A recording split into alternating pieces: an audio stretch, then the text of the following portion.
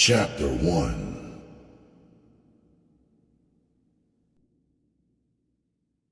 Yo, y'all, come here. Hurry up, yelled Netta as she hurried back into the kitchen. Leaning over the sink, she looked out the window of her two-story row home. Netta pierced her eyes on a startling event transpiring in her alleyway. They still out there, she thought, as she waited for the other 4 occupants of her house to come and see for themselves. Mimi, Thela, Petey, and Rashida came running as if it were a race, wondering what in the world could be so important to interrupt their session. This better be good, Mimi thought to herself. Netta was boss, and what Netta wanted, Netta got. When she called, they came. Like a herd of wild horses, their footsteps could be heard thundering through the house until they reached the kitchen. Damn, bitch, what? Thela playfully asked as they hurried over to the window. Everyone quickly gathered around Netta, bumping and jockeying for position. Shush, said Netta with her finger held across her lips. What? asked Mimi as if she could have stayed where she was on the couch with a blunt. Look, said Netta, pointing to the 2 figures in the cut of the alley. Ooh, Mika is at it again, said Rashida. She got another one, added Petey. The girls huddled around each other, watching and waiting for the jump-off. Rumors have been circulating about Mika for some time now. People said she was tricking, but now they were about to witness it with their own eyes. Oblivious to the prying eyes, Mika was engaging in her newfound profession, tricking, or better yet, trading sex for drugs. In broad daylight, Mika and the young boy off the Ave were carrying on like it was late night. Moaned the young hustler. His eyes rolled up in the back of his head from the pleasure he was receiving. Her mouth was simply dulling his senses. He was a freak for oral sex, tricking away a nice amount of his profits on a daily basis. Mika was good at using her mouth as a sexual favor. She had mastered the art of that shit down to a science, and this was far from being her first time. However, this type of sexual act was supposed to be reserved for the man in her life. But lately, she resorted to these kinds of degrading sexual acts to support her growing drug habit. There was no shame in her game. Looking at Mika, one would never have guessed she was a fiend. Her appearance was still up to par. Her hygiene and dress hadn't slipped yet. A couple of months from now, though, you wouldn't be able to say the same. The monkey was just beginning to climb on her back. Every day she was doing more drastic things just to get a blast.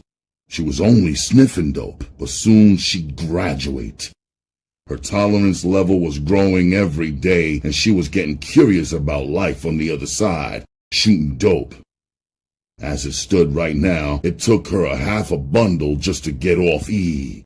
Snorting that amount only kept her from getting sick, not high. Back and forth, her head moved slowly and deliberately. Mika was deep-throating him, and it was driving him crazy. Without breaking her rhythm or skipping a beat, she calmly slid her free hand into her jacket pocket, retrieving a small steel box cutter. In one smooth motion, she replaced her warm mouth with the cold steel razor, thus bringing this cat-and-mouse game to an abrupt end. Don't move, motherfucker. Just give me your stash and everything will be alright, she said as she yanked his penis and applied pressure on him with the steel razor. Shocked and caught off guard, the young boy froze. He looked down at her in disbelief. His words were stuck in his throat, and the only thing he could do was point to his pants, which were hanging around his knees. Still on her knees, Mika immediately yelled to one of her dope fiend accomplices. Lefty, come on, I got him, she said in a whispery sort of way. From out of nowhere, a tall, skinny dope fiend appeared from behind some trash cans. Anxiously, he began waving his arms, signaling the getaway car. They ran this game all over Baltimore, from east to west, and they used Mika as bait. They had it down. Quickly, the pair fumbled through the boys' pockets until they found what they were looking for. Jackpot, Mika said as her eyes lit up like little Christmas trees. She pulled out a sandwich bag from her victim's pocket filled with bundles of dope and money. She found what appeared to be at least $1,000 in product and $500 in cash. She placed it all inside her bra as Lefty watched over her like a hawk. He already knew Mika might try to stash anything extra she could if he wasn't watching, and that wasn't going to happen.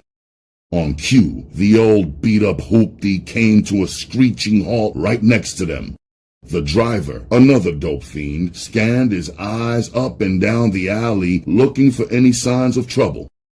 Mika scrambled to her feet, releasing her iron grip on the boy's penis, still holding the box cutter in her hand for protection.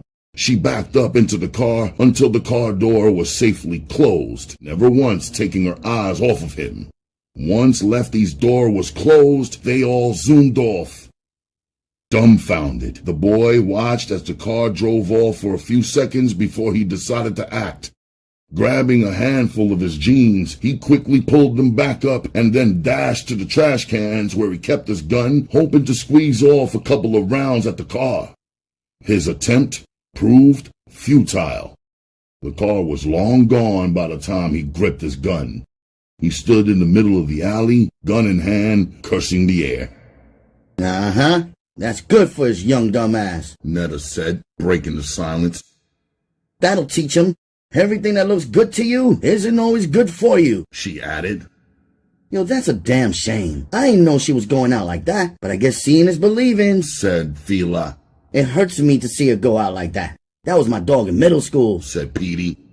I swear, I ain't never going out like that. I'd rather die first than live like that. And if any of you bitches do, y'all get cut the fuck off, said Netta, meaning every word. Netta had no compassion or sympathy for a dope fiend, or any kind of addict for that matter. It wasn't hard to understand her reasons why. Her mother was a stone-cold junkie. As a young girl growing up, all Netta could remember was never having anything. Thanks to dope, she never got any birthday or Christmas presents. Her childhood scarred her so deeply, she carried these memories around with her like an open wound in her mind. No doubt, we feeling you on that, said Petey, completely agreeing with Netta. Solemnly, yet quietly, they were all in agreement. Anything harder than weed or alcohol was a no-no for this all-girl clique. Come on, y'all. Let's go back to the living room and finish what we were starting. I had enough of this shit. It's blowing my high, said Petey, changing the subject. Yeah, you're right. Let's go get our smoke on, said Netta. And with that, they all marched back through the house to the living room. The Pxxxy Pound was the name of these self-proclaimed bad girls. These young ladies defied the age-old theory of females not being capable of having casual sex without becoming emotionally attached. On the contrary, you had to pay to play with them. They got down for their crown, flipping the script on nature. They played the field and they saw nothing wrong in what they did. Exchanging sex for pay in whatever forms the currency came in. It could be cars, jewelry, or cash. It didn't matter, as long as it was something. They all had yet to discover whoring isn't something you do, it's something you become. Netta, the most outspoken amongst the Pxxxy Pound, was without a doubt its leader. Not only was she beautiful, which could be said about the whole entire clique, Netta was very intelligent too. She was book smart and street smart. Every spectrum of the black woman was represented in the Pxxxy Pound, from the light-skinned and chinky-eyed Mimi, to the full-lipped, golden complexion of Fila, to the brown-skinned, bow-legged Petey, to the dark-skinned, cute, gap-toothed smile of Rashida, and the jet-black, smooth skin of Netta. However, no matter how attractive and beautiful one is, beauty is only skin deep. The comparisons among the girls ended there.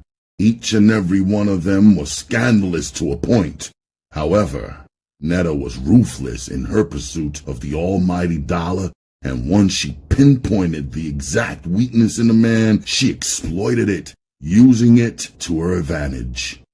In her book, every hustler was fair game. They were just stepping stones on her way to Easy Street. Headquarters for the Pxxxy Pound was at Netta's crib, or better known as Crime Central. Her row home was smack dab in the heart of West Baltimore on Monroe and Fayette Street. She recently purchased the newly renovated 2-story row home, which was a world away from the others on the block. True, it was in the ghetto, but the ghetto didn't exist inside this crib. Every imaginable kitchen appliance was on display here, courtesy of all the hustlers she played. Netta had big screen TVs, black Italian leather furniture, wall-to-wall carpeting, video games, a well-stocked minibar, and everything you could imagine one needed to be comfortable. Yes, the game was good to her. Recognized citywide, the Pxxxy Pound was infamous amongst all thugs, ballers, and hustlers. Their fame spawned plenty of counterparts, wannabes, and rival female cliques. The Pxxxy Pound members were all dimes, or close to it. There was nothing average about them. Rarely you would find these ladies up at this time of the day. Usually, during these hours, they will be catching Z's, making up for the late-night hours they spent. Since none of them were employed, they could afford to do this. Hustlers paid their bills, and partying was their full-time job. But today was different. It was hairdo day. They had to be up early to keep parlor appointments. It was mandatory for them to keep their wigs tight, since it was a part of their appeal. The Pxxxy Pound mystique. Back in the living room, puffing on hydro and sipping Cristal, the Pound was relaxed and enjoying each other's company. Looking around the room, you'd think this was a fashion show. These young ladies were high maintenance. Each one had enough designer clothes that would make Little Kim proud. Every hot and in European designer was represented in the living room, from Dolce & Gabbana to Prada, Chanel, and Gucci. Even on bad days, the Pxxxy Pound represented. You could catch them in the trendy ghetto designs of Rocawear, Fubu, or Carl Kanai. They would accessorize by wearing platinum or gold chains, accompanied by medallions which rounded off their wardrobe. Their jewelry made them stand out even when they were dressed down. Their lifestyle and wants were dictated by fashion trends, clubs, the streets, even the game. They were true to their game, too. Striving for uniqueness, each Pxxxy Pound member was branded with 3 dog paw print tattoos which ran down their thighs and along their hips. This was an initiation, a rite of passage into the clique. It separated them from other girl cliques. This was something they were proud of. When females gather in groups like this, they naturally become talkative. There's something about getting high and socializing that loosens the lips, allowing one to speak more freely. They say a drunken tongue speaks a sober mind, and that was certainly the case here. The hot topic amongst them was sex. Sex was discussed at length, and no details were spared. Vulgarly yet humorously, it was all said in fun. Well-known hustlers' sexual appetites and acts were put on display amongst the members of the Pound. No secret was safe. Yo, this weed is the bomb. It's making me horny as hell. Damn, I wish I had that nigga who could really do me right now. I don't even know what these weak-ass niggas out here be thinking they doing in the bed, said Fila, disappointedly, feeling the effect of the liquor and the weed. Girl, ain't that shit the truth? I don't even know why I fuck with that nigga Rock. His money long, but his dick is little, chimed in Rashida. I don't know how you do it, joked Petey. Fat motherfucker. I swear, if he wasn't getting money, he never get no pussy. Sometimes I think that nigga ain't never had no pussy since pussy had him. Y'all should see me faking it while he hitting it. Ooh, don't stop, ooh. I should get a motherfucking Oscar for the shit I got to go through. He just swear he be killing it, Rashida said with her gap-toothed smile. High fives and laughter broke out around the room. Bitch, you need to stop, said Petey. Seriously though, Fila said between chuckles. A nigga could never be my man if he couldn't fuck me right. Girl, I'm just stroking his ego, Rashida replied. He gives me what I want and I give him what he needs. Fair exchange is no robbery. That's right, Fee, Netta agreed, between tokes on her blunt. Work that nigga, she added. All these so-called hustling ass niggas is alike. They fuck like they in a race to see who comes first. And you know they always win. They bust one nut and it's all over for the night. I feel like saying, but what about me, motherfucker? I want to come too. But that's alright, cause I'm getting money on the side, Mimi confessed. On the real, y'all ain't never had no dick till y'all have some dope dick. A nigga will fuck you all night off that shit, said Petey. I know. You know Mark stole money out of my purse while I was asleep? Y'all know that was the last time his addict ass got some of this pussy, said Petey, realizing a dope dick wasn't good for nothing but a hard dick. Even that horror story couldn't damper the festive mood. The drinks continued to flow while they talked and smoked endless blunts of dro. You know what kills me? Fila asked as everyone looked at her for the answer. These front ass niggas don't have no problems with they mans in them. They break them off, but you asking for something? It's a fucking headache for them. Then why is it these niggas trying to front like they don't eat pussy when they know they do? Joe from Cherry Hill knows, said Fila. More laughter ripped through the room as girlish giggles magnified their high. Fila, best known for telling the truth, always told it like it was. Look, Joe used to say he's too good with his hips to use his lips. That nigga, I swear, y'all should see him now, munching on this fur burger, finished Fila as everyone continued laughing. Yeah, that's what they all say till you get them behind closed doors. Then it's a different story. You gotta beat them off the pussy, added Petey. Most niggas think they too cool, and then you got the ones that want to keep it on the down low like it's a big deal, said Rashida. Well, you know me. I could keep a secret, but I'm only gonna ask a nigga one time. After that, it's Little Kim all the way. No licky licky, no sticky sticky. And a nigga really needs to know that shit, Mimi chimed in and let it be known. True that. Men pick, women choose, but pussy rules, Netta sarcastically said. I will tell all these niggas, eating pussy ain't nothing. It's a part of the sex. It's an acquired taste, like drinking beer, but better, Mimi said. Guess what? She then asked the room. What, Heffa? Rashida answered for everyone. I got a letter from Kevin yesterday. He said he misses me, and he asked me was I okay, and if I needed anything to just let him know. He said when he comes home, we're gonna do it real big together. He asked me why I stopped writing, and he asked about the family. His lawyer told him that he's gonna beat his case. He's just gonna have to sit for a minute and let the publicity die down. Non-stop and enthusiastically, Mimi spit out all this information in a quick breath, wanting to share her good news with her clique.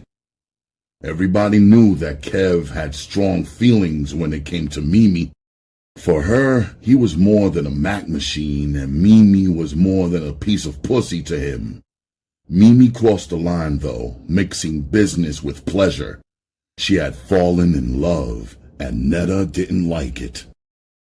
Netta frowned, all puzzled, and interrupted. Mimi, I know you ain't falling for the 52 fake out. That's game, if I ever heard it. Some old jailhouse rap. Tell that nigga to go find somebody else to bid off of, said Netta, busting Mimi's make-pretend jailhouse romance. She was only trying to look out for her friend's best interests by exposing game. Unfortunately, Mimi didn't see it that way. That nigga's baby mama probably shitted on him, and now he's trying to get your ass down to city jail to visit him. After that, I bet my motherfucking last dollar he'll try to get you to bring him some packages of dope in, Netta continued. She wasn't half done on the reasons why Mimi shouldn't waste her time.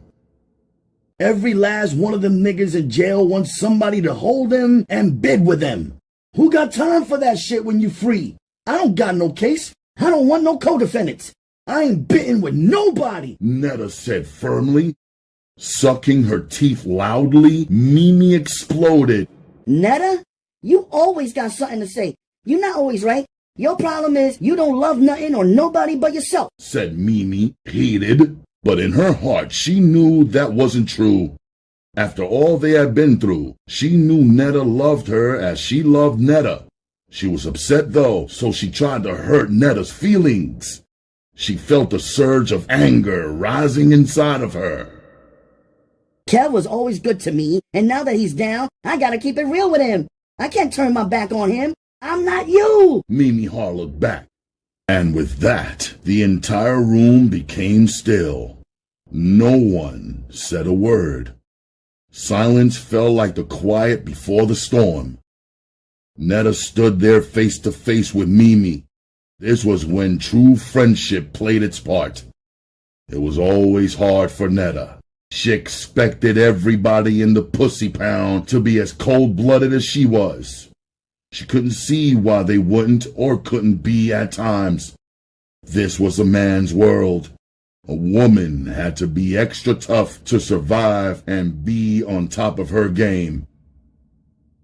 Bitch, please. You damn right you ain't me. I would have left that motherfucker before the trial. Wouldn't have been no rap about it. He would have been history the minute he got knocked. Hustlers come a dime a dozen. When one goes to jail, another will step up to take his place. That's the game, said Netta. There was no joy in her voice and no smile on her face. She was just spitting the facts as she knew them to be the truth.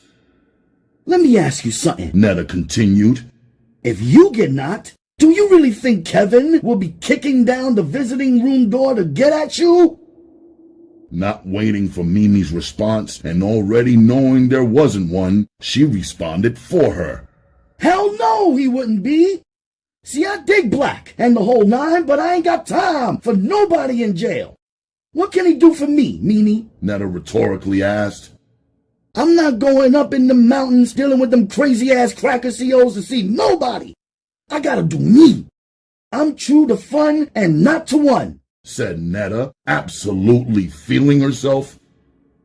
bitch. I guess you can't go see black, but it ain't 'cause you don't want to. It's 'cause you can't, thought Mimi, standing there vexed.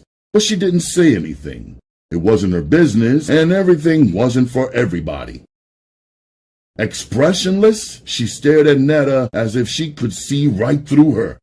She knew her better than anybody in this room or anyone alive. They were like sisters, so why did Netta always have to try and shine on her? Misinterpreting the love for hate, Mimi felt betrayed by Netta. She didn't see where Netta was coming from with this.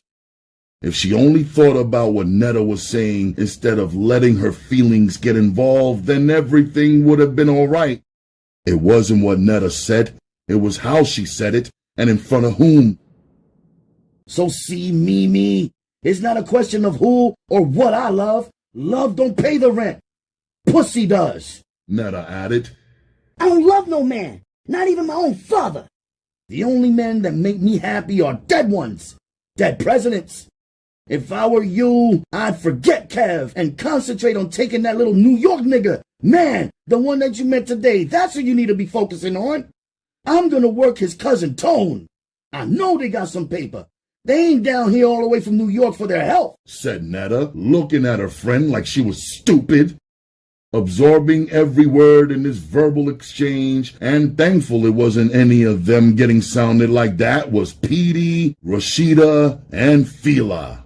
They just sat there like they were watching a tennis match go back and forth. Whatever, bitch. It's like this now, thought Mimi to herself. If Netta had seen the piercing of Mimi's eyes as she tightened her lips, then maybe she could have said some softer words. But Netta didn't notice how embarrassed and hurt Mimi's feelings were. Netta forgot how emotional Mimi could be. Though this wasn't the first time Netta pulled her card, held court, and checked her, this was the first time she didn't do it privately. Lately, arguing over little small and petty disputes was happening more frequently.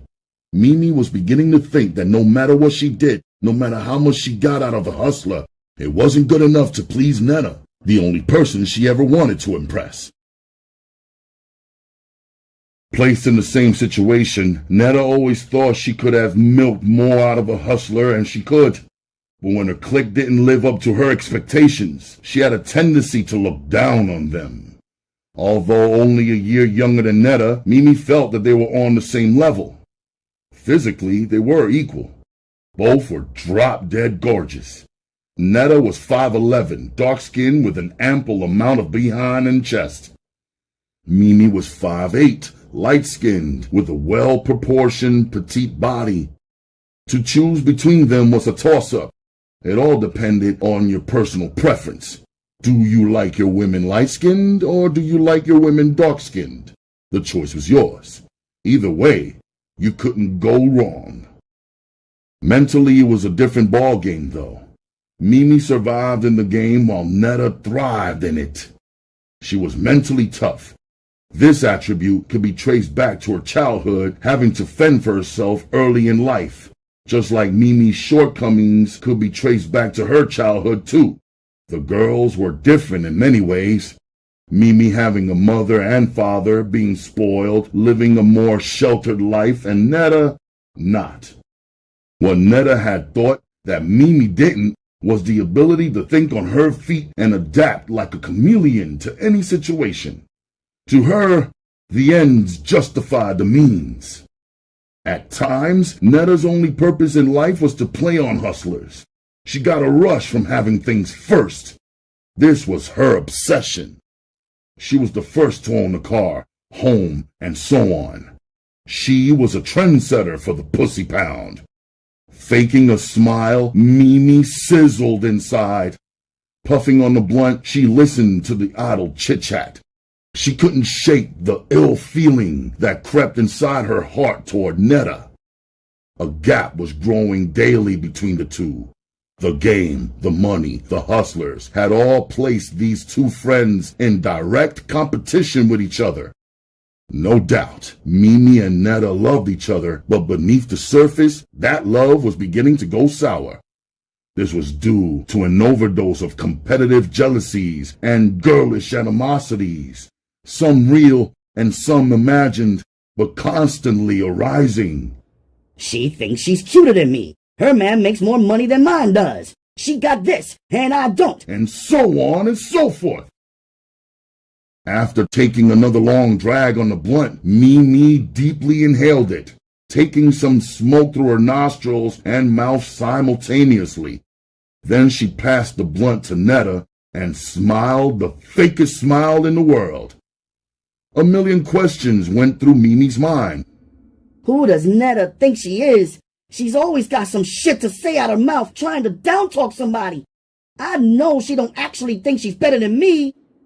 Netta smiled back and took the blunt out of Mimi's fingers and into hers. Minutes later, and only a few feet away, Netta sat in her navy blue Italian leather recliner zoning, a smile still pasted on her face.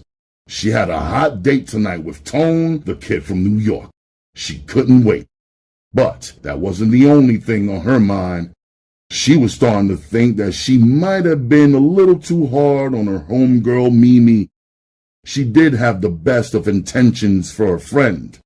She only wanted Mimi to peep game before she got gamed. She wanted for her friends what she wanted for herself, the best. Netta was so determined with her that she forgot how sensitive Mimi could be. Mimi was funny that way. However, an apology never entered Netta's mind. It wasn't her style. She said what she meant and meant what she said. Netta was definitely rough around the edges. Like it or not, she gave it to you how she got it. Raw. She didn't know how to sugarcoat the truth.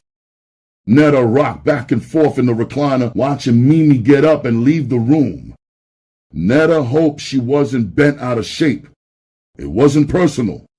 But for Mimi, it was.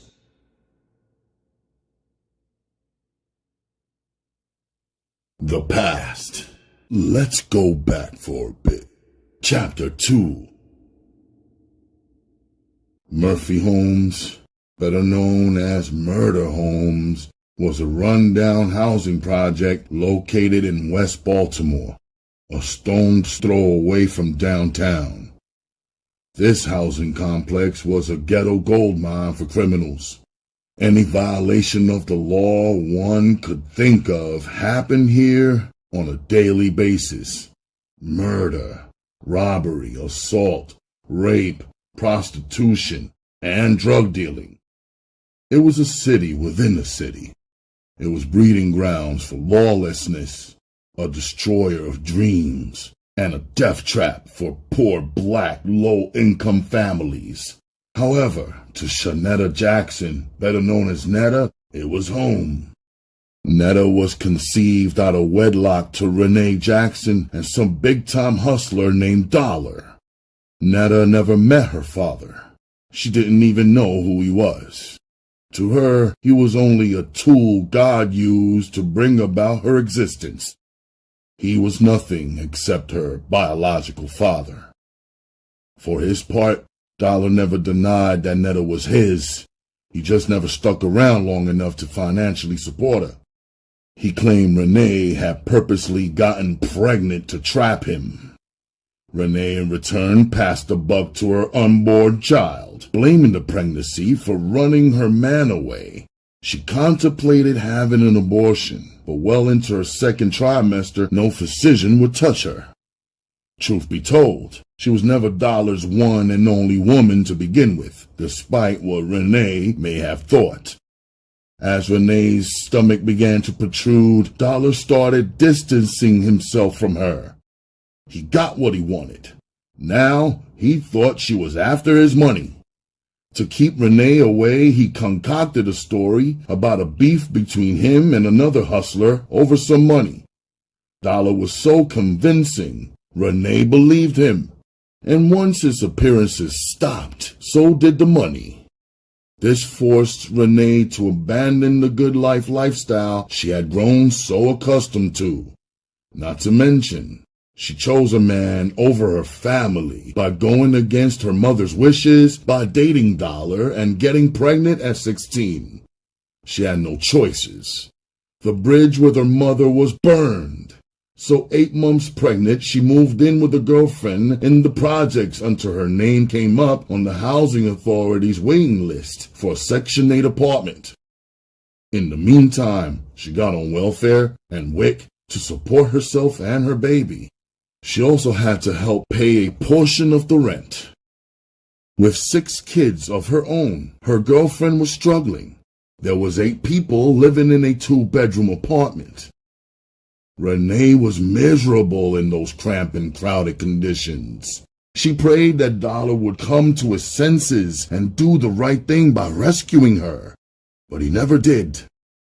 A month and a half later, Renee gave birth, and once Netta was born, it was on. Renee felt liberated after 9 months of carrying around all that excess baggage. Her body quickly retained its previous shape, and male suitors came calling, but not Dollar or any man on his level. A year later, Renee was now living in her own 2-bedroom apartment. Her name couldn't have come up on the list any sooner. Renee now had all the privacy she needed. One day, while coming in from the rain, she held the door and helped an older woman with her bags, though she was struggling with Netta and the stroller. The older woman thanked her and looked down at Netta. "She's so pretty. Look at those eyes. She looks just like you," said the woman with a kind smile. "I don't think so, but that's what everyone says," said Renee, wondering why people always had the same thing to say when they saw her daughter. "She don't hardly look like me," thought Renee, showing a smile anyway. Renee and the older woman talked briefly in the elevator. Netta smiled as the older woman made cuckoo noises and smiley faces at her. "You live in the building by yourself?" asked the older woman. "Yes, me and my daughter." "Well, I'm Mae Morris. If you ever need anything, please feel free to come see me. I live in 7D, said Mae Morris as she gathered her groceries and exited the elevator. Miss May smiled her kind, warm smile at Netta as the doors closed. She'd make a good babysitter, thought Renee. The woman lived in the building and liked the baby, not to mention she did offer her assistance. It was perfect. While Renee ran the streets, her infant daughter, Netta, was left downstairs in the care of Miss May. The kind lady befriended all the young mothers in the building. She babysat for next to nothing. Babysitting was good therapy for her in her old age. It kept her alert and alive. Often she kept Netta overnight and well into the next day. This became routine when Renee's party-hardy ways got the best of her. Over the years, Miss May and Netta became extremely close.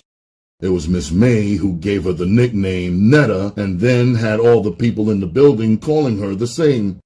Netta spent so much time downstairs with Miss May in her formative years, she mistakenly thought the old woman was her mother, crying when Renee finally decided to come retrieve her.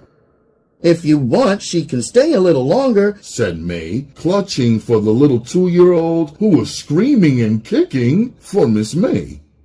"No, she gots to come home. She can come back tomorrow night," said Renee, looking at Miss May, making sure her arrangements were okay with the older woman. "Okay, that's fine," said Miss May, as tears came to her eyes as she watched teenage Renee drag the 2-year-old down the hall. Netta's cutting up when it was time to go home infuriated Renee, adding fuel to her fire. In her ignorance, she couldn't see she was neglecting her daughter. She couldn't see that there was more to being a mother than just giving birth. Behind closed doors, Renee punished Netta for what she perceived as her betrayal. Instead of rocking her daughter to sleep, she let her cry herself to sleep.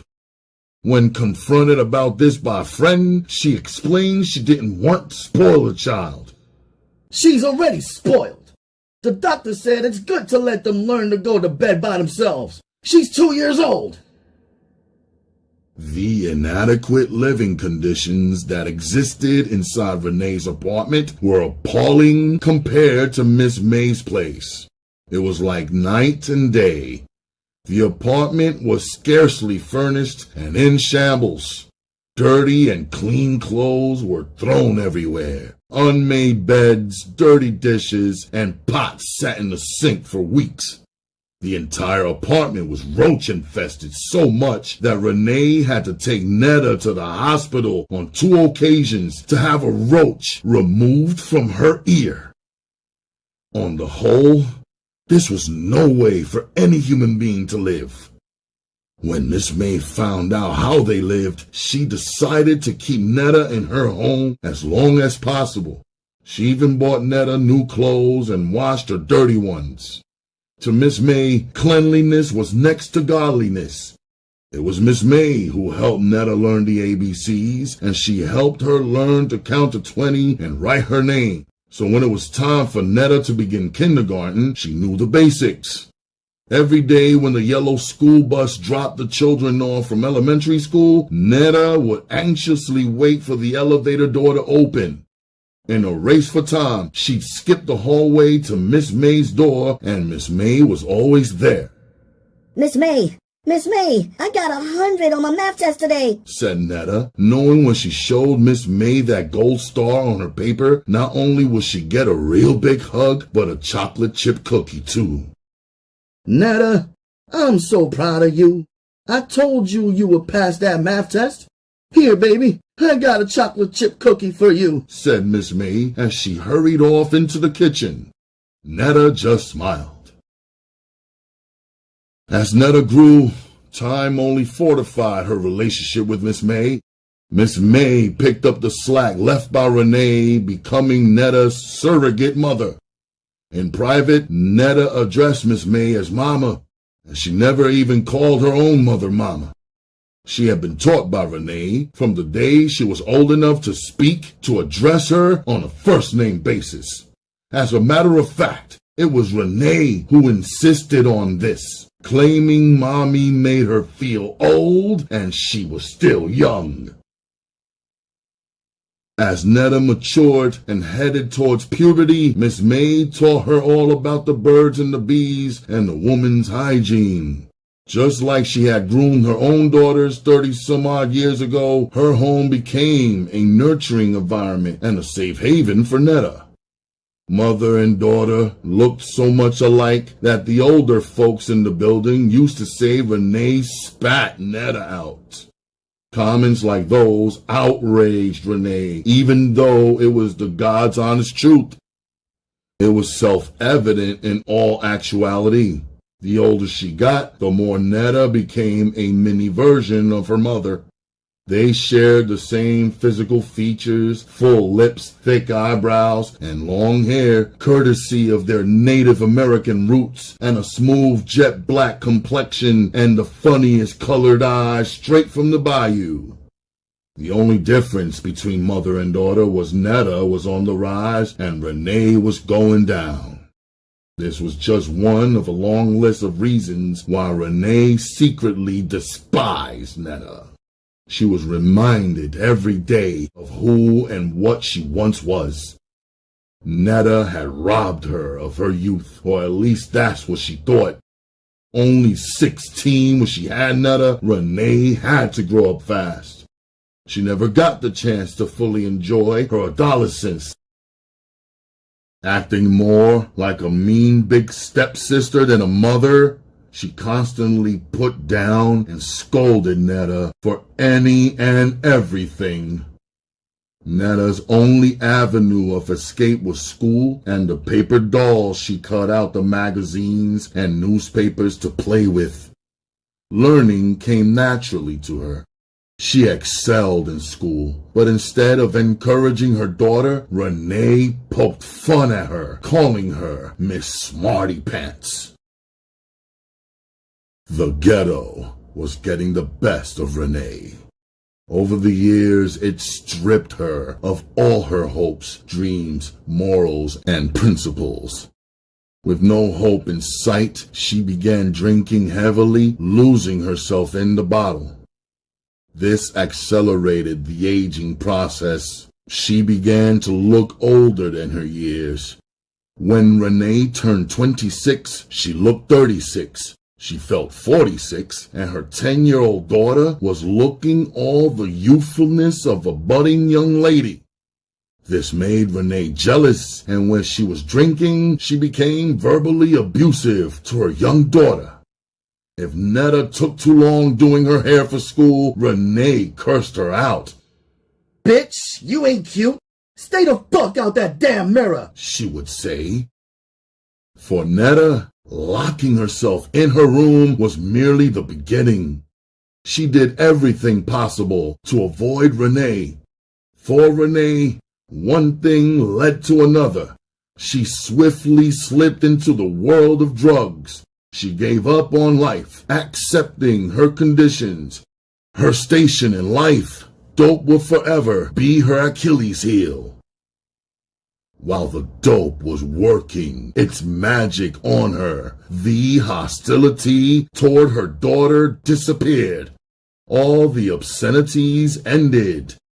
But it didn't matter, because by now, Netta was immune to Renee's foul mouth. Young and naive though, Netta began to grow suspicious of her mother's on and off displays of kindness. Until one day, home from school early, Netta found her mother nodding out on the toilet with a needle still stuck in her arm. This was a bad omen of what was to come. The measly monthly welfare check that the Jacksons received was gobbled up by Renee's dope habit. With a dope fiend for a mother and an absentee father, times were hard for Netta. She confided her problems to Miss May, spilling her heart out about her mother's addiction.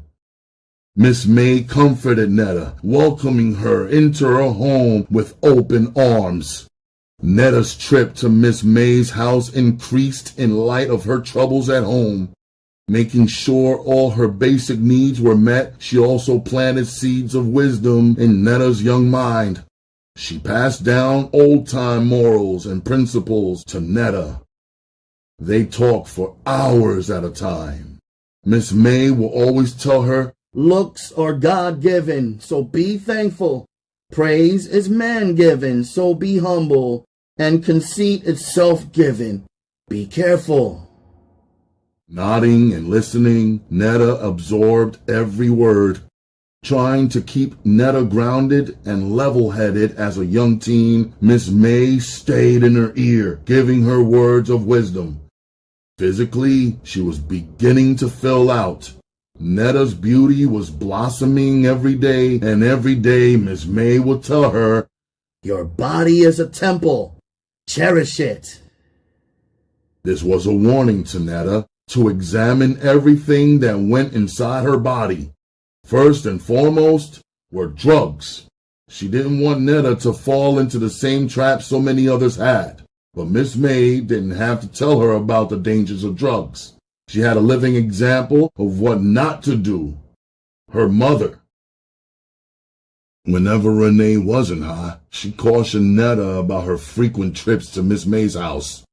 You could hear the jealousy dripping from her voice. "Stay away from that old lady's house. You ain't no baby no more. She ain't your mama. I am."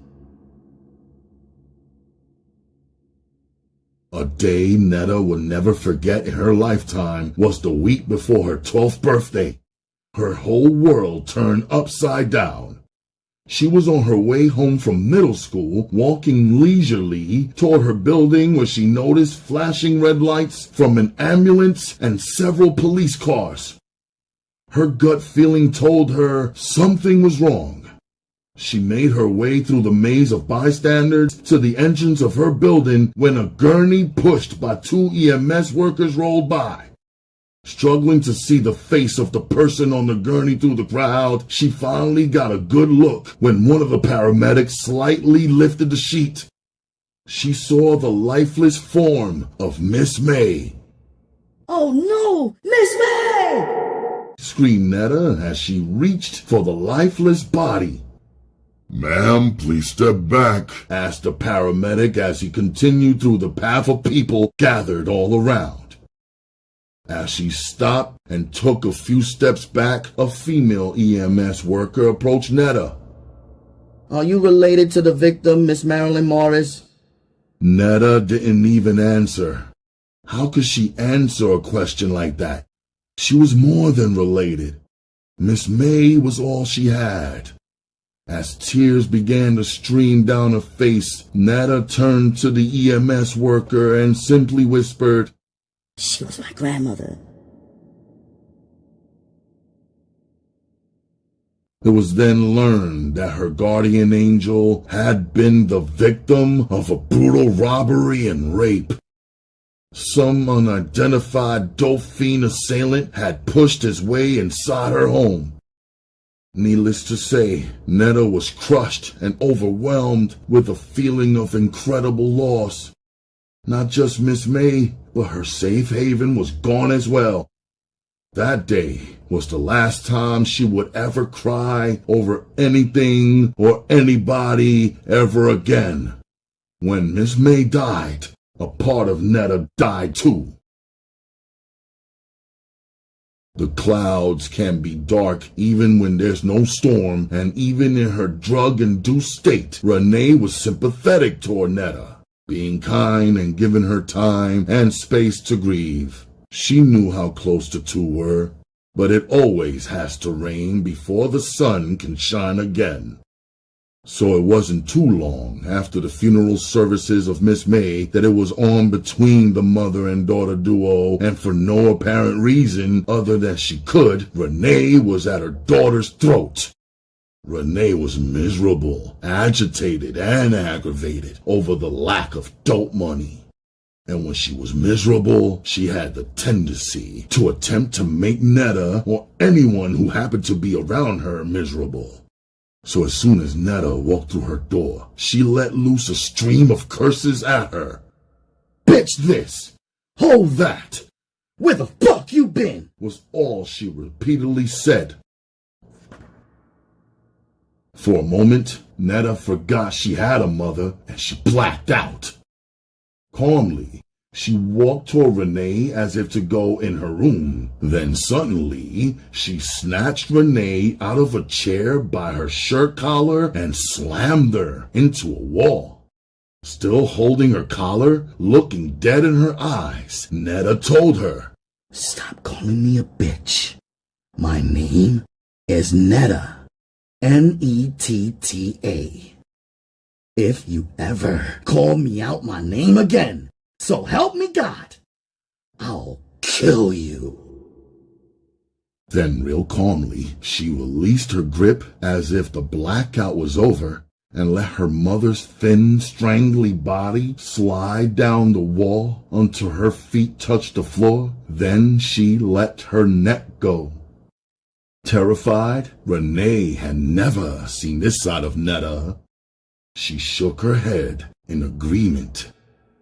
"Okay," said Renee, catching her breath and regaining her composure. Her daughter was physically bigger than she was now and much stronger. Renee didn't realize just how strong Netta was. However, she knew now, and from that day forward, any thought Netta had ever entertained in her daydreams about a normal mother-daughter relationship ended with that incident. The two simply occupied the same space and rarely, if ever, did they speak. Renee, being drug-induced and twisted, left Netta alone to fend for herself with no parental support whatsoever. Her sick reasoning behind this was, since Netta wants to act grown, let her be grown. Bitch ain't gonna put her hands on me and then think I'ma bust my ass for her. Let her get her own. Nothing in life was ever given to Netta but life itself. Sad to say, and so hard for people on the outside looking in to ever really comprehend. Netta walked with an imaginary label that read "Have Not" on her forehead, so she resorted to stealing and taking what she needed. Denied the bare necessities in life like food and clothing. She had to do what she had to do. At 13, she began stealing food out of the grocery. At first, these thefts were out of necessity. But the rush of power she received from stealing after getting away with her crime turned Netta into a kleptomaniac. The more she got away with it, the more addictive stealing became. As time went on, it became an everyday habit. The name of the game to her was survival, adapt, and adopt. When Renee would bring home her no-good junkie friends to get high with, Netta would watch them patiently through the cracked doorway of her bedroom. She'd sometime make an appearance, but would quickly return to her room, as Renee told her she had to stay in her room whenever she had company. However, as soon as they would drift off in nod mode, Netta would relieve them of any and all valuables they had. She didn't care if they had spare change. She was taking it. She stole everywhere she went. Life wasn't fun and games. She had to steal to eat, and that's just how it was. Corner stores were among her first targets. Realizing those were too risky, she started hitting supermarkets, slipping in and out undetected. As the time passed and Netta turned 14, food was no longer the only necessity. Clothing became just as important. Taking notice of how shabby her wardrobe was, she began to boost clothes. She felt like Cinderella, trying on all the new outfits in her room as she fixed her hair in a different style with every outfit she tried on. The stolen clothes she wore made her feel good about herself. She felt important, like she was somebody. All the morals and principles she learned while under Miss May's care were abandoned. Greed set in, and greed has the ability to blind a person, making wrong seem right and vice versa. Changing a person from good to bad, and Netta was ready and willing to change. Whatever it was, it had to be better than this. She had been a good girl all her life, and what had it gotten her? She was tired of not having nothing and having to go without. Never again. Never again would she settle for less when she needed more. Boosting clothes became Netta's hustle. She became good at it. Hustlers would pay her in advance by placing orders for a specific article of clothing by a certain designer. Netta's nifty trade of boosting for others turned clothes into cash. Now she didn't have to steal food anymore. It was kinda hard thinking about solving math problems when she hadn't eaten and her stomach was growling from hunger. Entering Southern High School for her freshman year, nobody could tell Netta a thing. She was the best dressed person in school, bar none. She had a unique sense of fashion. She was always wearing the latest designs from the hottest designers. Even teachers were impressed with her sense of style. She was the envy of half the school. To her, school was a fashion show, so every day she tried to make a fashion statement. She was turning the heads of both guys and girls alike. Not having anything for so long affected Netta so much that she became materialistic. Almost every girl at school hated Netta. Females could be so petty and jealous at times, especially over nothing. Now, Netta was the target of their hate. If they only knew all the trials and tribulations she went through to get what she had, if they only knew what her home life was like, they might have sympathized with her. But they didn't, so they couldn't. All they saw was the fruits of her labor, and all they knew was that the new girl was taking all the boys' attention away from them, and they didn't like it. Upper male classmates and her junior classmates were all trying to holler. They liked what they saw, but Netta had no time for boys. Day-to-day survival took up all of her time. Her mental development was way ahead of her physical desires, even though you couldn't tell. When Netta walked into a classroom or down the hall, she deliberately walked provocatively. The seductive twists of her hips suggested that she had something between her legs that no other woman in the world had. The jeans and skirts she wore hugged every curve of her body, emphasizing her round ass or fat print. Her body language screamed, "All eyes on me." She was sexy, yet she carried herself with class. It was only a matter of time before some female drunk a little too much haterade and tried their luck. And so it was in the cafeteria one day during lunch. A girl jumped in front of Netta standing in the lunch line. Pretending shit was a game and trying to play Netta, the girl for no reason bumped Netta, causing her to spill her canned soda. Netta immediately recognized this stunt as a test. Since it was a test, Netta was gonna make an example out of her. So she bumped the girl back. When the girl turned around to say something, Netta bashed her upside the head with the plastic food tray she was carrying. The swinging of the tray landed Netta's lunch on everyone in reach. Seeing that her opponent was dazed, Netta jumped on her and proceeded to beat the shit out of her. Netta fought like a boy, punching the girl in the head like Sugar Shane. It took 2 male security guards to pull Netta off the girl, and they almost got knocked out too. There was blood everywhere, and not a drop of it was Netta's. Fighting gave Netta an adrenaline rush, like she stole something nice. All the negative emotions she had pinned up inside her toward her mother were unleashed on her opponent. This was a way to vent her anger. Wild and reckless, no matter how big or small the opposition, Netta fought them. In school or after school, it didn't even matter where. Every day, she had something to prove. Willing herself to win, Netta's fear propelled her on, even when she wanted to quit. The more she fought, the more vicious she became.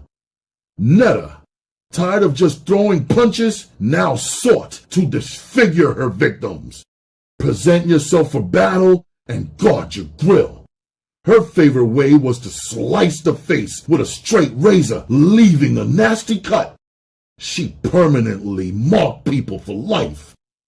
Quickly, the word spread that she was crazy, and her fights ceased as quickly as they began. With other housing projects attending the same high school, her rivals never once jumped her. Murphy was too deep at Southern. To jump one was to fight them all. Bonded by the love for the hood, the Murphy Holmes girls stuck together. Though none of these girls were actually Netta's friends, they were associates. If anything, Netta was solo. So in exchange for watching her back, she'd hook them up with gear and clothing they couldn't afford on their own. Generally, when she came up on something, they got hit off too. These acts of generosity endeared her to them. Aside from the distractions of fighting and boosting, Netta was a gifted student, intelligent, with a quick wit. Learning came easy to her. She passed from grade to grade effortlessly. Getting good grades was a pattern she had established since elementary school. She had an uncanny ability to focus on the task at hand no matter what was happening around her. She made the honor roll every year, maintaining a 3.7 grade point average. By 11th grade, Netta was placed in advanced scholastic classes. Almost immediately, she soured to the idea of being in special classes because none of her peoples were there. It was a culture clash for her. The geeks and the brainiacs in her class were mostly black. However, they weren't from the hood. Even if they were, it didn't matter. They just weren't bout it. The only thing Netta had in common with them was the color of their skin. Feeling out of place, she purposely let her grades slip. A semester later, she got dropped from the program. Back around her homegirls, Netta continued to prosper in class, but her mind wandered constantly. One would think boys, but not Netta. Her mind wandered to boosting. She would cut class and go on stealing sprees, burning up all the local malls. She hit the Lakeside Mall, Monmouth Mall, Security Mall, and Old Town Mall, and though she never got caught red-handed, she got hot. Her face became too familiar. She'd walk in the store and security would be right there like, "Padow!" It became very difficult for her to boost. So she took her show on the road. Venturing out to neighboring states to do her dirt, she hit Virginia, D.C., and Pennsylvania. These were places where security was more laxed, allowing her to grow more and more confident with each conquest, maybe a bit overconfident. Hearing about a local church-sponsored bus trip to New York, Netta decided to try her hand at boosting in the Big Apple. She bought a ticket for a seat on the bus and anxiously waited for the day of the trip. Little did Miss No Receipt know that this would turn out to be one trip She will never forget. Chapter 3. Hitting it in the hole, boy and girl. Cop and bop. It's hot out here. A worker shouted in the alley. Line up. No change, no singles, and unball that money, another yelled. This was the concrete jungle Mimi had to navigate every morning on her way to parochial school, passing dozens of dealers and fiends alike. Her only comfort was that she knew no one would dare bother her. Everyone knew Mimi and her notorious father, not to mention her twin brothers. The twins were two of the biggest drug dealers in Baltimore. Her father was an aging gangster who was still widely respected. North Avenue and Long was her block. It was one of the main drug strips in all of Baltimore. It was just a notch below the notorious Pennsylvania Avenue and Gold. Fiends from far and wide came here to sample some of the best dope and coke in the city. Her new neighborhood was a far cry from her former county residence, but since her parents' breakup, Mimi's mother, Tina, wanted nothing from her father, not even financial assistance. Humbling herself, Tina wanted no parts of her ex-gangster husband and her ex-gangster life. It was a tiring, draining life she had lived for most of her young and adult life. She didn't want it anymore, and she didn't care about the money. So Tina had no choice. She went back to work, saving just enough to buy a row house for her and her 3 children. Tamia Johnson, a.k.a. Mimi, was the baby of her family. She was also the only girl. Her family consisted of her 2 twin brothers, Timothy, a.k.a. Tim, and Thomas, a.k.a. Tommy, her mother Tina, and her father, Willie Johnson. A product of a failed marriage, Mimi's dad dropped out of her daily life at the tender age of 10. The breakup was due to the constant arguments over Willie's women, or legally speaking, mistresses. And when he left, this caused the family foundation to crack. The man of the house was gone, so her stable family life slowly turned into a curse. Too young for Mimi to understand, Willie, her father, was from the old school. He was an old-time hustler. He had a gang of women and illegitimate kids. He also had several bars scattered all over Baltimore. This is what caused the problems in his marriage. He believed it was right for a man to be a man as long as he took care of the home. And Willie did that. His family was well taken care of. They never knew what it was like to do without. Willie was a very good hustler, and as a result, his family was what you would call ghetto rich. Tina, in her own right, was a beautiful woman, and one would wonder why a man would stray. What was it that she did not do right to keep Willie happy at home? Beautiful inside out, with a perfect size 7'8" frame, Tina had traces of French and Indian mixed with her African heritage. Exotic eyes, glowing Hawaiian-looking skin, and fine jet black hair were some of Tina's best attributes of beauty. One look, and you'd have to look twice. A fine homekeeper, doting over her husband and her children from the time she awoke until sleep fell upon her at night. She stayed on top of every duty that a good loving wife and mother was supposed to. Beautiful, strong, and extremely talented in the art of painting, Tina tolerated her husband sleeping around for many years before she finally put her foot down. Maybe it was raising the children when they were young that kept her occupied in her home life, or perhaps the days of idling away time on canvas that kept the marriage together. Tina didn't have that answer. But now the kids were older and her home life wasn't happy. It was hard because Willie was a good father and a good provider. She loved him deeply, but fed up and ready to do Tina, she issued an ultimatum to Willie. Either them or me. Them being the other females she called his whores, and me being the kids and her. It was a choice he had to make. He took the easy way out, convincing himself he wore the pants in the family and no woman would tell him what to do, wife or no wife.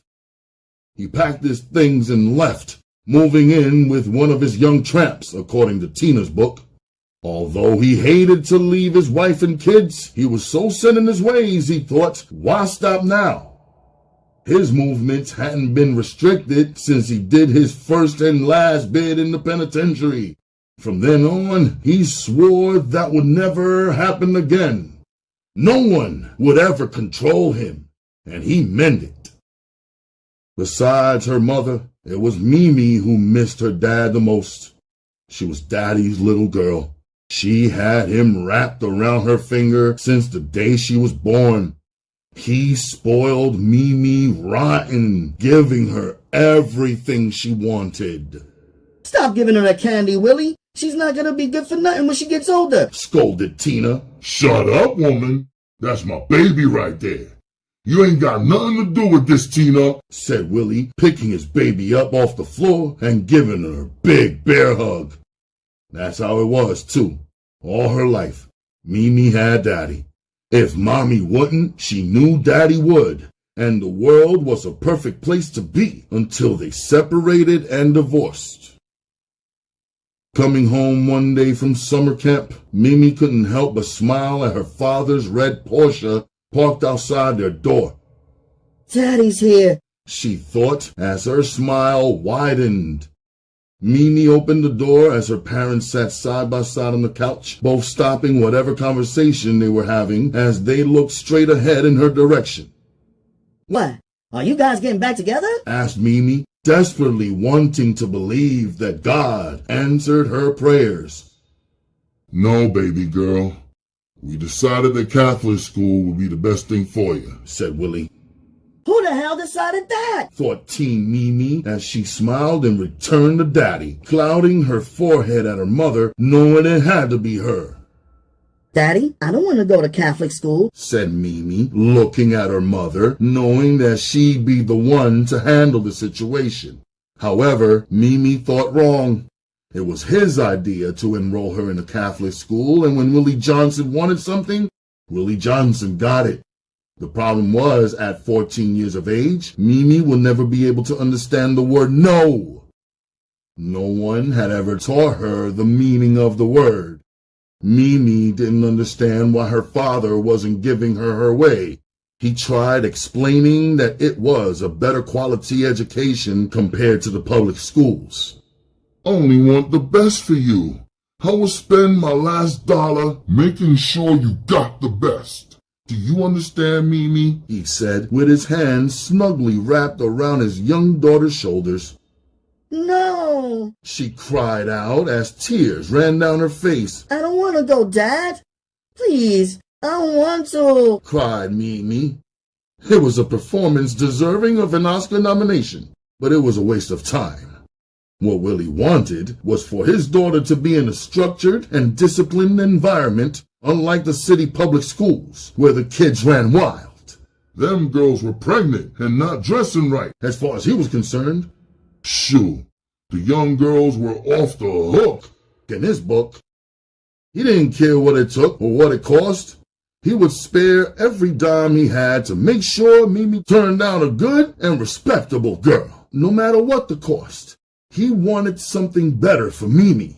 So St. Agnes Patrick Catholic School for Girls is where Mimi would be, and that was the end of it.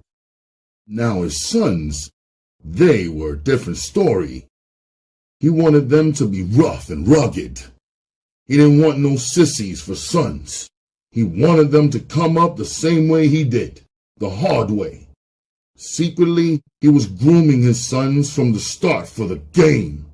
He wanted them to follow his footsteps, so he encouraged them by letting them watch while he counted his money and cut dope. He took them along while he made moves, exposing them to the street life. All this was unknown to Tina. She was too busy worried about another woman near her children. Where'd your daddy take you today? That was the first question she asked the twins when they came home. All she was ever concerned with was which slut's house did their father take them to. She never in a million years would have thought they were watching their father conduct illegal drug activity. So letting boys be boys, she turned them loose, knowing they couldn't come home pregnant. It was Mimi who she reserved her rules and restrictions for. A clear double standard. Mimi couldn't understand why she couldn't do as her twin brothers did. As she grew up, Mimi understood the importance of role-playing, and she did it well. Mimi's personality at home and school was like night and day. She was Miss Innocent around her mother and father, seeming to be the perfect daughter. But Mimi was sneaky. Her act was for appearances only. At school, she was off the hook. Curious by nature, though not yet sexually active, young Mimi was ready to explore her body and the bodies of the opposite sex. Her womanly features were already bulging from beneath her school uniform. By the time high school rolled around, Mimi successfully managed to get thrown out of the all-girls Catholic school. Of course she did it on purpose.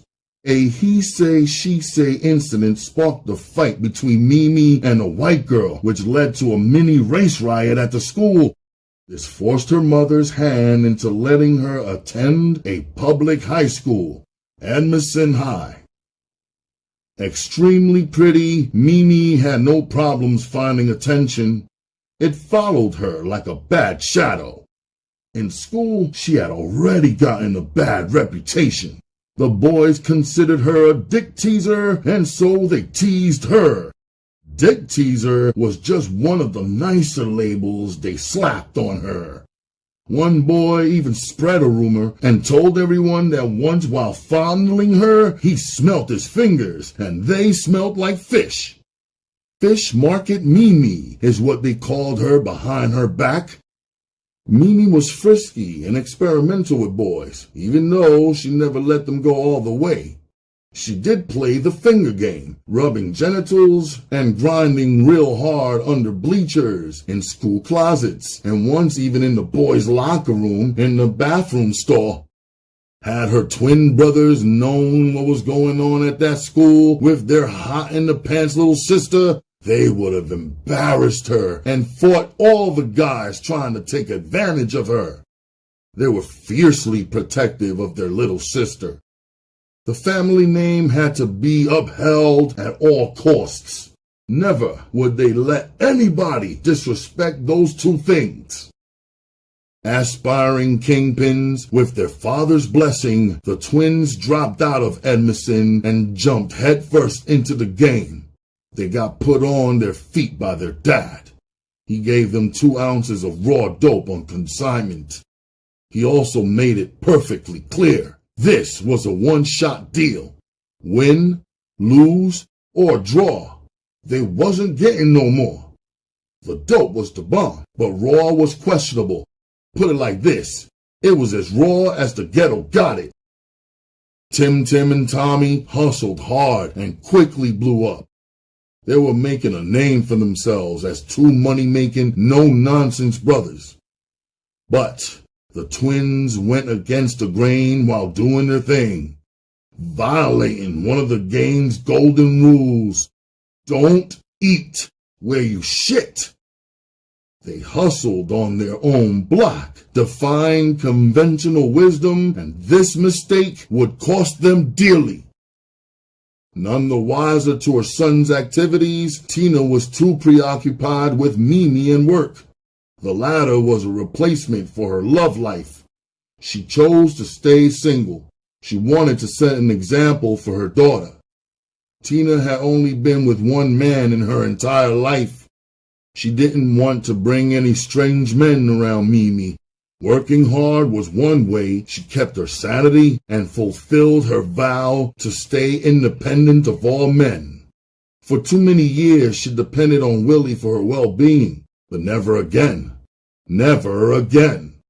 Mimi bore the brunt of her mother's newfound feminism. Tina pushed Mimi to excel in school so she'd always be independent of the opposite sex, trying to make her something she would never be. Wanting the best for Mimi, she went about it the wrong way. The more she pushed, the more Mimi pulled, simply rebelling against her. The streets were watching, because they always do. The twins were stepping on toes.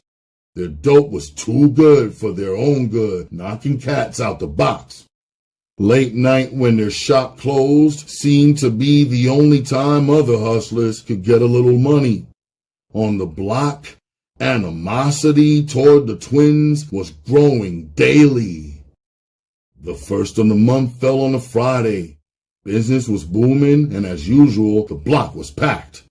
To an innocent bystander, the long dope lines must have looked like a free cheese line. The twins were operating at full capacity, handling an excessive amount of money and dope, running it in and out, back and forth to their stash house. The twins, their lieutenants, and the workers attracted a lot of unwanted attention.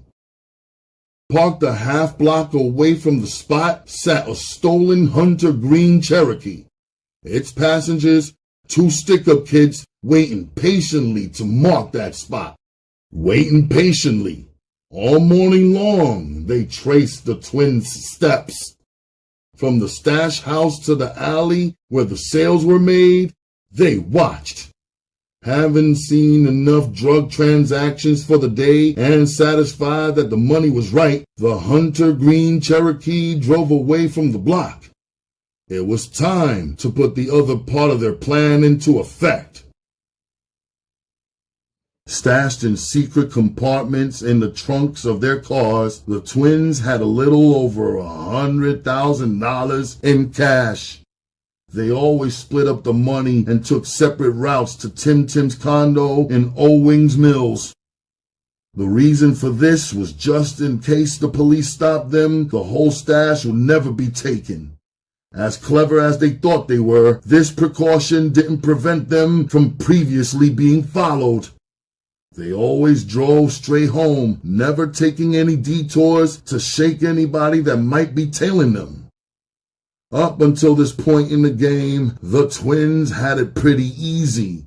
Besides a few minor squabbles, the twins rolled with easy punches. They had yet to pay their dues, having never seen the flip side of the game.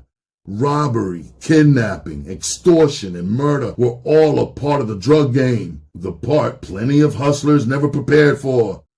Just as hard as the twins worked to make money, somebody was working extra hard to take it. The jingling of keys outside the apartment door alerted the two armed intruders of the twins' arrival. Quietly positioned in the blind spot of the living room apartment, one had a 9mm Glock and the other had a Tech 9 assault weapon. Both were cocked and ready. Crouched on the side of the wall, guns drawn, they anxiously waited for the twins to enter the house to spring their trap. Lost in their thoughts, perhaps the twins hadn't noticed the green Hunter Jeep parked in one of their parking spots. The same Hunter Green Jeep they should have noted was up the block every day for the past 2 weeks. Whatever the case may have been, they unlocked the door and entered the condo. Tommy was the first to enter with his duffel bag. He was followed closely by Tim Tim, who was carrying his. Tim Tim paused to lock the door while his brother walked past the kitchen and into the living room. Out of nowhere, and like a strike of lightning, Tommy was taken by surprise. Two figures appeared and fear struck him like a scary movie as a stick-up kid pointed a gun at his head. The other stood gallantly, pointing a gun to his brother's back. Turning around after locking the door, a startled Tim Tim uttered a curse. "Alright, motherfuckers, y'all know what it is. Don't make this no motherfucking homicide," said Mo, the wildest of the two. "Drop them bags right there and do it real slow. One wrong move, and I'll make both of y'all a statistic. The twins did what they were told, both placing their bags where they were standing. Now put your hands high where I can see them. Both of y'all come over here and sit on the couch, said Mo, waving his Tech 9 at both of them as they moved. Mo was an old pro at stick-ups, and at times he had an itchy trigger finger. Overly cautious, he'd seen a lot of stick-up kids get killed for being sloppy. He didn't plan on adding his name to that list. Hold up, he said to his hat-wearing partner. Pat them niggas down and make sure they ain't got nothing or stashing no dough, said Mo. Though he wore a baseball cap pulled tightly over his head, the twins still recognized him immediately. It was Dave, the same Dave who used to work for them until they caught him stealing and Tim pistol whipped him and stripped him of his clothes. To teach him a lesson, Tim made Dave walk home naked on the Baltimore-Washington Expressway. This other cat, Mo, was a mystery man to them. He was very hostile and the one calling the shots. Something else seriously troubled the twins. Why hadn't they bothered to wear masks? With his eyes, Mo shot daggers at the twins, trying to intimidate them. He watched closely as they were searched. Clutching his gun like a vice grip and paranoid, he wasn't taking any chances. He knew that the twins were two dangerous dudes. Rumor had it they had a few bodies themselves. Before Dave busied himself with the task of patting down the twins, he handed Mo his gun. Careful not to walk in Mo's line of fire, he began to pat down Tommy. They had rehearsed their parts well. However, Dave was weak and it was beginning to show. He wouldn't return the mean looks that the twins shot at him. He pretended not to see them. Even as powerless as they were, he still feared them. As he began to pat down Tim, his hand ran across the butt of a small caliber gun. He pulled it out of Tim's groin. It was a small black .22. Without taking his eyes off the twins, he reached back and handed the .22 to Mo. Y'all motherfuckers got anything else on y'all I should know about? Cause the next surprise like that, I'll start blasting both your asses. An angry Mo coldly stated. Nah, dog, that's it, yo, Tommy quickly said, trying to keep the hot-headed Mo calm. He had a bad vibe about this dude. Dave emptied out their pockets, taking the couple G's in petty cash they had between them. He then took their platinum link chains and matching Zodiac pendants, 2 cell phones, and their Frank Muller watches. Stripped of all their valuables, Mo began to question them. Yo, how much loot is in them bags? He asked, directing his question to no one in particular. Without waiting for an answer, he answered himself, asking, what, 60, 70 G's? Mo made a living taking money, but he never came upon anything as big as this thing. His eyes were used to seeing chump change. He was a petty robber, used to sticking up corner hustlers. Anybody with some common sense would have guessed higher. The 5s, 10s, and 20s, all bundled in the bag, gave it an appearance that it was less than it was. Obviously, only to Mo. The twins merely nodded their heads at any amount of money he suggested, not wanting to help him out at all. Never receiving a clear-cut answer, Mo went along with them. Damn, y'all niggas getting money, huh? He asked, sounding like Juvie. Then he flipped the script. Now where's the rest of it at? To show them he meant business, he put the barrel of the gun to Tim's temple. Motherfucker, I know y'all got a nice stash. I know y'all got a nice fat stash. I want that too. What the fuck is he doing? I came here to get this paper and that's it. Now this greedy motherfucker on some other shit, Dave thought to himself as he looked over at Mo, wondering what was going on. Other than being a coward, Dave's problem was he thought too small. Yo, we ain't holding like that.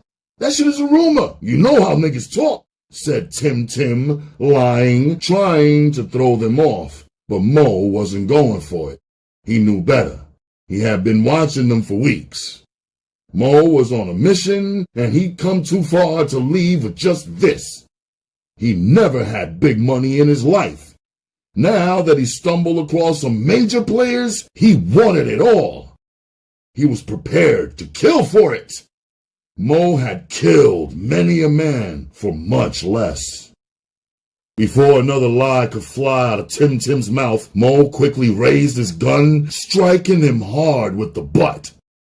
The blow was so severe, it knocked out a tooth. Blood poured from Tim's mouth to the carpet. Instinctively, Tommy took a step toward Mo, trying to protect his brother. Mo reacted by taking a half step backward and aiming the gun in his direction. Yeah, nigga, I wish you would. Give me a reason to send ya to your motherfucking maker. Motherfucker, take another step. I dare you.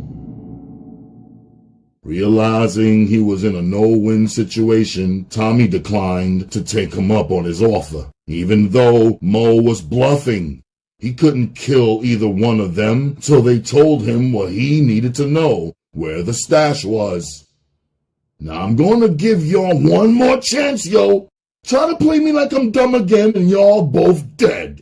I'ma count to 3, and by the time I get there, one of y'all better be telling me what I want to know, or I'ma kill one of you while the other watches, said Mo, feeling undoubted about what he was prepared to do. 1, he said slowly, starting the countdown. Tommy's mind was racing. His heart was pounding fast. He thought to himself, this is it. His brother could be so stubborn at times, but now wasn't the time to be. However, if Tim didn't tell him where the stash was, then neither would he. Tommy was willing to ride or die for his brother. Born together, die together, if need be. 2! shouted Mo. There was an eerie silence in the room. Tim stood defiant, his life flashing before his eyes. He thought of his mother, his little sister, his twin, and death. He didn't want to come up off the stash. What would Dad do? Popped in his head. This paper can be replaced, he thought, still wondering what his dad would do. Before Mo could carry out his threat, he reluctantly began to speak in attempt to save their lives. Yo, the stash is at my brother's crib. There's $300,000 in there. You can have it all. Just let me and my brother go, Tim admitted, and this was the truth. All right now you talking, yo. You see how easy that was? When everybody cooperates, nobody gets hurt, Mo said sarcastically. Listen, Dave, Mo said, blowing Dave up. Take Tommy back to his crib and get that loot. Make him drive his car. Leave the Cherokee here for me, said Mo, calling the shots. There was no question who was in control. If that nigga there tries anything funny or that money ain't right, smoke him, he said, referring to Tommy, shooting an evil sneer at both Tommy and Tim. Dave agreed, and Tommy just looked at his brother. I'm giving y'all a half hour to get there and back with the stash.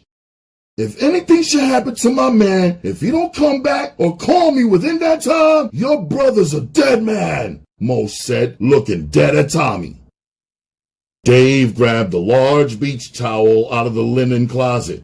He wrapped it around his hand and lower arm to conceal the weapon he held. Placing the barrel of the gun in the small of Tommy's back, he gave him a firm nudge toward the door. But before heading out the door, the twins stared at each other briefly. Tim looked at his brother. No one needed to say a word. The little niggas were twins, and once they made eye contact, one could always tell what the other was thinking. This is it, Sho. I got a funny feeling about this nigga. This nigga ain't right. Hurry up back, thought Tim Tim, staring at his brother for what he was sure would be the last time. Tommy sent him back a telepathic message with his eyes. We coming up out this shit, nigga. I will be right back. Be strong. The shit ain't over yet, baby. Tommy could feel the steel barrel of the gun pressed upon his back. He turned from his brother, breaking their private conversation. Dave led him out the door to go and retrieve the stash. As the door closed, Tim Tim's heart began to pound. He didn't even want to look Mo's way, but just exactly where was this motherfucker? His heart began to pound as he thought of the nigga right behind his left ear. Why is this shit happening? Dave's ignorant ass. Wait till I get a hold of that motherfucker. He quietly prayed these two robbers wouldn't do anything stupid, but it didn't look good for the home team. Don't look over here, motherfucker! Shouted Mo as Tim Tim quickly turned his head, finally satisfied on knowing a nigga's position. Meanwhile, Tommy and Dave had made it out of the building and were walking in the parking lot. I can't believe this shit. How the fuck is Dave robbing me? This weak bitch-ass nigga and the other one that's a greedy motherfucker. Why he didn't just take the bags and kept it moving? The home team was definitely hurting right now. Tommy quickly thought of the many choices he had at that very moment as Dave opened the driver's side door and instructed him to get in. He did, and watched as Dave walked across the front of the car with the gun pointed at him through the windshield. I got a plan for your ass, you simple bitch-ass nigga, thought Tommy as he watched Dave plant his ass in the passenger seat. I just hope this motherfucker work. Chapter 4.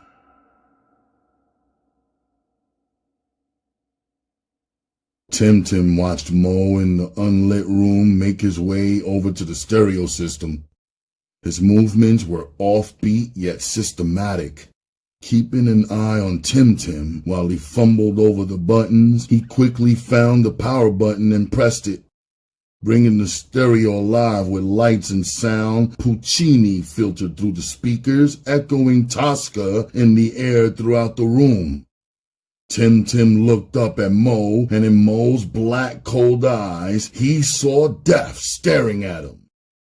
Simultaneously, and still systematic, Mo began to press the button, raising the volume higher and higher as he thought of Tommy and Dave returning with the money. Yes, his life would be different after tonight. This was what he had been waiting for so long, a real jackpot to call his own. The money the twins had was his jackpot, and he was going to collect it. After realizing the volume would go no louder, he quickly turned and aimed his gun like a sharpshooter, hitting Tim Tim 3 times in the head. Tim Tim's body slumped to the floor. His inner self lay next to him in the pool of blood. Mo knew he couldn't rob these cats and expect to live. It was do or die, so they had to go. He turned the radio back to off, and still systematically, he walked over to Tim Tim's lifeless body. Reaching down, he checked his neck and then his wrist, making sure there was no pulse. There was none. He sat down on the couch next to where Tim Tim had just been sitting. He waited patiently, not even blinking, just thinking and hoping that Dave handled his end and took care of Tommy after Tommy turned over the dough. I hope this nigga ain't fucking nothing up. While driving to his spot where the $300,000 was stashed, Tommy miraculously discovered that Dave didn't know his way once they were outside of Baltimore.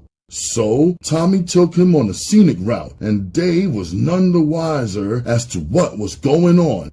Driving through the strip, he hoped to spot some of his wild-ass young boys. But he had no such luck. Where the fuck are my dogs at? Tommy thought to himself. Remembering he was on the clock, he headed home. He tried to make small talk, but Dave wasn't feeding into it, keeping his screw face on. Dave said nothing. Why you doing this, dog? Tommy asked. You know me and you was cool. Before that shit went down, I used to look out for you, said Tommy, trying to play on his intelligence. When you got knocked, I bailed you out and paid for your lawyer. Plus, I was the one who put money in your pocket when you came home. Remember that shit? Said Tommy in a friendly tone. If you never did what you did, you still be down with the squad, said Tommy, reminding him of the good old days. His eyes cut in Dave's direction to see if his words had the desired effect on him, but still there was no response. He tried again anyway. Remember when you came home and we threw that party for you with all those strippers and shit? You was doing your thing that night, right, dog? He asked, hoping to jog his memory. That's the game, yo. Besides, y'all was having the party for Scotty's birthday, and you just decided to make the shit about me 'cause I was coming home. Y'all niggas was already having the party, yo, said Dave coldly, under his breath. He was on alert.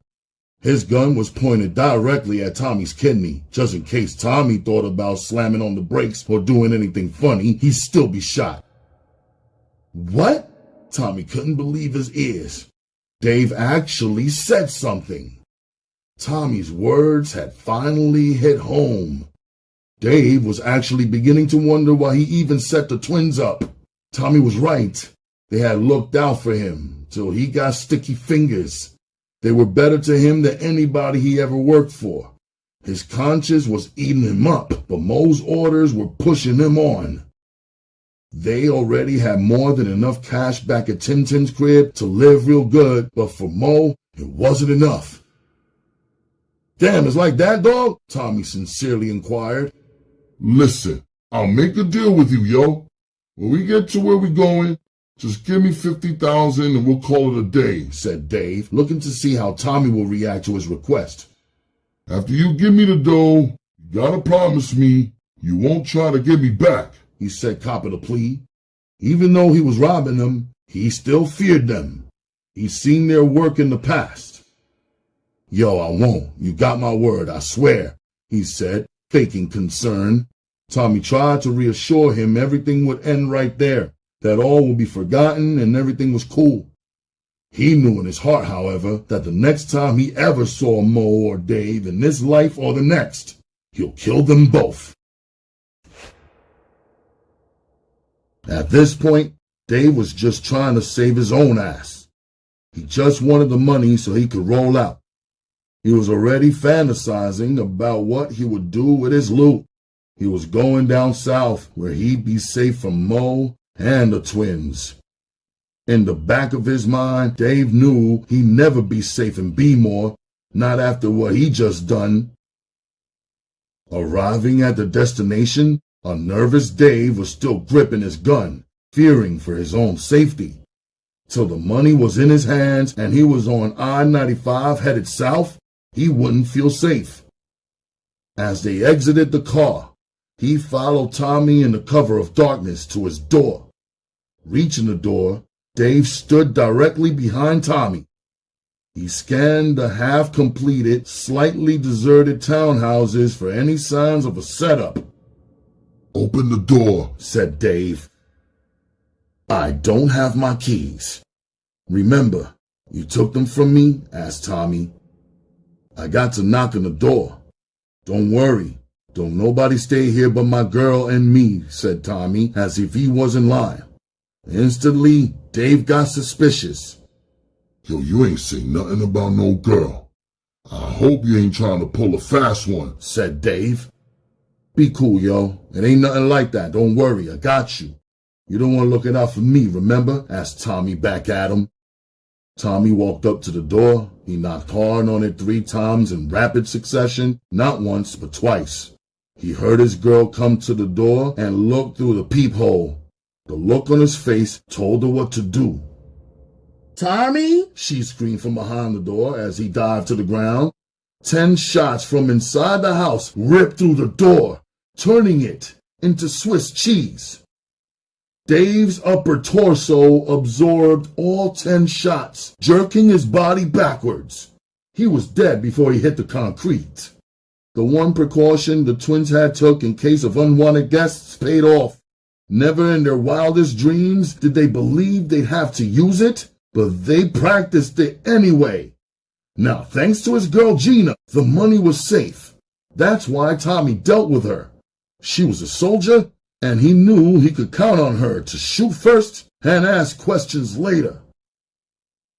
It took both of them to drag the body inside the house and down to the basement. There would be time later to clean up the blood and get rid of any evidence. Right now, he only had time to grab his bulletproof vest, his .44 caliber Desert Eagle, and briefly explain to Gina what was going on. He was in a race against time and had wasted 45 minutes already. He prayed that it wasn't too late. Pacing the floor, Mo anxiously awaited his crime partner's return.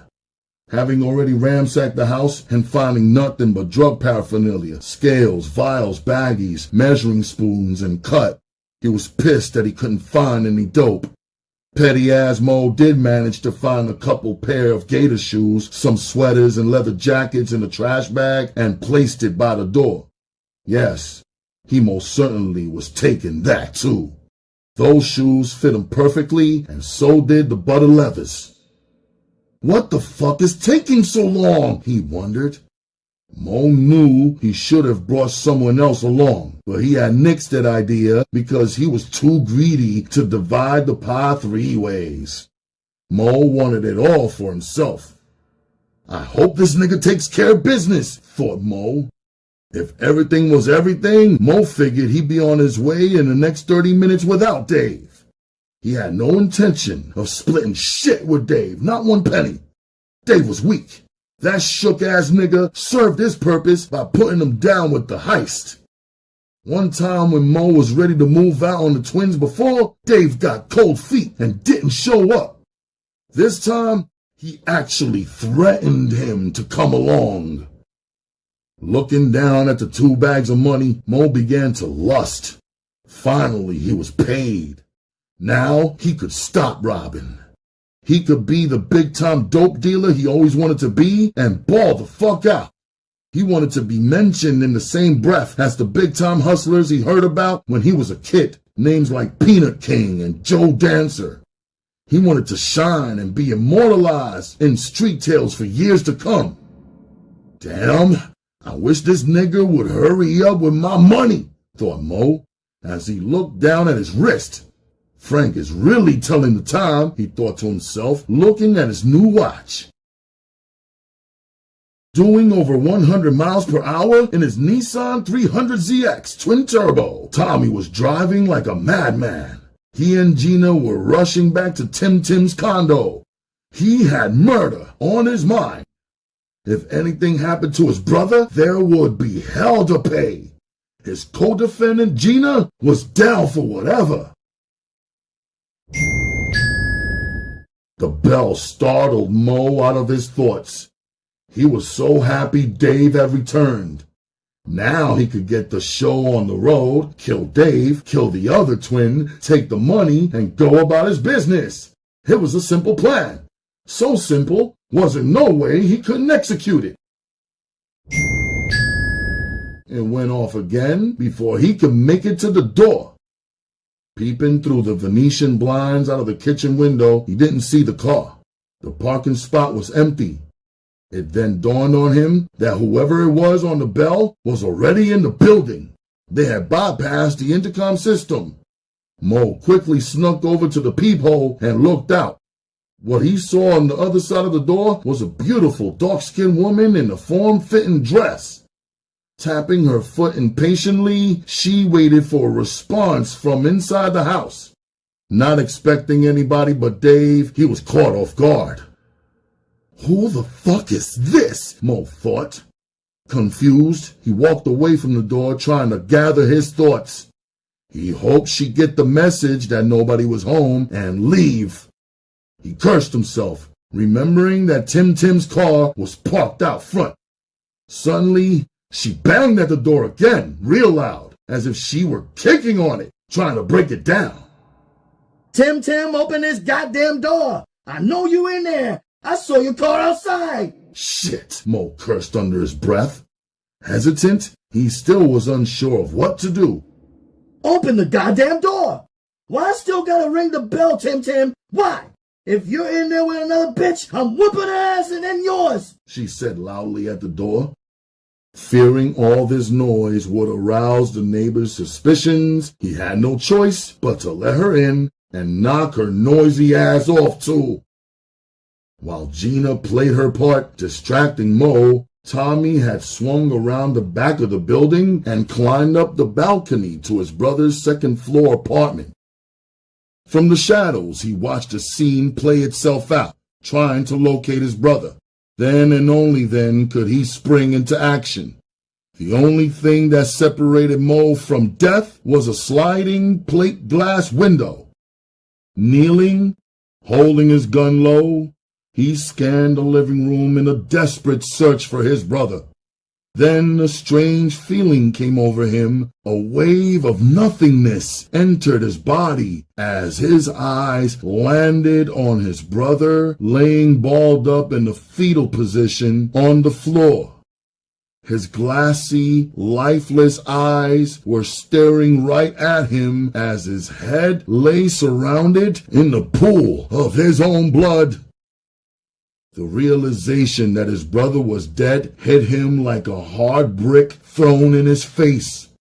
A feeling of rage to the place of pain that rips open a heart is exactly what he felt at that moment.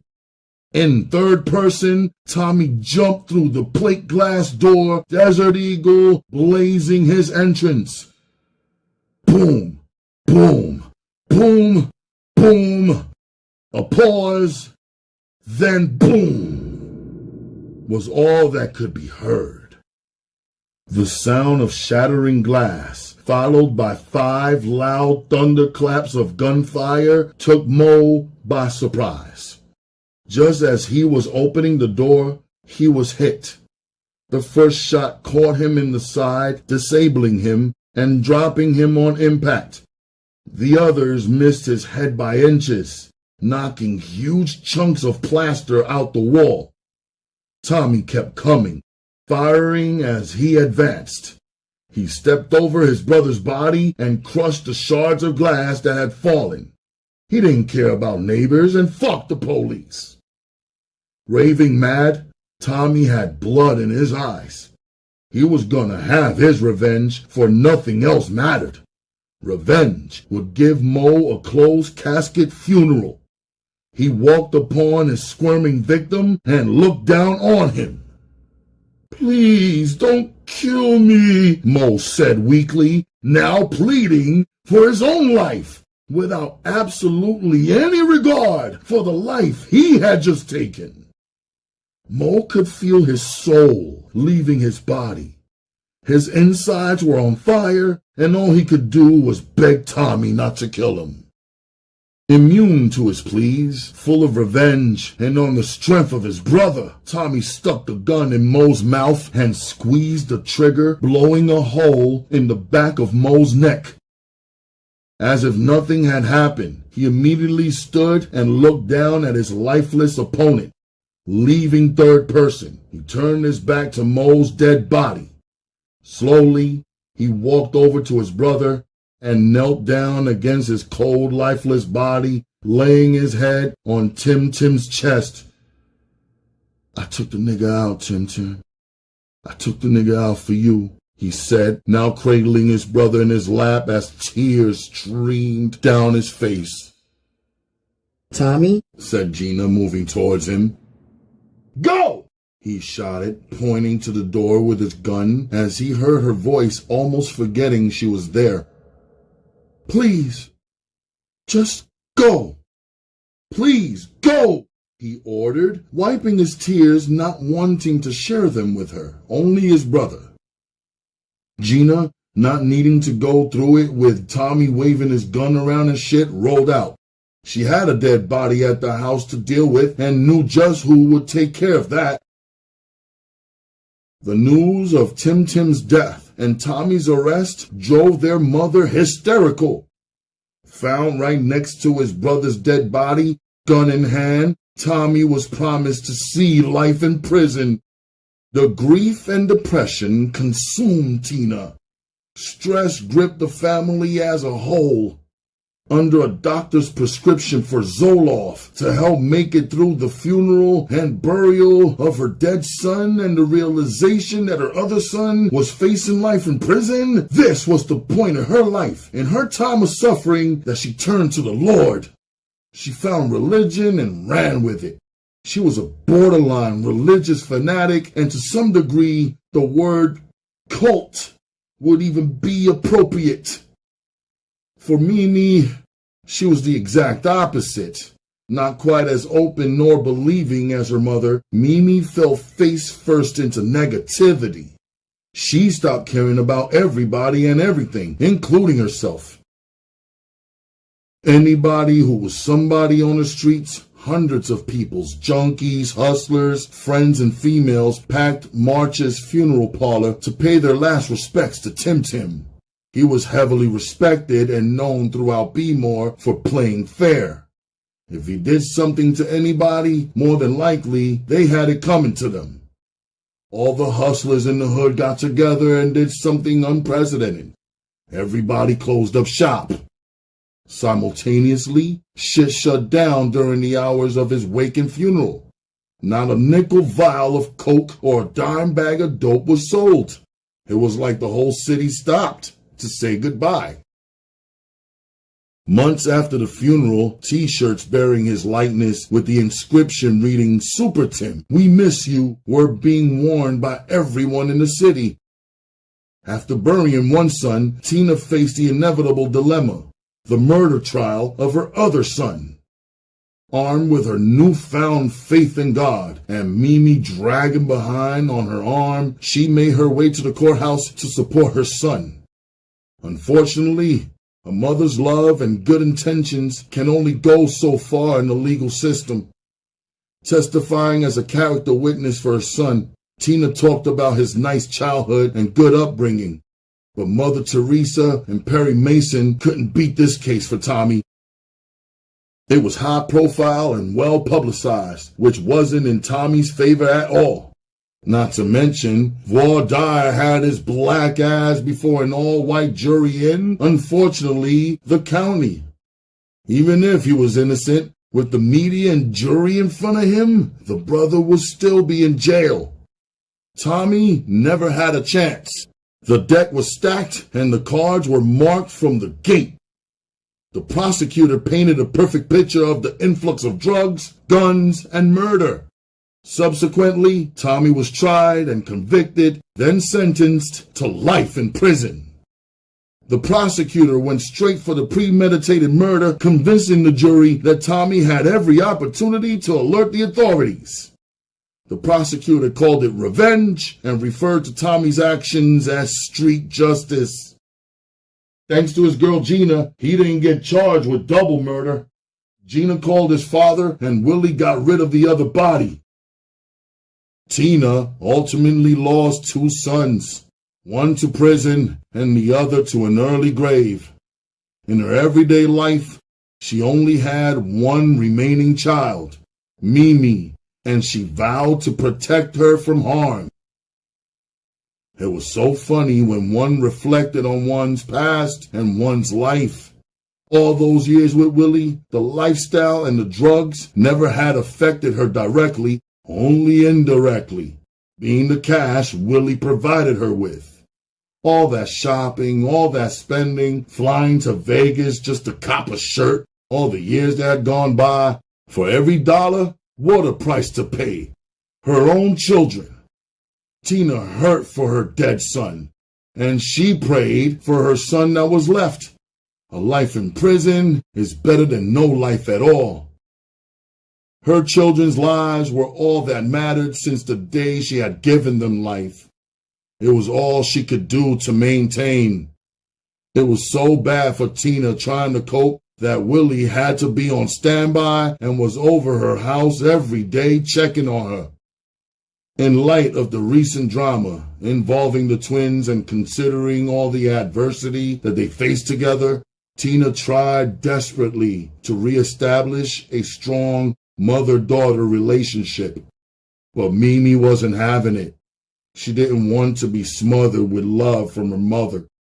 She wanted time alone to mourn and remember her brother.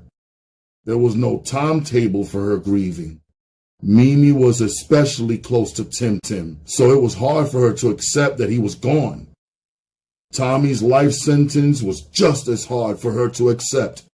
Judging by appearance, she took it all well on the outside, but on the inside, it was another matter.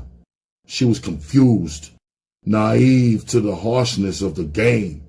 Facing life without her brothers, her protectors, her bridge for the troubled waters, the future looked bleak in her eyes.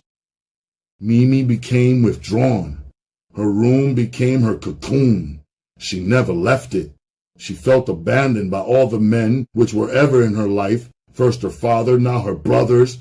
Doors once closed to Mimi were now open, literally flung wide open for her to walk through. She started hanging with some fast girls she met in school. She partied heavily, making her way through the club circuit. From Hammerjacks, the Underground, to the Paradox, Miss Mimi was in the house. She was like a shaken can of carbonated soda, and Tina was the one who popped the lid, realizing her daughter was out of control. There was nothing Tina could say or do that would make Mimi mind her. Concerned for her daughter, she had her pastor come over to talk to her. When that didn't work, in a last-ditch effort, she solicited help from Mimi's father. Talk to her, please. Talk some sense into your daughter. That's what Tina kept asking him to do. Willie tried to be the dad he had always wanted to be. He tried lecturing his daughter on the evils of the streets, but it was too much, too little, too late. He couldn't get through to her. She wasn't feeling anything he was trying to say. Where were you when I really needed you? She sat there asking him that question in her mind as his speech continued. That shit was going in one ear and out the other. He wasn't at all concerned no other time. Truthfully, he didn't think it was that bad. He knew Tina and how she reacted to everything. Besides, Mimi wasn't pregnant or doing badly in school, so what's the problem? This was just a phase she was going through. Well, at least that's what Willie thought. A female problem best left between two females, Mimi and her mother. He did what he could. Then, he washed his hands of the situation. Disobedience filled Mimi's days. Her release, her temporary escape from reality, started the first time she smoked weed. She was hooked, loving the euphoric sensation. It made her feel happy and carefree. Getting blunted and partying became Mimi's favorite two pastimes. Mimi and her girls from school lived for the weekends. The clubs were the place to be for them to see and be seen. It was only a matter of time before Mimi's beauty caught some hustler's eye. Volcanoes was the city's hottest nightclub where everybody who was about something met and mingled. Hustlers, hoes, and anybody who was anybody came to socialize. On any given weekend, this was the place to be. Located in the heart of East Baltimore, Volcano stayed packed.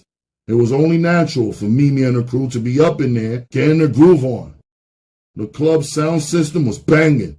The DJ was on the turntable spinning the ones and twos. Her local celebrity, Miss Tony, was in the house, and the DJ began playing her song. Yo, this is my cut! Mimi screamed in her friend's ear. The music almost drowned out her voice as she began dancing by herself and singing along with the music. What's up, what's up? Miss Tony said, chanting it over and over again. Clowning around with her girlfriends, Mimi busted out laughing. They all were high, so it didn't take much for them to catch a case of the giggles. Yo, I'm ready to get my drink on, said Petey. I'm with it too, said Mimi, seconding the motion. As they walked towards the bar, Mimi could feel all eyes on her. Heads turned and the stares were long. While waiting on their drinks, the girls chatted with one another as a hustler, quicker and slicker than the rest, stepped up to holler at Mimi. His name was Twan, a cornrow-wearing, handsome, dark-skinned brother hailing from East Baltimore's Greenmount Avenue. He was a young gun on the rise. He was seeing major paper, and with his good looks and his hustling skills, he was that nigga.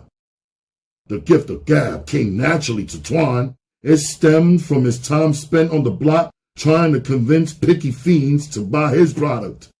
He had no problem running game on the ladies either. Yo, shorty, put that money away. I got y'all, Twan said, flashing a large knot of cash with a friendly smile that revealed 2 front gold teeth. Playing hard to get and doing her best to look evil, Mimi said, "We alright, yo." Pretending not to have seen his pockets, she rolled her eyes and turned her head away. "What I say, shorty?" he replied, as if she was going to do as he said. "My name ain't Shorty, it's Mimi," she snapped this time, getting a better look at him. "Shorty, what's up with you, yo? What, you on some anti-social shit or something?" he asked real cool. Twan took Mimi's response as a challenge and paid for their drinks anyway. He sensed there was something special about this girl. She wasn't your average chickenhead, because if she was, he would have slapped the taste out of her mouth. Instead, he cocked his head back and laughed, letting the insult slide. "Dig, Mimi. I don't mean you no harm. My name is Twan," he said, flashing his gold teeth. But before he could follow that up with some super slick shit, the club suddenly exploded with gunfire.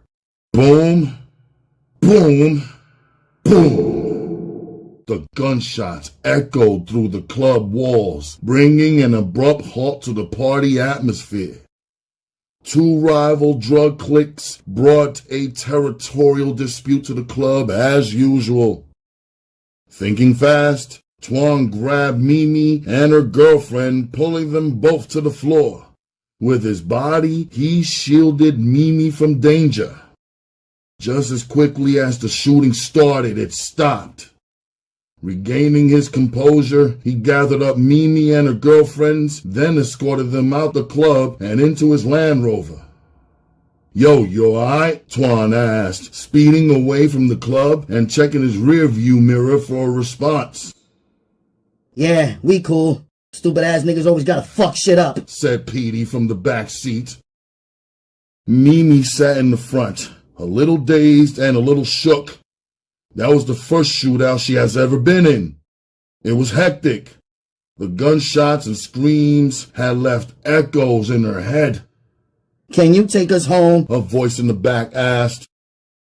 Suddenly, Twan realized he was driving aimlessly. He had a hard time concentrating on the road. He constantly looked over at Mimi, who was quiet. He turned on North Ave and started taking directions to the individual homes. In different parts of West Baltimore, Emerson Village, and Park Heights, Twan dropped them off one by one, saving Mimi's house for last. When he got to her block, he parked instead of pulling up in front of her door and dropping her off as he had her friends. Instantly, they clicked. All the sarcasm that Mimi had earlier was gone. She appreciated the fact that he had shielded her, and for hours she sat in the car talking to him.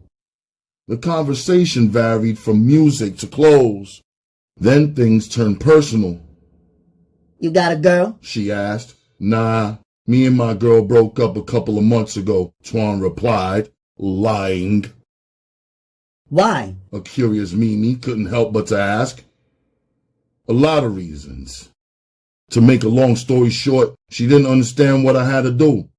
She said she did, but when it came time for her to demonstrate her understanding, she couldn't. She was real insecure. We used to argue every day, all day, sometimes for no reason at all," he said, running his game. His sincere facial expressions and the tone of his voice made him endearing to her. There was something about Twan that made Mimi want to open up to him. He wasn't like other guys. Effortlessly, their conversation flowed. He was so easy to talk to. Mimi definitely wanted to get to know him better. Before they both knew it, the sun was rising and the birds were chirping. They exchanged numbers and a brief kiss. Parting, Twan promised to call her soon. Mimi got out of his car and walked to her front door like she was floating on air. She wanted to get with him. Keeping his promise, he called a day later.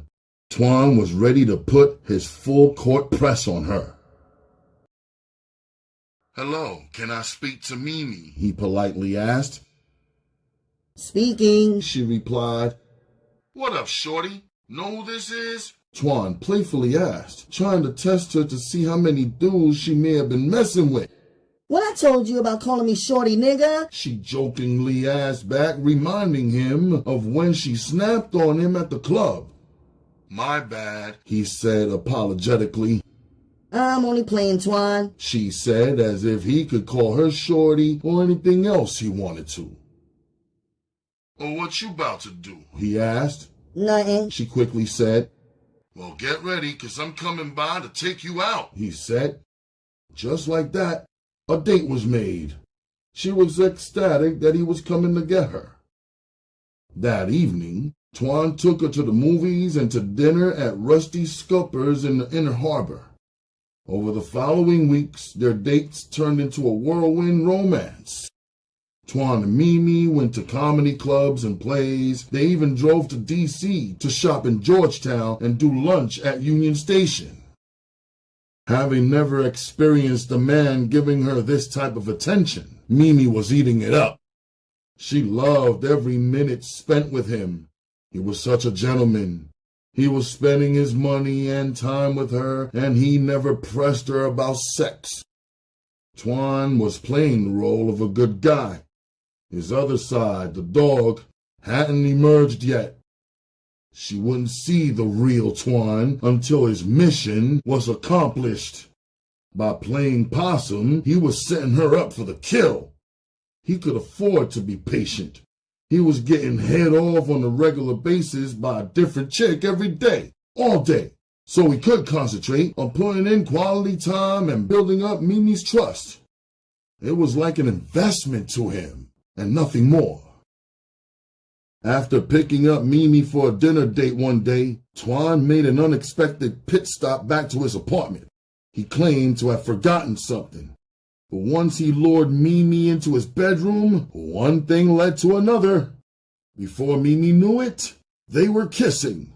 Twan's lips caressed against hers as his tongue stroked the inside of Mimi's mouth. From the floor to the bed, Twan pulled her shirt up and unbuttoned Mimi's pants, still French kissing her. His slim but muscular body grinded up against her as they both lay naked, sprawled on the bed, lips locked and bodies pressed tight. Twan's eyes roamed every inch of Mimi's body as he kissed her from head to toe. Damn, she looks even better naked. That couldn't be said for most women. They always had something, some type of body defect that turned this picky ass off. A little cellulite here, a couple of stretch marks there, and forget it. Twan was judgmental like that. Nibbling and licking on the inside of her thighs, he fingered her clit. Moaning and groaning, Mimi was climbing the walls. It was the right time to enter her. Gently, Twan penetrated her raw, and the realization hit him that Mimi was a virgin. The excruciating pain shot straight to her stomach. In a missionary position, she was unable to bear the pain any longer as tears welled up in her eyes. She pleaded for him to take it out, but her cries only excited him as he drove his manhood deeper inside her. It was tight as hell, and he was loving every minute of it. Slowly, he established rhythm, and her pain turned into pleasure. Slowly thrusting in and out, going around and around, he felt her walls as he kept his movements in perfect motion. Twan was putting his thing down. He was riding her gentle but rough. He wanted this moment to be memorable. If he did it right, he knew he could always have her anytime, regardless of what he did. So this is sex. Mimi thought to herself. This is what I've been missing. She was definitely open. From that day on, they were officially lovers. Twan had Mimi wet with the slightest touch and coming on herself, always. However, the whining and dining quickly began to fade. Having gotten away with Mimi, Twan tried to lock her down. She was just a notch on his belt. He bragged to his people how he was hitting Tim and Tommy's little sister. To him, it was something to be proud of, and he was. But for Mimi, it was so much more. He was her first, and she loved him with all her heart.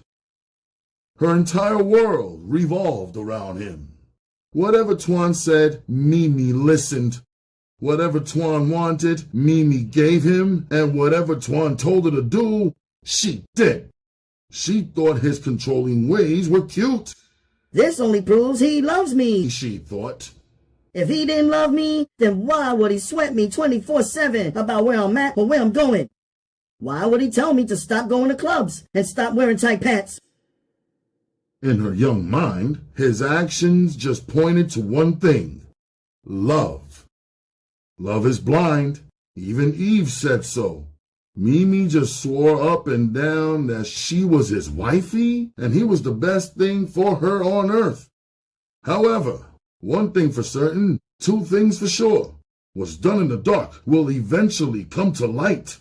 Evidence of Twan's cheating ways began to surface.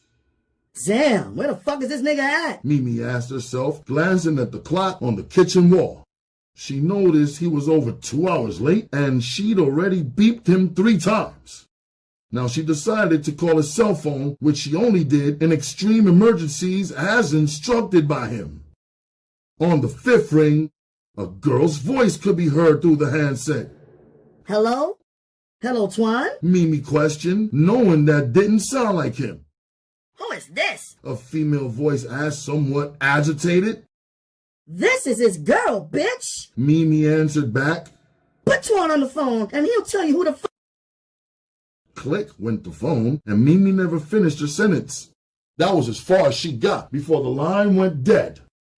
She tried to call back several times, but got no answer. Then Mimi dialed his beeper number and kept hitting redial for the rest of the night.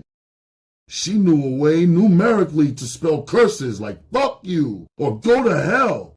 So she jammed his beeper with that shit for hours and hours and hours and hours.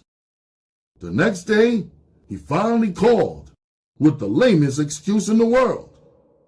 Where the fuck was you last night? Who the fuck was that bitch who answered your phone? Mimi asked, as if the world was coming to an end. Playing it off, Twan calmly said, "What you talking about? I got locked up last night, and I just got out of central booking." He responded like that shit was the truth. For what? She was interrogating him. "Driving with a suspended license," he weakly answered. Why you ain't called me to let me know, huh? I was waiting for you all night. "They only give you one phone call. You ain't have the money to bail me out," he snapped, trying reverse psychology. Well, why didn't you call me when you got out? I know you saw my number in your pager, she firmly stated. "I ain't get no beeps. My batteries are dead." This was the best shit he could come up with. He had so much game, he should have been playing in the NBA. But who's that girl that answered your phone? Mimi asked, knowing some bitch definitely hung up on her. "Yo, ain't no girl answer my phone. You must have dialed the wrong number," Twan answered, as if she was crazy, denying that shit to the best of his knowledge, information, and belief. In the end, all was forgiven. Mimi fell for the okie doke. She went against her better judgment till the next time when the physical evidence would be simply undeniable. Twan burnt her. When Mimi's gynecologist diagnosed her with a venereal disease, the proof was in the pudding. No, it must be a mistake. Are you sure? I can't have gonorrhea. Are you absolutely sure? Asked Mimi, like the doctor didn't have a degree in medicine. I'm 100% positive, said the doctor, preparing to inject Mimi's right buttock with a needle, having no second thoughts about Mimi's diagnosis. Mimi, on the other hand, was shell-shocked. She just couldn't believe it. She had no idea she was even carrying an STD. Her discharge was off, and she had some cramping, but nothing that hit her in the head, just something that made her want to get checked out. Sure enough, a venereal disease. She felt like crying, and when the doctor told her the news, her face turned red and hot. She was so ashamed and so embarrassed. How can Twan do that? She knew it couldn't have been her who got it. Twan was the only lover she ever had. It had to be him. Of course it was him. But damn, how? Why? When she confronted him about the doctor visit, instead of him apologizing, he flipped the script on her. He had the audacity to accuse her of burning him. Who you been fucking? Twan asked seriously. Motherfucker, don't you play yourself. You know I don't even get down like that. You know where I'm at and who I'm with at all times. Too bad I can't say the same for you. Mimi spat. Who? What you trying to say? Twan asked, asking nothing at all. You need to take your hot ass down to the clinic and get a shot in your ass before you get the whole east side on fire, you dumb motherfucker. Ain't your shit burning? She asked. Truth was, he had symptoms and his shit had already been on fire. He took care of that shit last week. He just hadn't told her yet. Not to mention, he didn't know when he got it or who he got it from, so he wasn't saying nothing at all. Beneath the brave front, Mimi was miserable. She couldn't believe how Twan could fix his face to say what he had said. But after hours of sweet talk and promises, it was all good again. He finessed his way back in, and before long, he was dogging her out, as usual, standing her up and getting caught in lie after lie, time after time, was becoming the normal routine with him. Tina watched helplessly as her daughter went through the trials and tribulations of young love. Mimi was heartbroken, and Tina knew the symptoms all too well. She saw history repeating itself. Mimi's father took her through the same hell before they were married. Unable to see her daughter suffer any longer, Tina said something about it during dinner. She dropped a jewel on her. What's going on, Mimi? You haven't been yourself. Tina questioned curiously. Nothing. Mimi said nonchalantly while playing with her food. You think I'm blind, deaf, and dumb? I wasn't born yesterday. I was once your age, you know. I know that boy's showing his behind. Baby, you don't have to put up with that nonsense. You can't make him do right. If you're not happy, leave him. Don't sacrifice your happiness for nobody. You're still young, and there will be others, trust me. Always remember, a lying man is a half a man, and a half a man ain't no man at all, said Tina, sounding like she was Reverend Parker from the church. Seeing the logic in her mother's advice, Mimi had no choice but to agree with it. It was the truth. The truth never needs support, but still her heart overruled her head. Sometimes when the heart wants what the heart wants, regardless of the consequences, trouble is close behind. She continued to have sex with Twan whenever he requested it from her, thinking this would bring them closer. Finally, after coming to the painful conclusion that sex wouldn't, Mimi had another problem to deal with. She had managed to get pregnant.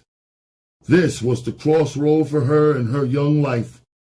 Unsure of what to do, she debated whether to have the baby or have an abortion.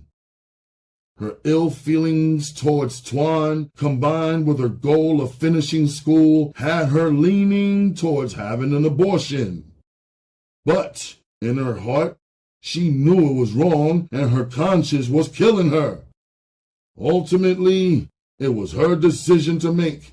However, before she could make it, she needed to seek her mother's advice. Upset but not surprised, Tina took the news of her daughter's pregnancy in stride. Mimi, this is not what I expected of you. I wanted you to wait till you was married and grown to have a child. You're so young. Now you have to grow up. All that acting you do like you grown, well, this is responsibility, honey child. There's no more hanging out. Your new #1 priority is your child. Can you handle that? Well, Ma, I was thinking about having an abortion, she whispered, as if it were a secret. What? Tina snapped. This family don't believe in abortions. That's just murder by another name, and the Bible says, "Thou shalt not kill," she said, reaching into a religious bag for some spiritual inspiration. You wasn't aborted, she said, with her eyebrows raised. That was all it took to convince Mimi to have her baby. All she needed was some maternal guidance, which is where Tina stepped in. Fortunately, the pregnancy bonded the two women. It was Tina who took Mimi to all her prenatal appointments and Lamaze classes. She ran out to the supermarket at all hours of the night, catering to her daughter's crazy food cravings.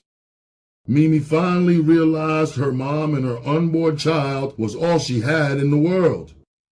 In her last month of pregnancy, Twan tried to pop back into the picture, but the damage was done. Ain't nothing happening, Twan, said Mimi, standing in the doorway of her mother's house, holding her 8-month-old belly. I'm just trying to check on you, said Twan in his normal, most sincere-sounding voice. Twan, you ain't been bothered to check on me. Why you bothering now? Asked Mimi, looking confused, like she truly didn't understand why he was there. What you mean? Ain't you having my baby? He said, as if that's why, after the last trimester of Mr. Invisible, he was suddenly being seen. You know what, Twan? Do us both a favor and don't bother me by bothering yourself, said Mimi, slamming the door in Twan's face.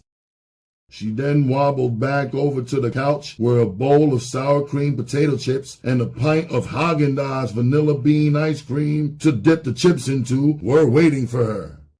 Mimi told him wasn't nothing happening. She had no love for him after all he had done to her. Still, Twan kept calling, trying to wear her down.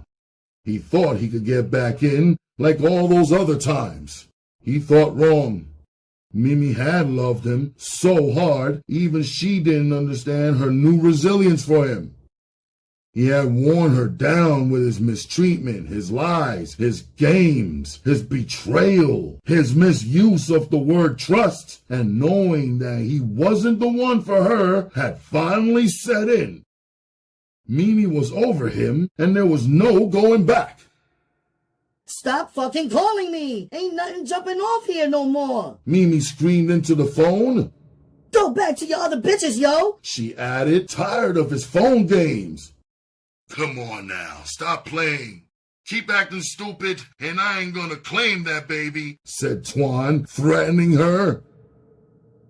Twan, that's some real sucker shit to say. That's how you want to play, you bitch-ass nigga? Don't worry about me or my baby, 'cause you won't never see it, she said, hanging up the phone. Her mother had just walked in the room and caught the end of Mimi's conversation. Don't ever let me hear you talk like that again. Never ever say that to a man. Do you understand? But Ma, you should have heard what he said to me, said Mimi in self-defense. Tina raised her hand, signaling Mimi to be quiet. I don't care what he said. No matter what y'all two may be going through now, don't you ever use the baby to get back at him. A child is not a toy. Don't put it in the middle of a tug-of-war. It needs its father just as much as its mother. Hearing that, Mimi backed down for her mother. She would never apologize, though. Mimi was vindictive by her Scorpio nature, but this situation was justifiably so. She gave Twan her heart, and he stomped on it. After 9 turbulent months, Mimi went into labor. She delivered a healthy 8-pound, 2-ounce baby boy. Since her mother had supported her through her pregnancy, she let her name the baby. Naming the baby after Twan was never a possibility.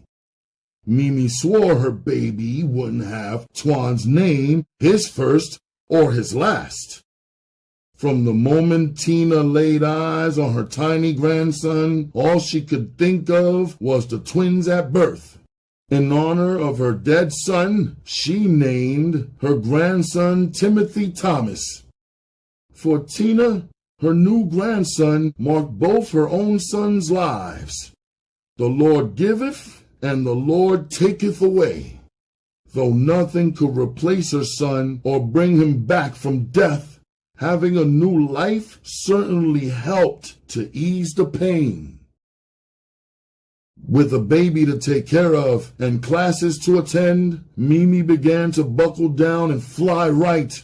As a reward for being so good, Tina was taking Mimi to New York on a church shopping trip.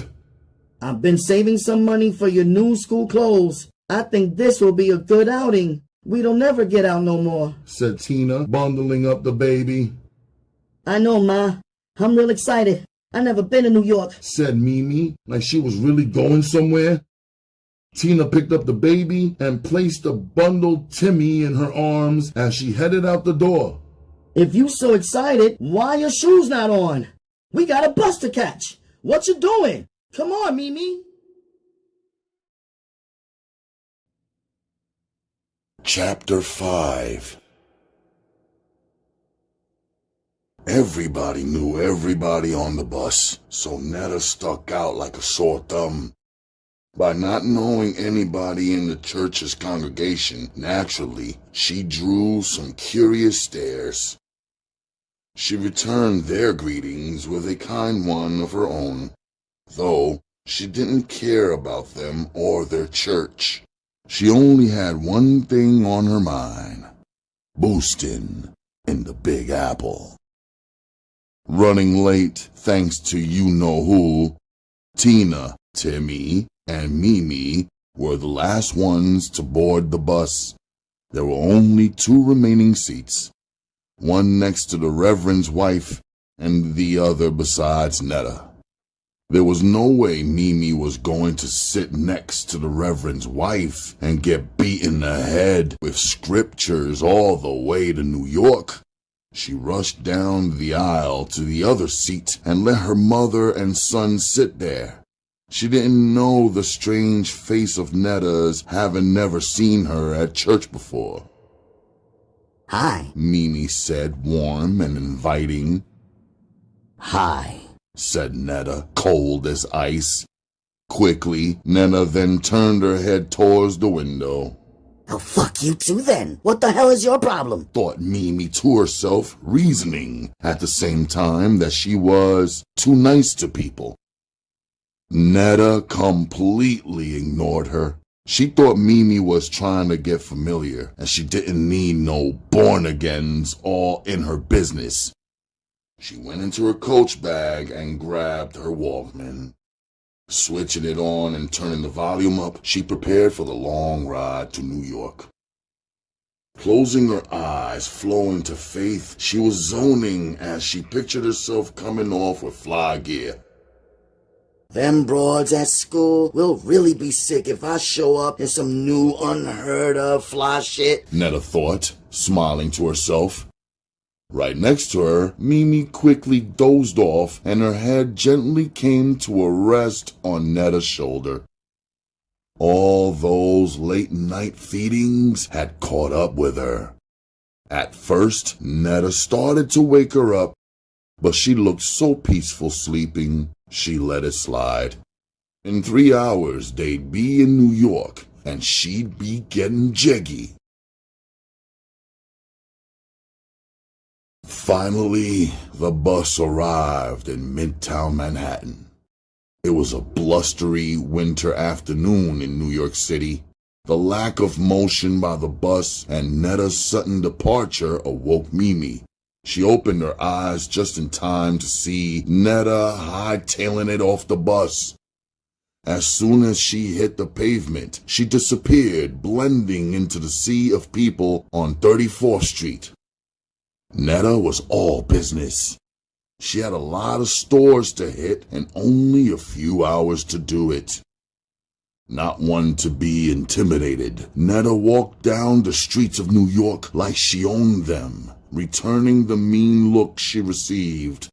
She wasn't some dumb tourist amazed by the mass of people or gazing up at skyscrapers.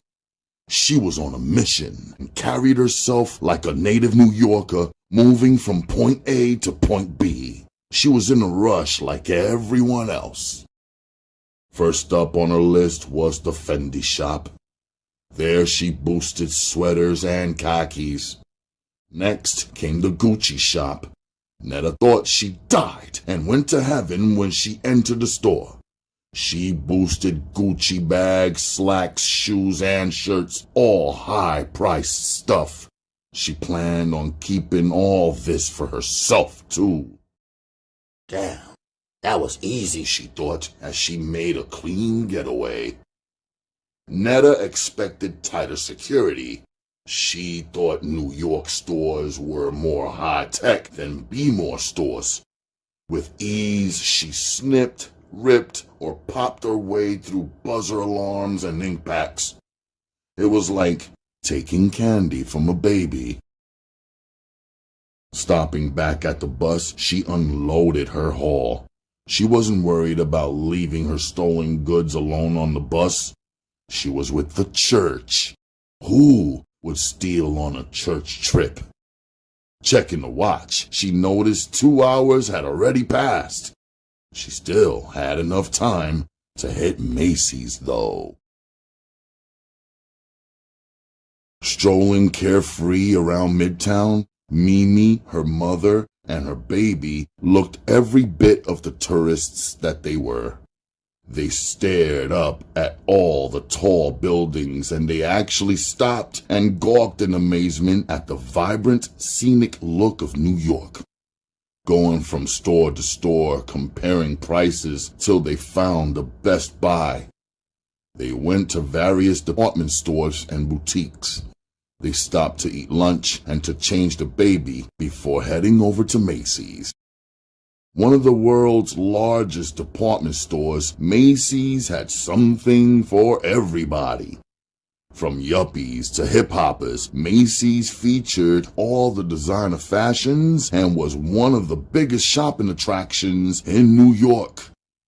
The children's department was their first destination.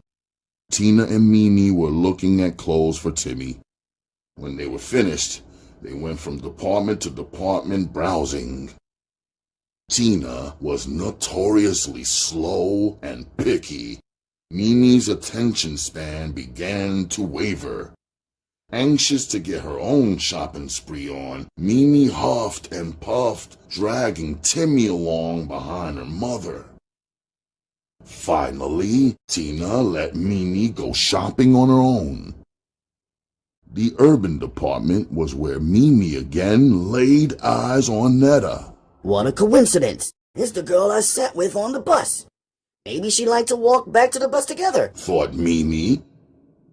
Damn, where'd this bitch come from? Netta said, cursing to herself. I hope she don't see me doing my thing. That's all I need, some born-again Christian turning me in. Fuck this holier-than-thou motherfucker. I gotta get mine. Netta stood there and debated whether she should or shouldn't. Completely ignoring Mimi for the second time and without a second thought, Netta went to work. Back and forth she slipped in and out of dressing rooms, carrying hangers of clothes. She had DKNY, Sean John, Rockaware, and FUBU. These items were mostly to fill for her customer orders.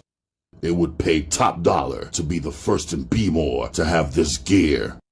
It was common knowledge that everything hit New York before other cities like Philly, DC, and Baltimore, especially clothing. Meanwhile, Mimi busied herself trying on gear, but her intentions were totally different from Netta's. She planned on paying for her stuff. She peeped Netta in the dressing room doing her thing. Netta kept bringing more racks of clothes while never returning any. I'm just gonna mind my business, thought Mimi to herself. Netta was going for the gusto, being greedy. She wasn't on her job as she thought shit was sweet. If she hadn't been slipping, she might have noticed the female store detective stalking her. Mimi saw her though. Mimi was being mad observant, hoping to catch a sight of a rapper in the Big Apple. Who could miss the white lady behind the mannequin? She was definitely 5'0". Mimi thought of a way to warn Netta that she was being watched. However, she didn't want to take the chance of being mistakenly implicated in her crime, especially if Netta got arrested. Decisions. Mimi decided to help the girl anyway, just indirectly. The opportunity presented itself when the store detective was hot on Netta's heels. Netta was on her way to the store exit escalator. Mimi watched Netta as she made her way down the aisle with the security officer proceeding behind her. As soon as the security detective attempted to pass Mimi, she jumped out of the aisle, blocking her path, momentarily cutting off the pursuit. The store detective attempted to sidestep Mimi, but Mimi moved from side to side, right along with her. Damn, bitch, why the fuck is you following me? I ain't stealing shit. Mimi yelled at the top of her lungs, real ghetto. I got money too. Why ain't you following no white people? You must be prejudiced. Racist bitch. You've been following me since I left the children's department. I'm warning you. You better stop following me or you're gonna get more than what you bargained for, lady. Mimi's hostile words caused dozens of shoppers to stop and stare.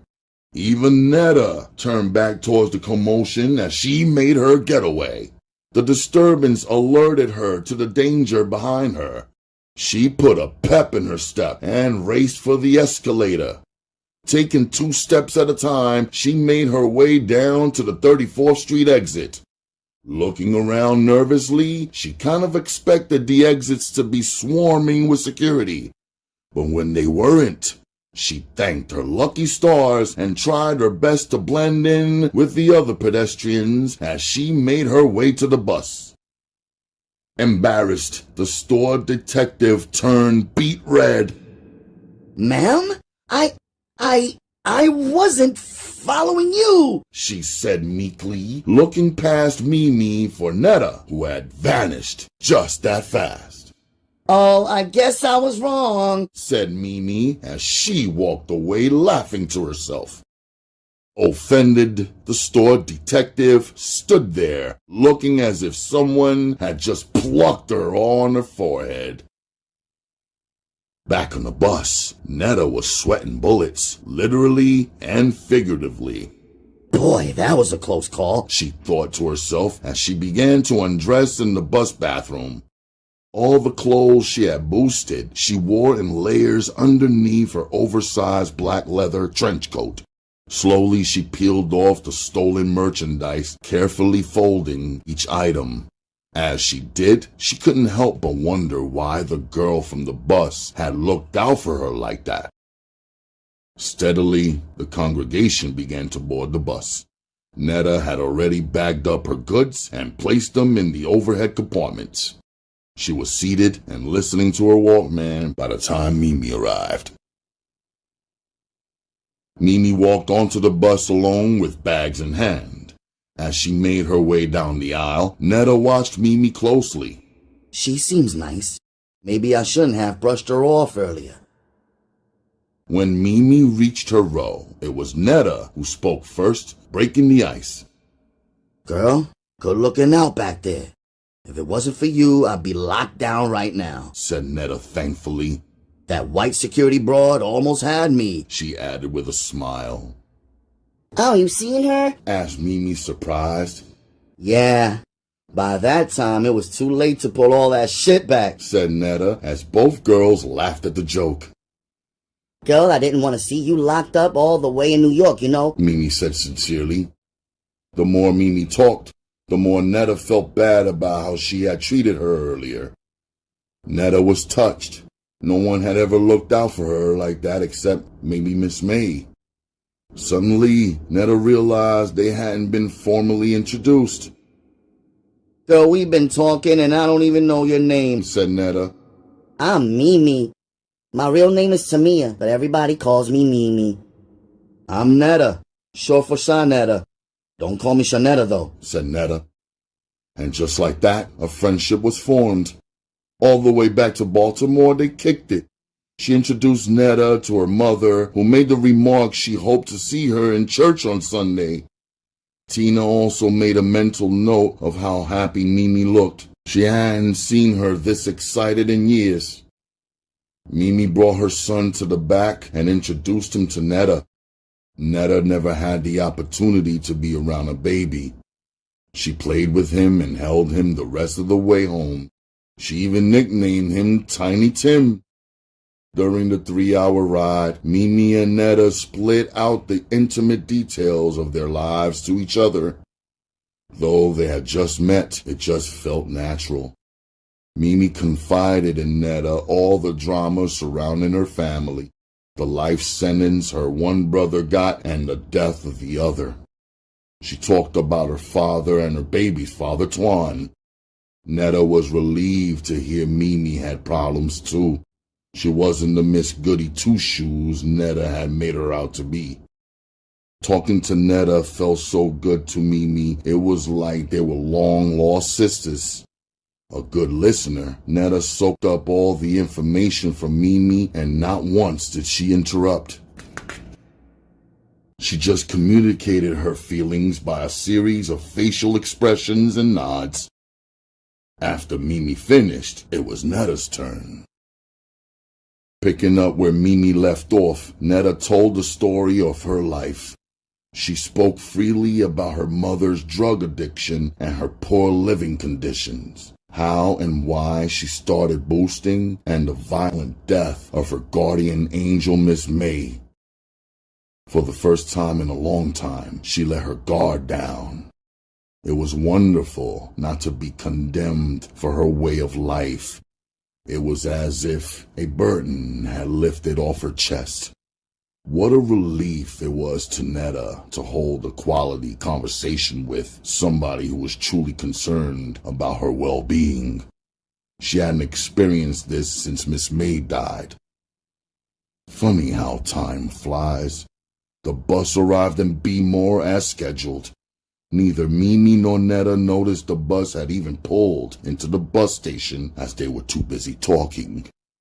A noticeable sadness traced over their faces like two kids who had to put away their favorite toy at bedtime. The girls exchanged numbers and said their goodbyes, reassuring each other they'd be in touch soon. All the way home in the car, Mimi couldn't stop talking about Netta. Ma, me and Netta have so much in common. I can tell we're gonna be the best of friends, Mimi exclaimed. Then she added, Watch, she's the sister I never had, said Mimi with confidence. Tina smiled and continued driving. She was happy that her daughter was happy. This was the old Mimi. She hadn't seen her like this since all the trouble with the twins. Over the next few days, the girls stayed in constant contact by phone. The phone calls eventually led to Netta paying Mimi a visit. Since she was too ashamed to let Mimi see her apartment where she lived with her mother, she insisted it would be better for them to visit at Mimi's house. Mimi understood, And being as though Netta never invited her over, she never asked. Netta's visits became so frequent they turned to sleepovers.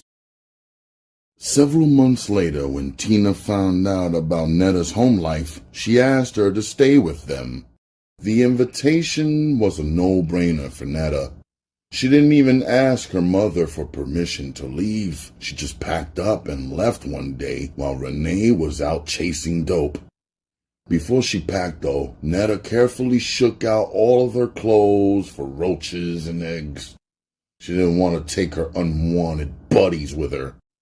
With no luggage, Netta put all her things into green garbage bags. Then she caught a hack to Mimi's house. The transition from the projects to Mimi's place was smooth. Tina thought so highly of Netta, she offered her the twins' old room. Netta graciously declined the offer. How could she move in there? The room represented itself as a shrine and had been left intact and untouched the way it was since the day of the murder and the arrest. Netta felt more comfortable in Mimi's room. Both girls welcomed each other's company. Mimi was ecstatic every night as she dreamt about Netta and sharing her room with her. Netta was her best friend, like a sister, so it came natural to share everything. She finally had the best friend and roommate she wanted all her life.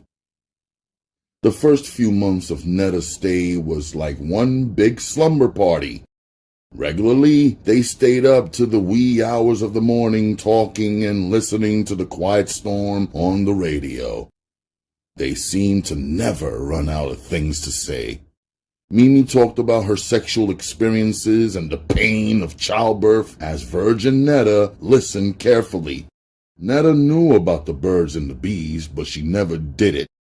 Mimi's tales of wild parties, clubs, boys, and sex intrigued Netta, sparking a curiosity of adventure she had never thought about. She was ready to see be more. Not just the hood or school or the projects or Renee's junky ass. Many nights she dreamed of having a girlfriend like Mimi. She had always fantasized about going through the door of a club, all dressed up in whatever special Chanel design she copped for the occasion. Yes, heads will turn indeed. And no one would miss the fact that she was there.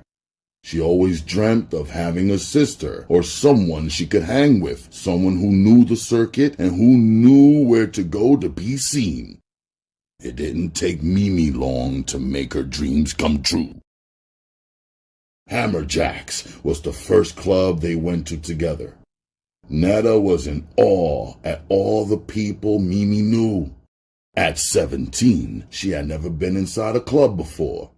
She liked the loud house and rap music that blasted over the club system. This social setting was just the perfect place for her to show off her clothes. She was in fashion heaven.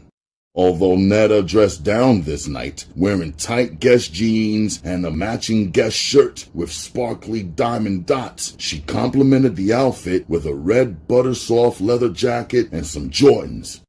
Even dressed down, she still shined. All night long, dudes were trying to holler.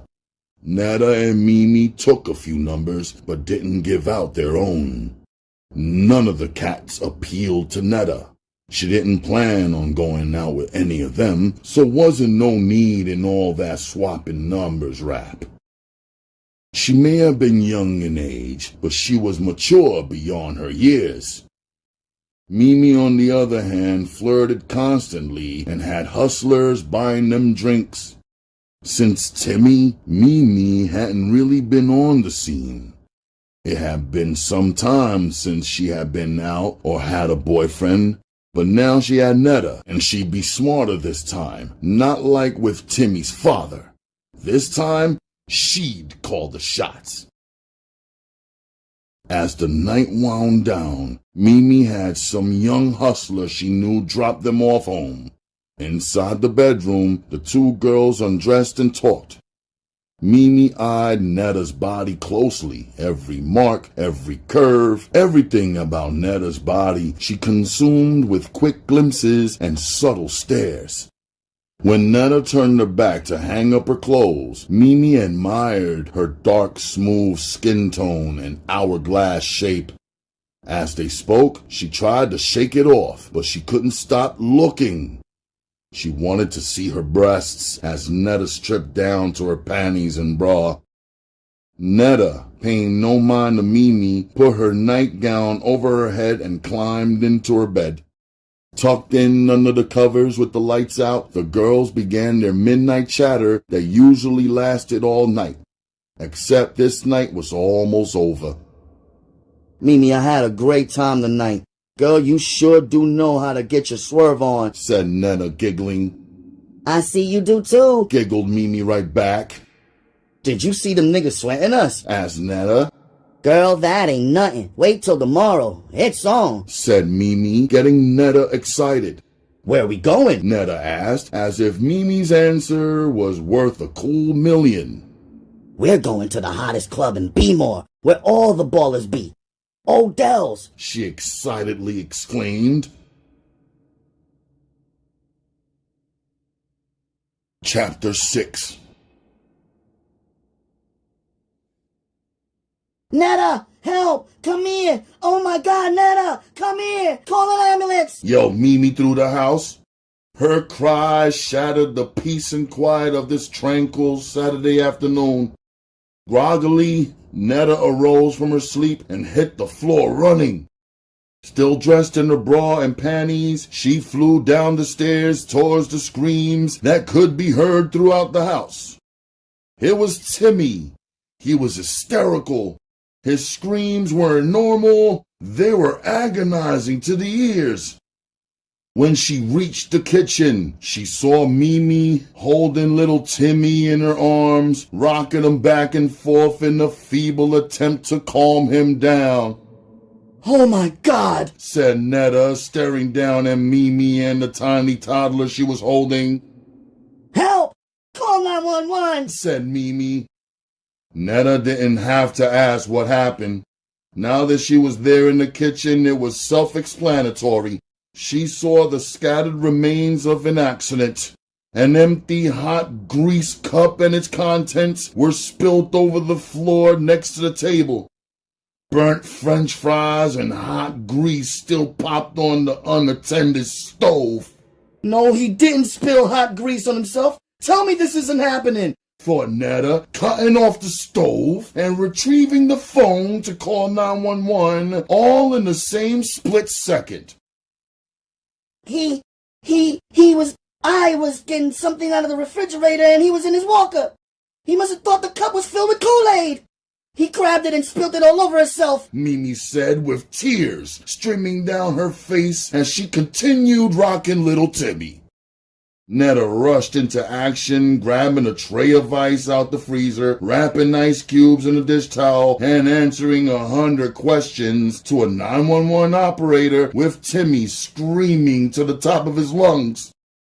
Finished with 911, she took Timmy from Mimi and applied the ice to the burned area of his chest. Little Timmy was having one terrible time. A small portion of his skin on the left side of his chest had suffered third-degree burns, and his skin was burnt away to his baby flesh. He kicked and squirmed as the coldness of the ice numbed his pain. After a minute or two, his screaming turned to crying. Taking control of the situation, Netta called Mimi's mother at work. Johns Hopkins University Hospital was where the baby was taken. It was a world renowned for its state-of-the-art medical procedures and advanced techniques. And fortunately for Timmy, the wound wasn't as bad as it sounded or looked. It turned out to be second-degree burns and not third. In time, it would heal. The doctor said that being through the accident happened while he was still young. The burn mark would fade as he grew up, possibly to the point where it would be mistaken for a birthmark.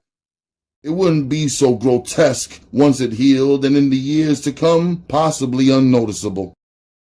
The doctor washed and dressed his wounds, having Mimi watch carefully so she could do the same.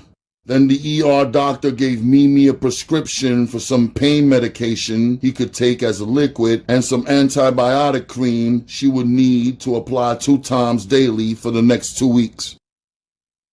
Mimi felt so guilty. She couldn't even be happy that it wasn't that bad.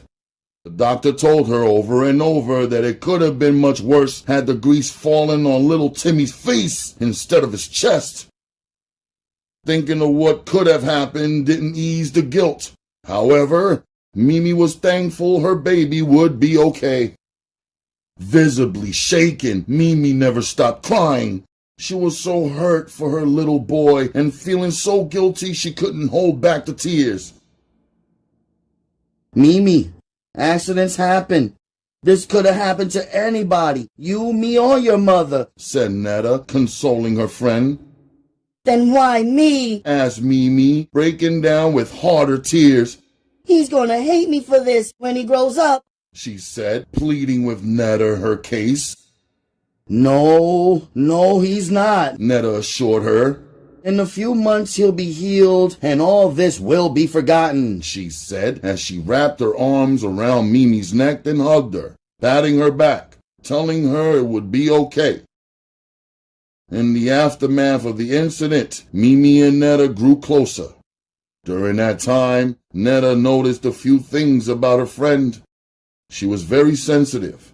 She suffered from low self-esteem, and as beautiful as she was, mentally, she was weak. Forces outside herself always determined her happiness. That summed up Mimi in a nutshell, past being beautiful. Netta thought in light of the accident, Mimi's maternal instinct would have kicked in overdrive, allowing her to bond more with little Timmy. But it didn't. Instead, for some strange reason, after the accident, Mimi shielded away from her son, basically handing over her motherly responsibilities to her mother. It was Tina who grew closer to little Timmy, nursing him back to health, while Mimi reverted back to her old ways. Looking for love in all the wrong places, Mimi hit the clubs with a vengeance. Netta, being the friend she was right there with her, making sure she didn't do anything stupid. This was a low point for Mimi. She needed some type of release, and the clubs seemed to be the place for it. The parties, the weed, and the liquor all seemed to dull her pain, allowing a temporary escape. But it was here in the clubs that her past came back to haunt her. She ran into Twan one night at the Paradox. Bitch, what the fuck you done did to my son? Your yellow ass should be home with him right now instead of out here hoeing, Twan barked angrily. More than anything, he was mad at the fact she was in the club and looking good. He couldn't have her, and that was the bigger problem, more than his son's unfortunate accident. Not to mention, she was standing there looking cute as hell and would be cutting up any minute, but not with him. Twan, get the fuck out of my face with that dumb shit. It was an accident, she said furiously. Nigga, you got some nerve. When the fuck you gonna start acting like a father? Well, when you do, that's when you can tell me how to be a mother. She got that one off her chest, then turned and walked away heated. Bitch-ass nigga, she said to herself as she walked along. Right then, Mimi made up her mind to fix Twan for trying to play her out in public, and she knew just how to do it. After dropping Netta off, she stayed in the car with Boo, another big-time hustler from East Baltimore's Lafayette projects, who just happened to be one of Twan's main rivals. Mimi knew all about their beef with one another, so when he drove straight to a hotel, Mimi didn't object. She went with him and had sex with him, doing it only to spite Twan, knowing word would get back to him. Thinking that this would hurt him, she never realized that besides a somewhat bruised ego, Twan really didn't care. He washed his hands of Mimi and the baby a long time ago. The next day, Mimi recounted her sexual escapade, blow by blow, to Netta, who listened to every detail and description Mimi fed her. He ain't hit you off with no dough? Asked Netta, puzzled by Mimi's story of revenge. It wasn't like that. I ain't cracked for no cash. I fucked him to get back at Twan, she said, looking at Netta, wondering why she didn't get it. Mimi didn't need money. She had family that took care of her. She wanted for nothing, so it wasn't about that with Boo. She was on some other shit. You mean to tell me you let that nigga Boo hit it just because you wanted some get back? She asked, looking at Mimi as if she were crazy. Yeah, answered Mimi. Listen, I'm not gay or nothing like that, but you ain't no ugly bitch. So fucking you should be a privilege. A paid privilege. Niggas is dying to get with you, so you should make them take care of you, said Netta, wanting her to see her mistake. Netta, you talk the talk, but you ain't never been fucked yet, Mimi stated bluntly. Show you right, but when I do, I'ma get mine. You best believe a nigga fucking me gonna play his part, said Netta, meaning every word from the bottom of her heart. Then and there, the seed was planted and a scheme was hatched. Later on, as time passed and the future would present itself, Netta would show Mimi better than she could tell her how to handle a hustler.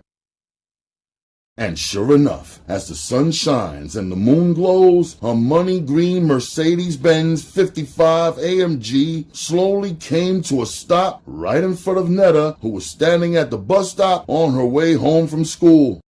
The driver of the vehicle was named Major. He was well-built, brown-skinned, and getting money motherfucker from Park Heights. Major was attractive in a thuggish sort of way. Fortunately for him, by ghetto standards, his AMG made that nigga a real handsome motherfucker. Lowering his passenger side window, he leaned over in the seat to holler at Netta. Excuse me, miss, with the slim waist and the pretty face. You need a ride? He asked, cool like whip, giving her ass the wrist as he questioned her, all the while signaling her out from the rest of her comrades.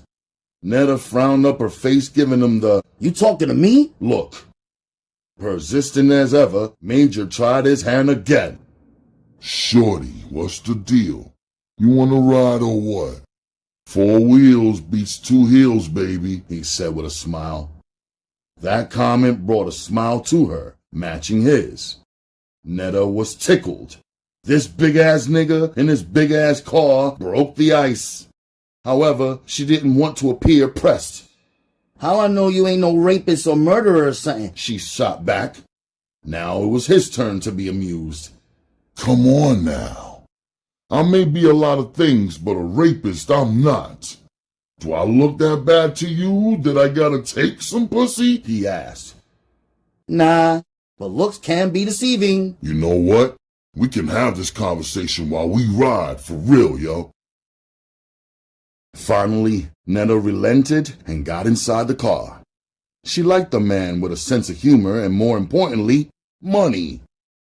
She wasn't about to deal with no broke-ass nigga. She had decided that shit a long time ago. Think big, Netta. Think big and hold out for it all, she always told herself. And Major was large. That nigga has so much cash, Sylvester would say suffering succotash. Major had it going on with his hustle, his looks, his car, and his bling-bling. Everything about the nigga represented. Netta has something much more valuable in her possession. Her pussy. Major turned out to be Netta's first boyfriend, but there was no question who wore the pants in their relationship. Netta did, and she wore them well, playing her part to a T. She had him wrapped around her pinky finger. She started trying him, asking for little things like small amounts of cash, gradually working her way up from leather coats to jewelry. Then she cracked on him for something way bigger and more expensive. She cracked on him for a car. Even though she didn't know how to drive yet, she wanted a car, and she got Major to agree to get her one once she learned how to drive. It didn't take Netta much to convince him to teach her how to drive either. Netta learned the mechanics of auto operation quickly. Within 2 weeks of learning how to drive, she had her learner's permit. He was doing all this, and she still hadn't hit him off with some pussy. She built up his anticipation with mental foreplay. A kiss here and a touch there had him after a while begging for it, sweating her, all over her, ignoring her stops and no's, which for him was unusual. Major was a major hustler. He was on big boy time and had big boy status. The way his pockets were holding made women simply spread their legs. He had so much pussy coming at him. The shit was overrated, and not too many men would agree with him. However, he had so much pussy open for him, he could honestly do without it. Now, what he did need was a challenge, and Netta was it. When she told him she was a virgin, that shit only heightened his expectations of the sexual act, and Netta had him open. The fact that she wasn't like the other broads, giving him brain and letting him do whatever, made it a sport for him. A game he had to win.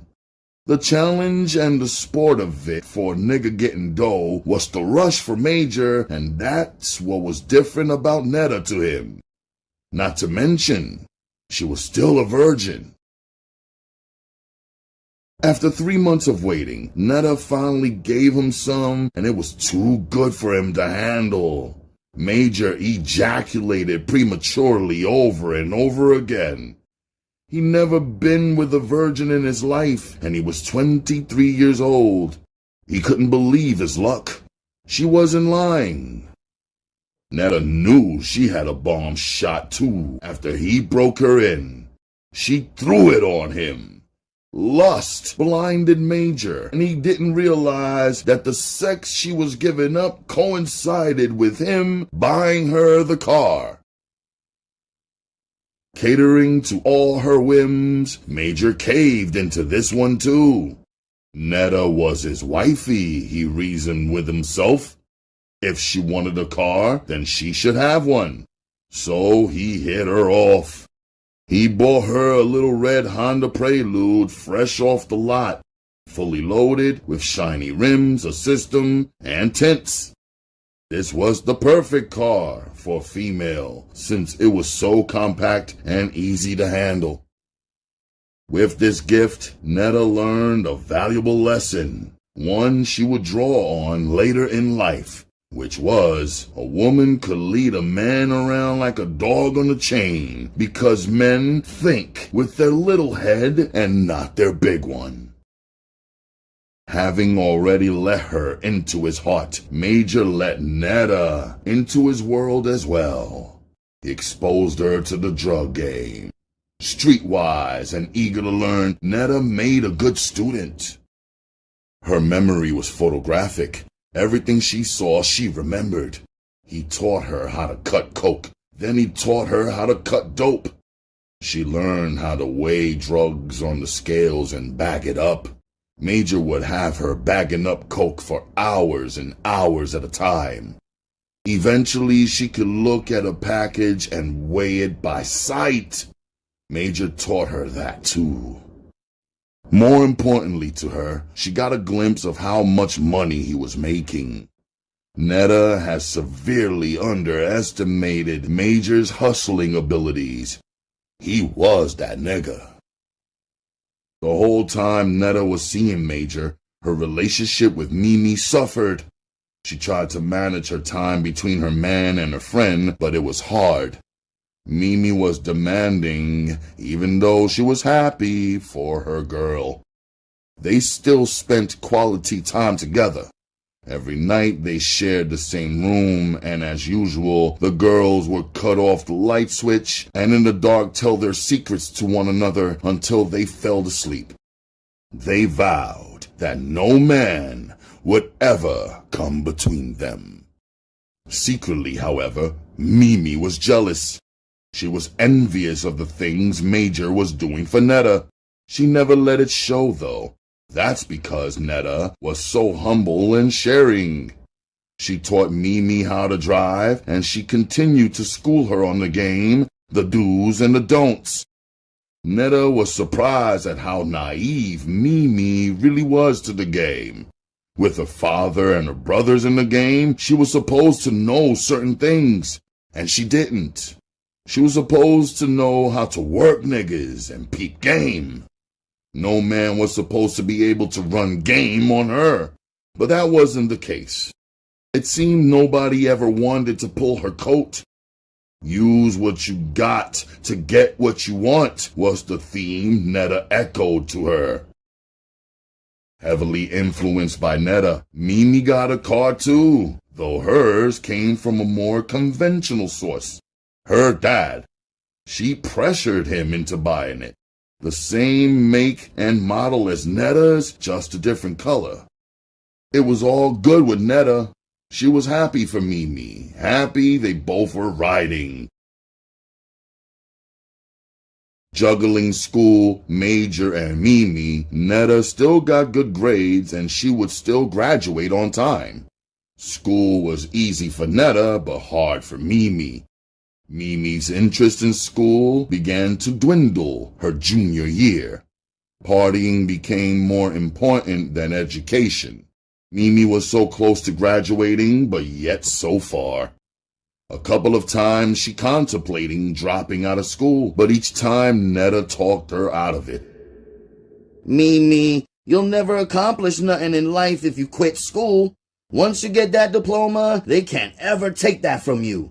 So many doors will open to you and your son will respect you more, said Netta seriously, hoping her words motivated her friend to stay in school, 'cause her heart definitely wasn't there. As her relationship with Major began to get serious, Netta had a tough decision to make. She was debating upon taking Major up on his offer to move in with him. It had been weeks since he first asked, and he was still applying pressure. However, after serious deliberation on her part, Netta rejected the idea. Out of respect for Mimi's mother, she did not move out. Besides that, she liked the home environment there and she was comfortable. Graduating from high school was the first meaningful thing other than surviving that Netta accomplished in her life. She was proud of herself, even though she didn't know what she wanted to do with her life or what the future held for her. Having come so far against so many obstacles was an achievement in itself. The day of Netta's graduation was bittersweet. She woke up, looked out the window, and realized her Honda was gone. It had been stolen. And while she was surrounded on this festive day by all the people she loved, including Tina, Mimi, little Timmy, and Major, there was a person not amongst her happy group. Talk about surprise, surprise. An hour later, her mother, Renee, showed up looking half decent. Renee, the only outsider in Netta's circle, sat in the audience alone. Netta barely recognized her mother and barely remembered sliding an invitation under her mother's door.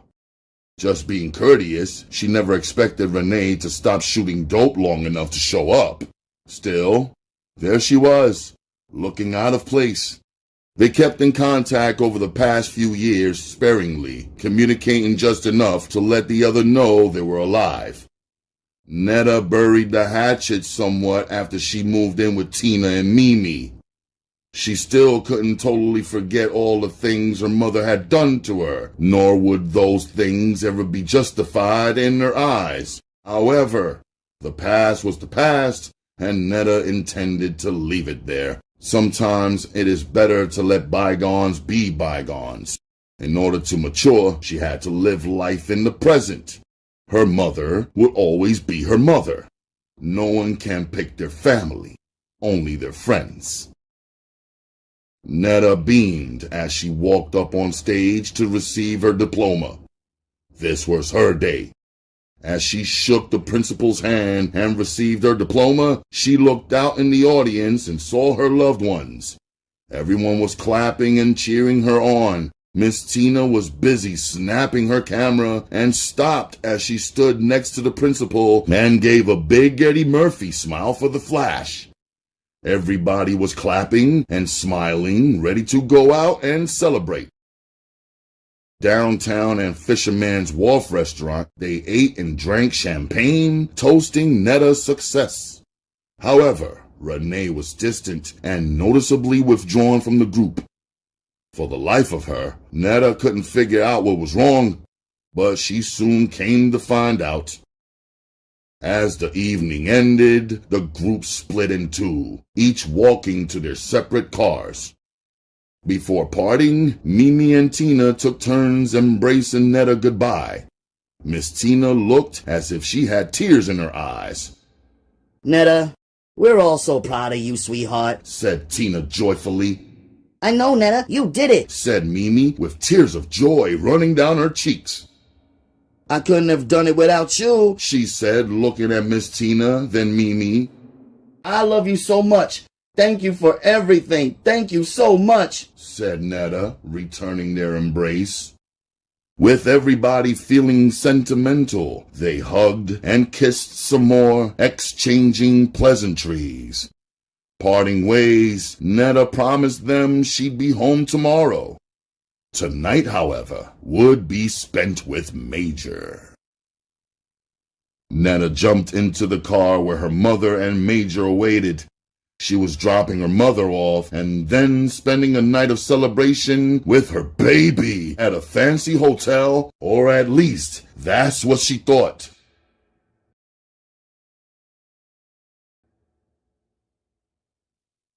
Chapter 7. While driving through downtown Baltimore, suddenly Major made a detour to a nearby parking garage. Curious, Netta wondered what they were doing there. Inside the garage, Major drove around as if he were lost. It took a minute to find out what he was looking for. Then the surprise came into full view. Sitting all by itself was a brand new burgundy 535i BMW with chrome-dipped deep dish rims and a big white ribbon attached. Surprise, said Major as he turned towards Netta. She just sat there, her jaw dropped down to her clavicle, and her heart began to pound faster than Congo drums. You got that for me? She said in disbelief. Yeah, go on, he grinned back, playing with her. I know that's right, Daddy, she said, forgetting her mother was in the back seat. She reached over and gave him a hug, kissed both sides of his cheeks, then looked in his eyes. You know I love you, right? She said, not needing to, but saying it anyway. You better. So it was you who stole my car, asked Netta, figuring 1 + 1 must equal 2. Major just simply sat there like the cat that just ate the canary. He didn't need to nod or say yes. His hand was exposed. You can't be mad, he said, reaching in his pockets for the keys he tossed at her.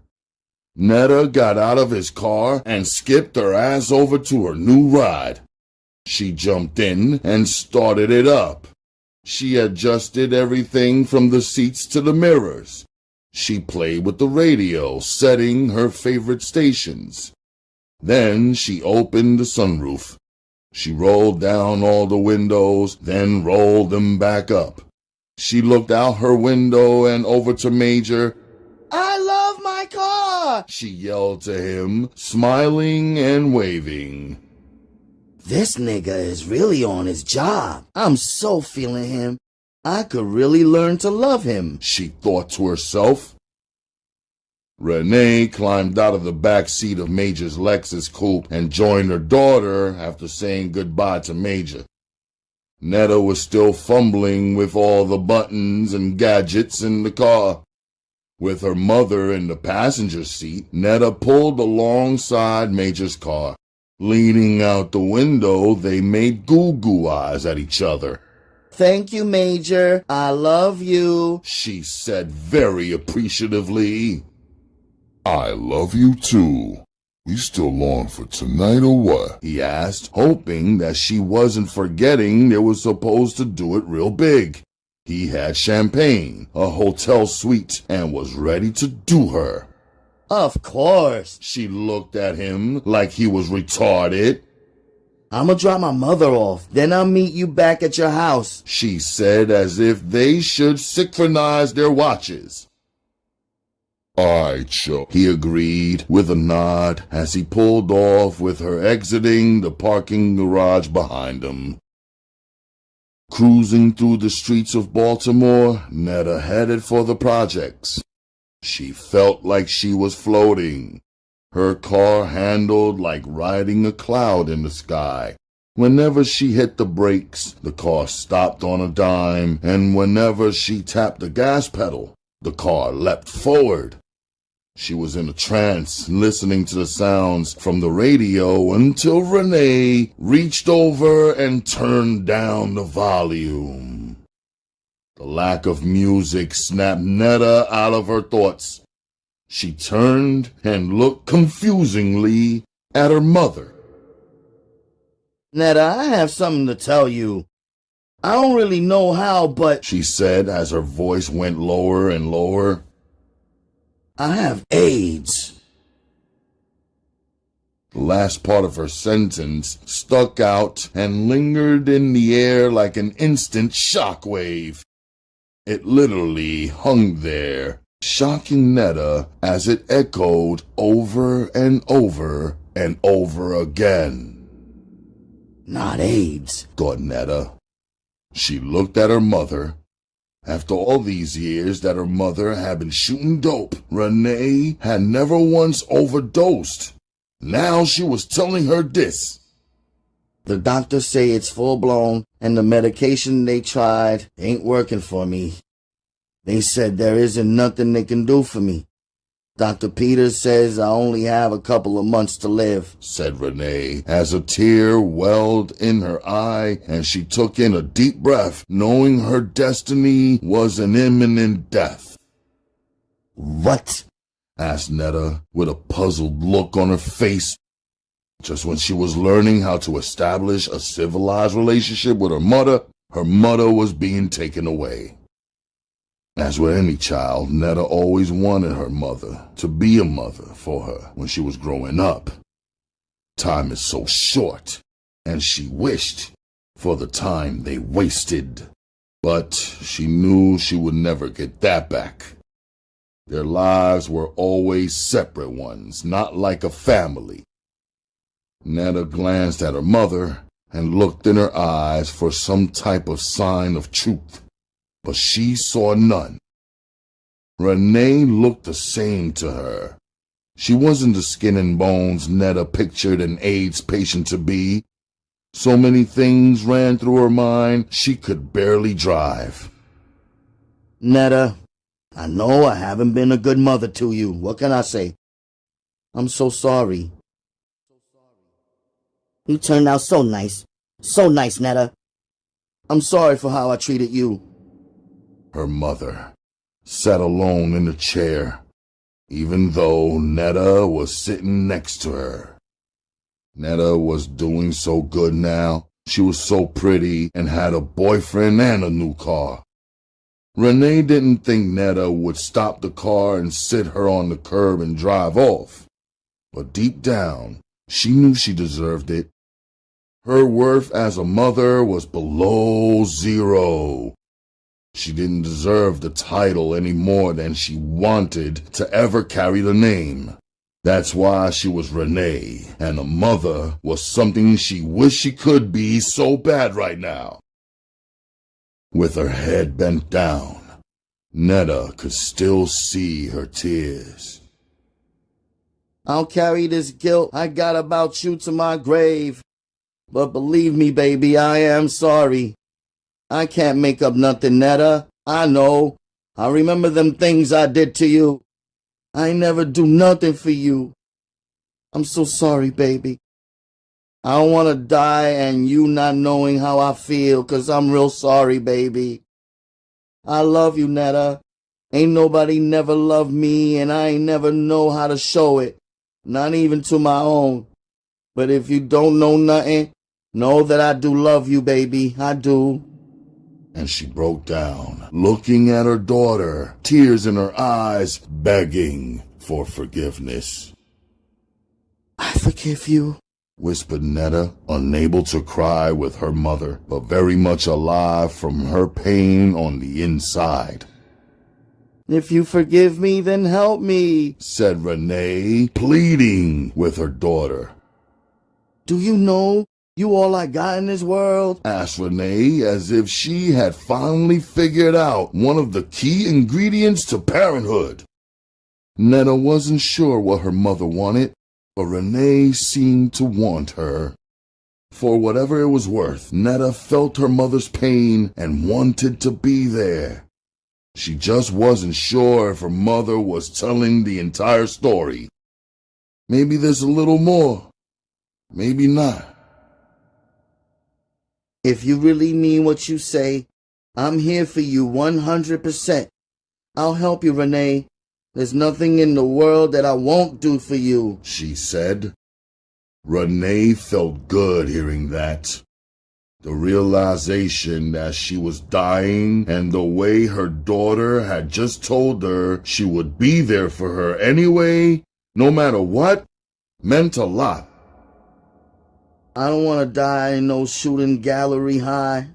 I want to get off dope and spend my last days with you, said Renee, wiping her face from her constant tears. I'm scared, Netta.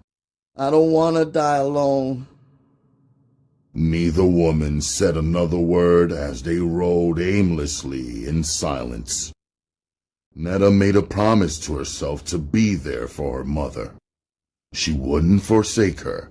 Instead, keep her, despite all they had been through. She immediately called Major on a cell phone. His plans were destroyed, but he wasn't mad. Baby, I'm sorry, I can't make it. I have to take care of something with my mom, but I'll explain everything to you tomorrow, okay?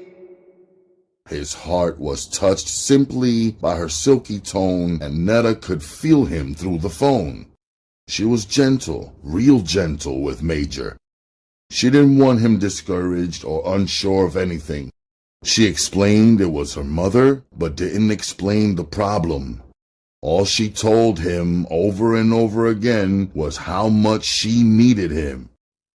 She asked him repeatedly did he love her, and he repeatedly answered yes. I got you. Why don't you chill? You know I got you, yo. Major said that over and over and over, so much that it shouldn't have been about dough. Only Netta didn't get that it was never about no pussy with Major. He simply liked her style. Holmes was everywhere in his world. He wondered about things like that, especially when she asked him questions that revolved around how he felt about her and his paper. The next morning, Netta called Major first thing, and she told him the news of her mother. Major was in the game, and he understood. There was a lot of dope fiends becoming infected with the HIV virus. When Netta asked him to get her an apartment where she could live with Renee, he agreed. She then went to Mimi's house. First thing was some graduation gifts to open. She sat with her extended family and told them the news of Renee. She explained why she was moving out to stay with her mother. It's hard to think of words to thank when they extend you hospitality and take you in. How? They had exposed her to a side of life, family, and love that she had been foreign to all her life. Tears flowed from Tina, and Mimi couldn't help herself. Netta stood strong, though. She had to, for her own sake and her mother's. Upstairs, Mimi helped Netta pack her things, even though she didn't want her to leave. As they packed, Netta and Mimi reminisced over the years and the times they shared. Netta, who was unusually upbeat considering the circumstances, stopped Mimi in her tracks. I'm not the one dying. I'm only moving out. Calm down. Netta joked. Mimi wasn't joking, though. She liked having Netta around. Netta was the sister she never had. Who would take control when shit got out of control, and who would stay on her about guys, school, and fashion? Who would sit up and listen to her stories in the middle of the night when the lights were out? Netta always did her part, and Mimi was so accustomed to her being there, she couldn't help but feel saddened. As they were stuffing the last suitcase, Netta casually mentioned her new car. Oh, Major bought me a BMW for my graduation. He's the one that stole the Honda. Look, it's parked outside, said Netta. Mimi rushed to the window, landing her eyes on the burgundy 525i glistening in the sun. She felt a tiny tinge of jealousy, but she concealed it with a big smile and 101 questions about the car. After 2 hours of folding clothes and carrying bags to the car, they were done. They were alone in the room, sitting on the beds facing each other. Well, dog, I guess this is it, said Mimi disappointedly. Hell nah, I'm only changing my address. We always gonna be family to the END, said Netta, meaning every word of it. Life with Renee took a lot of getting used to again. For her mother's sake, Netta put aside their differences. She wanted her mother to have peace in her final days. Still addicted to heroin, Renee wanted and needed her daughter's help to kick the habit. She didn't want to meet her maker as a junkie, so she went cold turkey. Her first few days clean, Renee was sick as a dog. She sweated profusely, vomited repeatedly, and had pain from her bones aching. She thought she was going to die right then and there. Bedridden, she lost her appetite. Her bowels were working overtime, and she had loose grippers, unable to make it to the bathroom half the time. Under the care and watchful eye of Netta, she fought a valiant battle against her demons. The poison was slowly leaving her body day after day. She wasn't just doing this for herself, she was doing it for her daughter. This was her way of saying, if I can do this, you can do anything. You can be anything in life you want to be. The choice is yours. Her kicking the habit was good therapy for both of them. This was the best anti-drug message that a parent could send a child. There was no way in the world Netta would ever get high off dope after witnessing Renee's violent withdrawal and recovery. At her mother's bedside, she stood vigil. She talked to Renee, giving her positive reinforcement, letting her know she was loved and cared for. Netta walked her through it day after day. Then one morning, after 4 torturous days, it was over. Renee awoke rejuvenated, ready to face another day. Netta and Renee celebrated her victory with a big breakfast Netta prepared. Renee wolfed it down and made her cook more.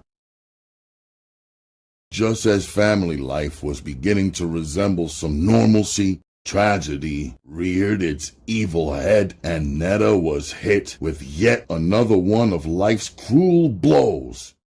While trying to elude the cops on his motorcycle, Major crashed head-on into an oncoming car. He died on his way to the hospital. Netta placed the phone by her side as she dropped her arm. She stood there in disbelief. No, there was no way. No way he could be gone, just like that. Gone from her, taken away. The steady beeping sound could be heard, and Netta looked at the receiver. Tremendously and deeply saddened, Netta placed the phone on the receiver. She didn't cry, though. Netta had realized a long time ago that death befalls everybody, sooner or later. For some, it's more tragic and dramatic, and for others, it's more quiet and slow. She found death easier to accept when it struck the elderly. However, when it struck the young, it made her ask the rhetorical question, why? Life does go on for the living. Netta picked up the pieces and kept moving. She first attended Major's closed casket funeral, paying her last respects. At the funeral home, she came in contact with many of his other female concubines. However, Major's cheating ways didn't bother her at all. In fact, she expected it. It was a man's nature to stray. That's why she rationed out the sex to him. She gave it up only when she wanted to. Netta overlooked his shortcomings. In exchange, he took very good care of her. It was a trade-off. One hand washed the other, but they both washed the face, and when it was all said and done, she had something of Major's none of his other broads had. Netta had his stash. Netta was holding some major paper for Major and had played her position well. Not only did she have some of his loot, but nobody knew. He was so secretive about his business with everybody, with everyone except her. He never took anyone to her house or told anyone where she lived, so the money was all hers by default. During her period of mourning, Netta turned to Mimi. Now more than before, they had a lot in common. Tragedy. Mimi's presence helped take her mind off the cloud of misery that hovered over her. They also had some catching up to do. Netta and Mimi hadn't seen each other in months. Netta filled Mimi in on the details of the accident and the money she came into as a result of Major's death. Miss May had always told her everything isn't for everybody, so she placed the amount of money in the chump change range, claiming to have only come into $20,000, when in actuality, it was more like $80,000. While Netta dedicated herself to taking care of her mother, Mimi was doing her thing as usual. She formed a little gold-digging clique. They called themselves the Pxxxy Pound. They were just a bunch of chicks she ran into in the clubs every week. Getting good in the game, Mimi came up on cash and jewels. She was able to trade in her Honda Prelude for an Acura Legend. Though Netta and Mimi saw each other less than they planned, they were still tight. Whenever they could, they spent quality time together, just talking, shopping, and hanging out. Each unloaded their problems on the other. Mimi was on bad terms with her mother again. She thought Tina was trying to steal her son away. The truth was, Mimi had neglected her responsibilities by running the streets, and her son had bonded with her mother. Meanwhile, Netta was still dealing with death while trying to live her life. At times like these, Netta was overjoyed to have Mimi's company. It broke the monotony of being with her mother 24/7. Mimi was a crutch to lean on, someone to share her feelings with. Mimi was someone who'd always be in her corner and vice versa, or at least she thought. As winter rolled around, Renee's health took a turn for the worse. She steadily lost weight despite all the food and protein shakes she consumed.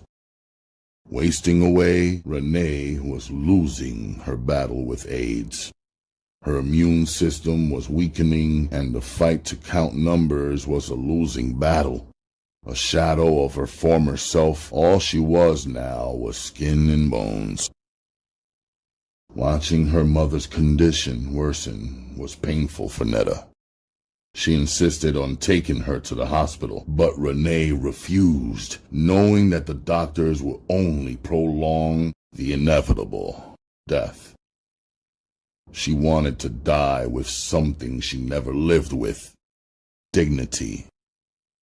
For Renee's last days on this earth, Netta catered to every last one of them. Day and night, Netta was right there by her side. Often they talked late into the night or until Renee became too weak to speak. Netta couldn't help it. It was learned behavior from sharing the room with Mimi those past few years. Sometimes habits don't die. Netta used this opportunity to question her mother about her life prior to her birth. Renee, how was your childhood? Asked Netta inquisitively. I had a decent childhood. I was an only child like you. I didn't have everything I wanted, but I had everything I needed, she said, letting out a long, hard cough that rocked her body and the walls of the room. Then she continued. My life was fine till dope hit the city back in the 60s. Then Daddy got caught up in that mess. After that, Mama wound up losing the house. So me and Mama had to move into the projects. Where's Granddaddy and Grandma now? Netta asked. Well, Daddy died of an overdose that same year he started using. Back then, dope was dope. It was way more powerful than it is today. Mama died young when you were still a baby, said Renee. Her voice got weak. It hurt her to speak about her mother. She went on just to satisfy Netta's curiosity. Some people say Mama died of a broken heart. They say I was the cause of Mama going into an early grave, she said, ashamed of the many titles she had carried throughout her life.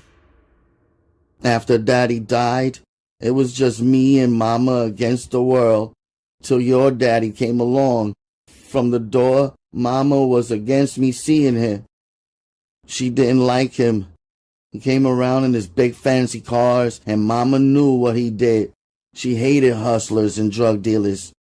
She said they were the bloodsuckers of the poor. Mama warned me not to fool with your father. She said he was bad news, and she wanted more for her daughter than some damn drug dealer, but I didn't listen.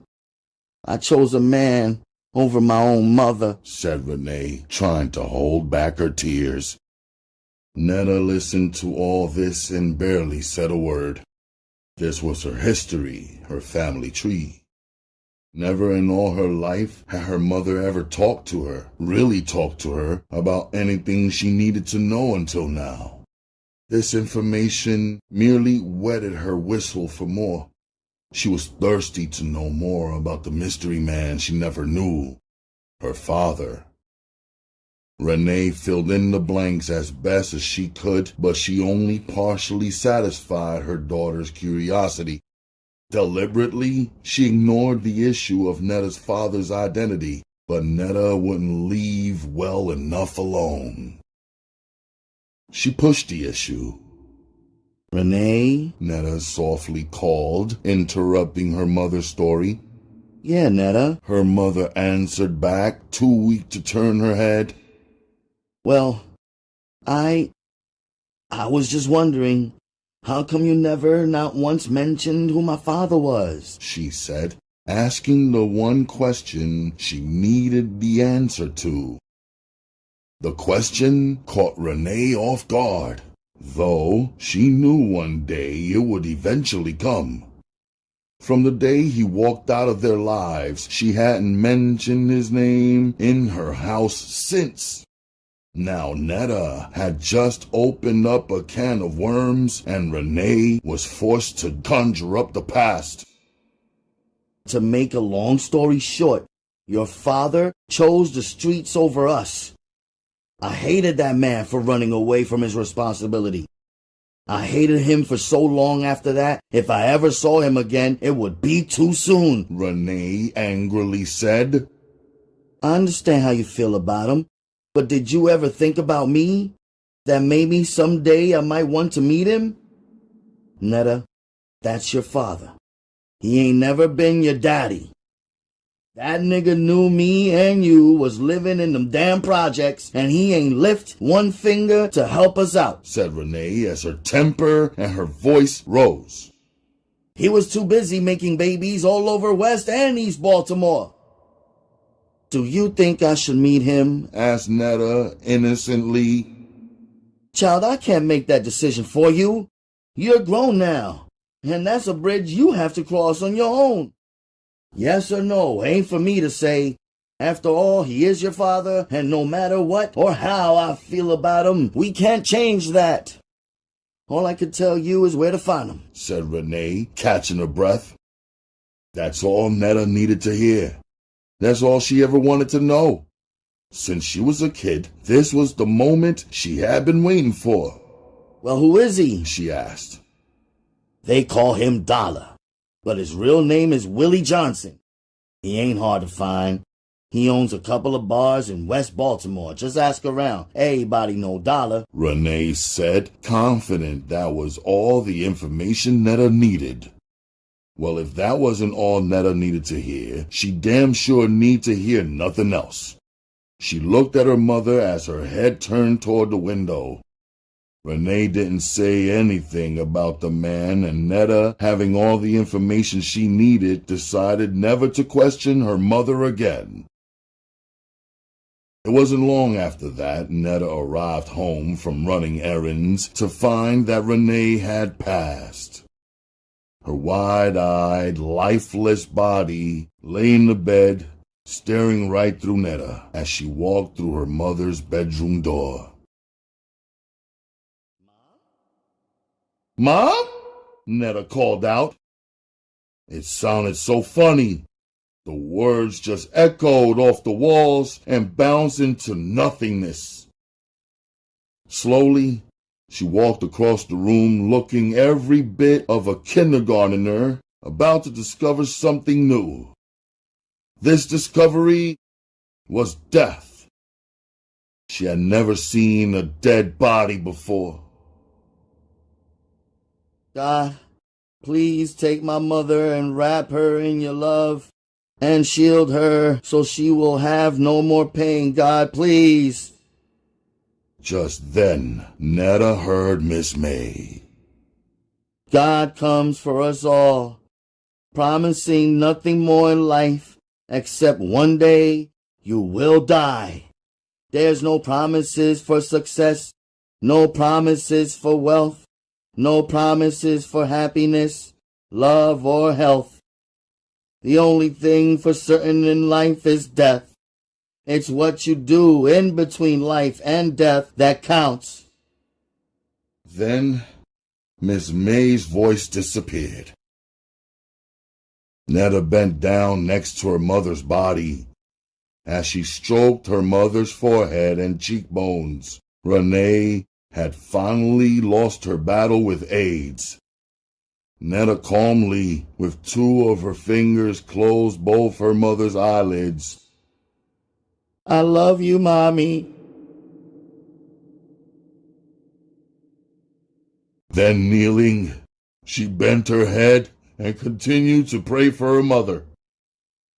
She prayed her mother was right with the Lord because he took her soul, and she prayed that her mother was free from all the hurt and pain in whatever place she was.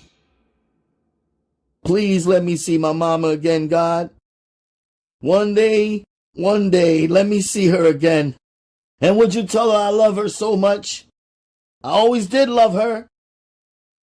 God, you know that. Please tell her for me. I will miss her so much. She's not here no more. She knelt down next to the bed and bowed her head next to her mother's body. There was no time to grieve once the call had been made to 911. The responsibility for handling her mother's burial fell on her. Maturely, Netta tackled the task, making the necessary arrangements. She decided to cremate her mother's remains. Her decision was solely based on the deteriorated condition of the body. Netta didn't want anyone to see her like that. She wanted people to remember Renee the way she was. After the cremation process was completed, Renee's ashes were placed in an urn. There was only one thing left for Netta to do: honor her mother's last wish. With her ashes in the urn, she drove downtown to the inner harbor and scattered Renee's ashes in the waters of the Chesapeake Bay. Now finally Renee was free. Free from the pain. Free from disease. Free from the shame of her many titles, and free from the addiction that haunted her most of her adult life. She was free, like the angel she was always meant to be. I will miss you, Mom. I love you. I always did.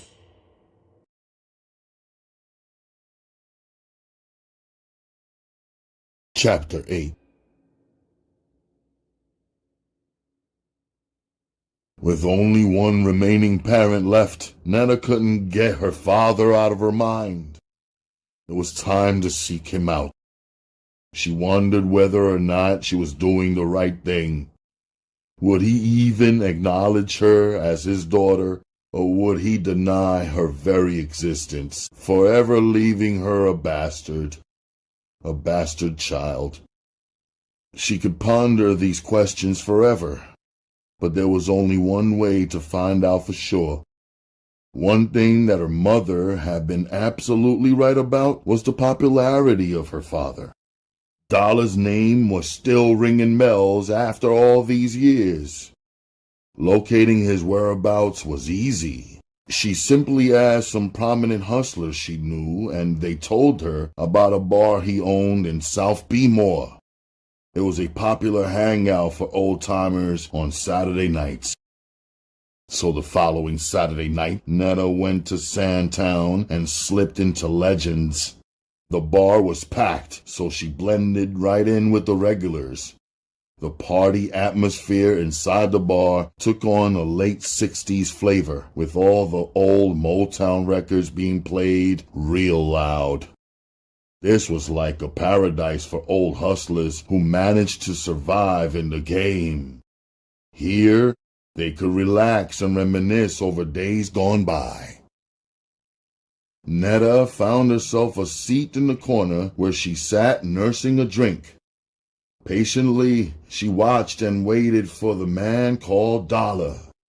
Since she didn't have a clue as to what he looked like, she examined every man closely. Any one of them could be her father. She scanned the sea of faces, looking for the slightest sign of physical resemblance. She saw none. Netta soon realized that her hearing would be her guide and her greatest asset, since her eyes might possibly deceive her. She began to listen intently for the name Dollar. An hour later, in walks a tall, handsome, dark-skinned man. On his arm was an attractive, brown-skinned young lady. He made a grand entrance and was greeted by a chorus of greetings. Hey, Dollar Bill, what's happening? One man yelled. Yo, Dollar! Long time no see, yelled another. He was the life of the party.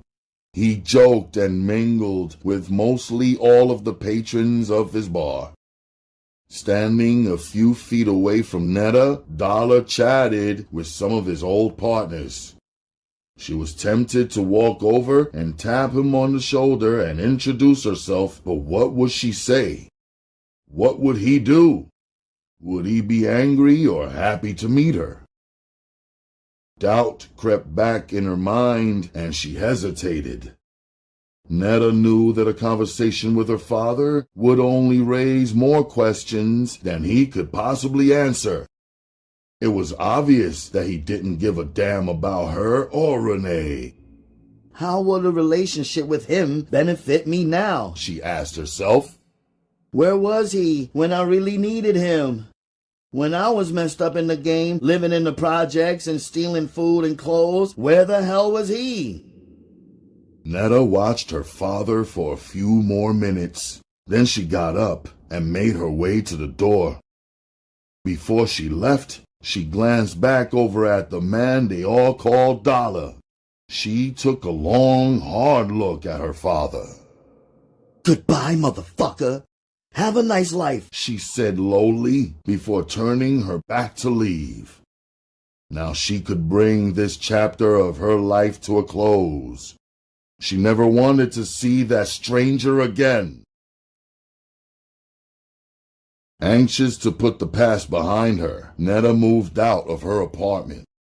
She was trying to escape all the death and drama she'd experienced while living in that house. First Major, then her mother. She decided to invest a little of her newfound wealth. She wanted to own her own home. This way, she would have a permanent roof over her head. She purchased a newly renovated 2-story row home in West Baltimore on Monroe and Fayette Street. She purchased the house dirt cheap because the neighborhood was so bad. Before long, Netta and Mimi were hanging tough again, but things had changed now. Mimi was no longer the same naive person she had been. She got wiser and was playing more ballers than a Rutgers game. The Pxxxy Pound looked up to Mimi. She was their leader. To them, she was the shit. It didn't take long for Netta to wrestle away control, though. Mimi looked up to Netta so naturally, everyone else followed suit. At times, their different personalities clashed and they seemed to compete for dominance of the Pxxxy Pound. Mentally stronger, Netta won out. She got them to see and do things her way. She organized the clique, teaching them as she taught Mimi how to work hustlers. As a group, they would go on to make the Pxxxy Pound famous. Before Netta took over, they were running around fucking corner hustlers. Cats that had champagne tastes and beer money. Netta taught them how to get paid.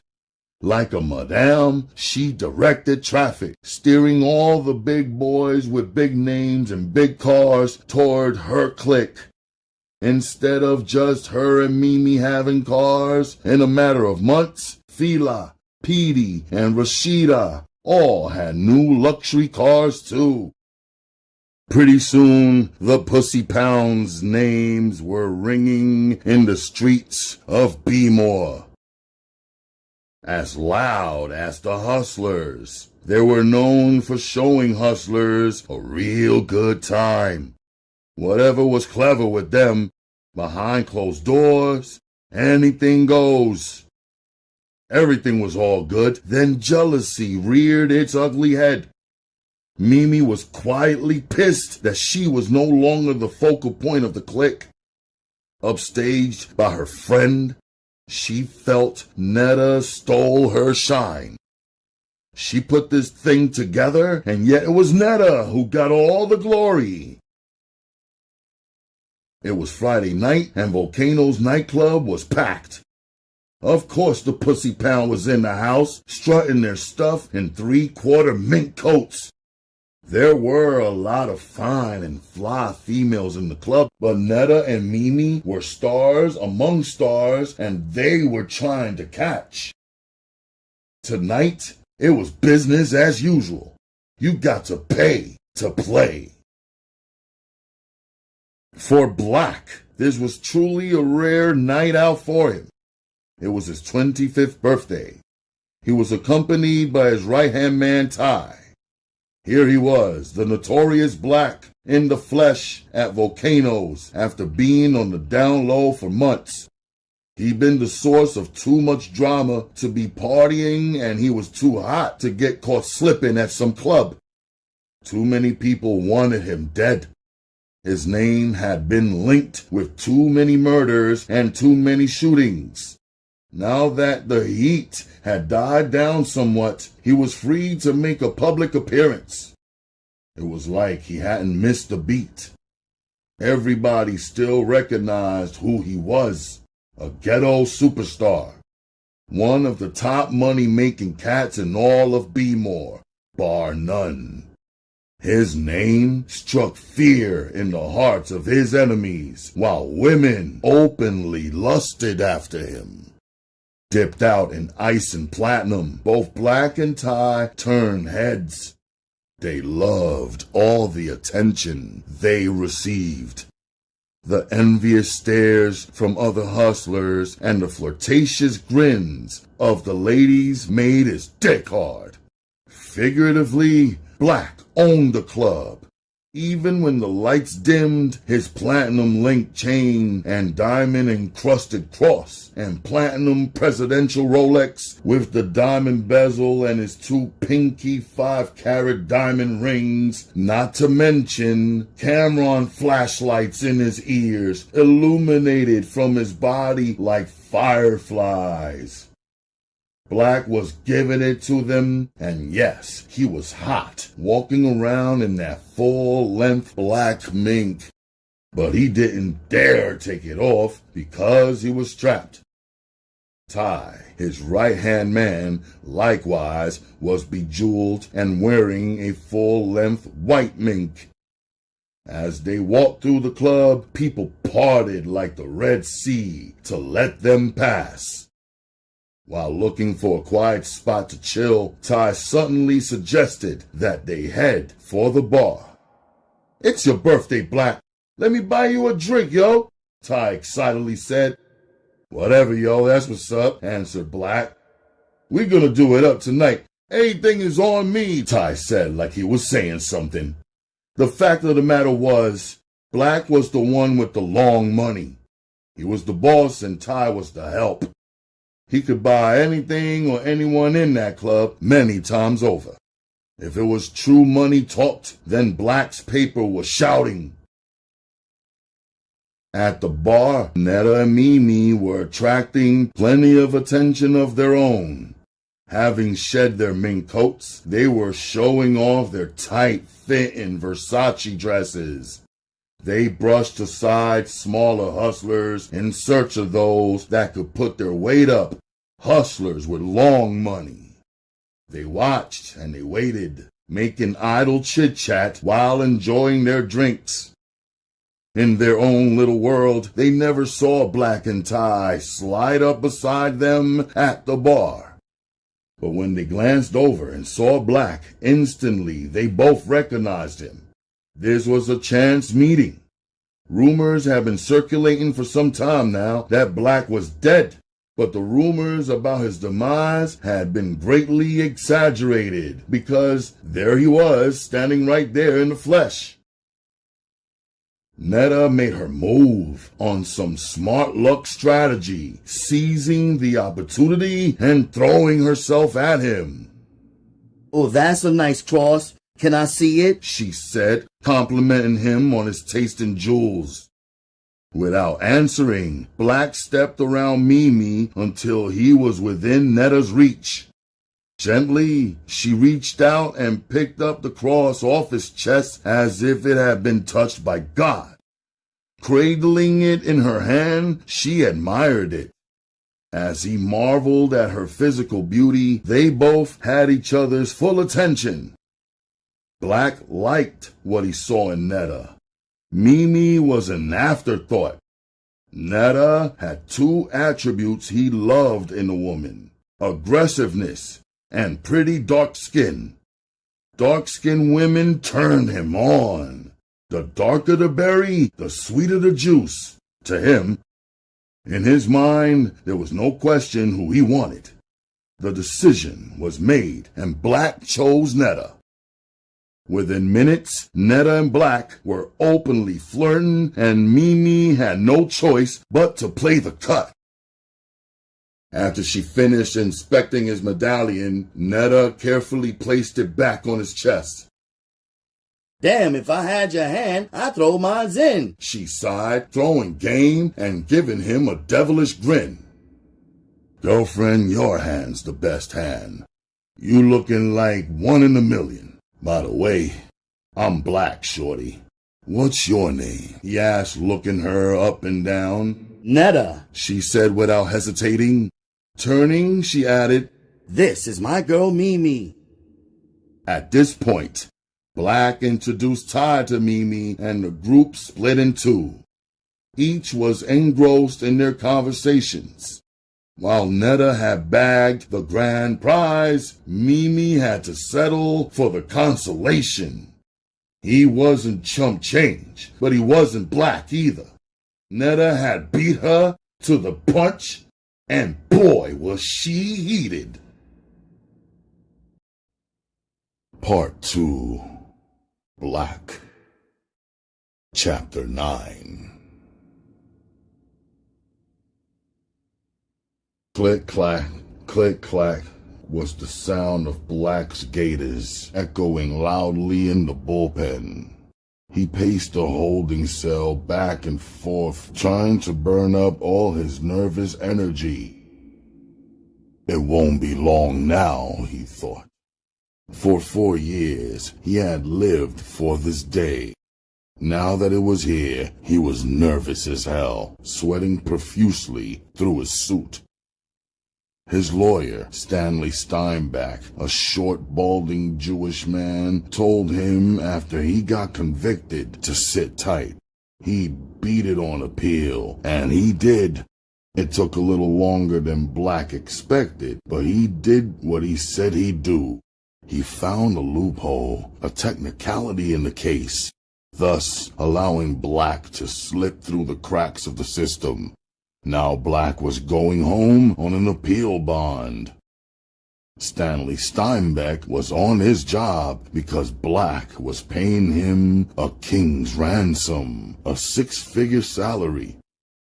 He argued Black's case in Maryland's Supreme Court, successfully introducing new evidence of police mishandling of evidence. After both sides argued, the relevance and objections were sustained and overruled, Black was granted a new trial. In a matter of minutes, he would be a free man, physically. Mentally, he was living with his crime, and Black knew he would live with it until the day he died. He'd have no choice but to live with the guilt, which truthfully was eating him up inside. If he could take back killing Ty, he would. It wasn't even a second thought. Thick steel bars were all that separated Black from the outside world. His mother and little brother were waiting outside the courthouse for him in a stretch limousine. For him, it was comforting to know that somebody still had his back, no matter what. Unlike his fake-ass fiancée, who showed her true colors when she thought a nigga was down and out. That bitch just don't know how wrong she was, thought Black. Netta had no idea Black was being released either.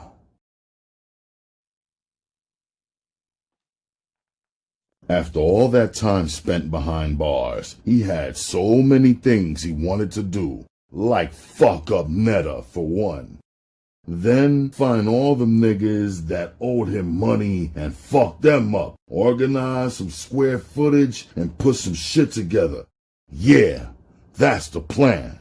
But Netta first. She had crossed him. He swore when he ran into her, it would be nothing nice. From the time Black got arrested, she shitted on him. No visits, no mail, no nothing. She even put a block on her phone to stop him from calling. How could I be so stupid to trust her like that? Why did I try to turn a hoe into a housewife? From the beginning, she was a snake. But he couldn't see it. His feelings for her had interfered with his judgment.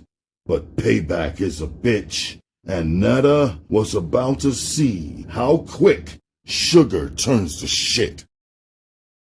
While Black was down, all he heard about through the prison grapevine was the damn Pxxxy Pound. They were the talk of the town, even in the joint. Famous for fucking hustlers, their reputation had preceded itself. Whenever Black heard of them or thought about how Netta played him, he became furious. Nobody plays Black and gets away with it. Nobody. The sound of the jingling keys brought Black to reality, back to the bullpen. The court officer stopped in front of his holding cell and fiddled with the turnkeys. Inserting the right one, the large steel gate swung open. "Hey, Hollywood bag and baggage, you made bail," said the white court officer. "You must be somebody real important out there in them streets. Somebody just posted $1 million cash bail for you." "You don't know?" Black asked him back with a big grin as he gathered his legal paperwork. "Ready or not, Baltimore, here I come," he thought to himself as he walked down the corridor towards his freedom.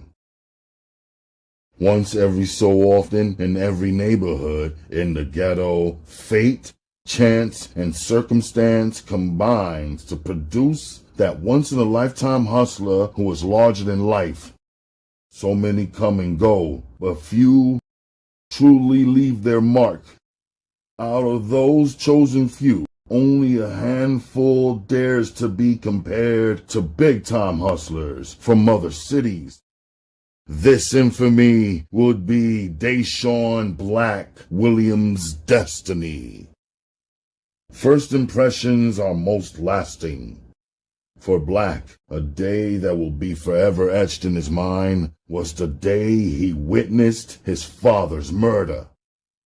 This was his introduction to the game. Derek Fats Williams was a small-time drug dealer and full-time gambler.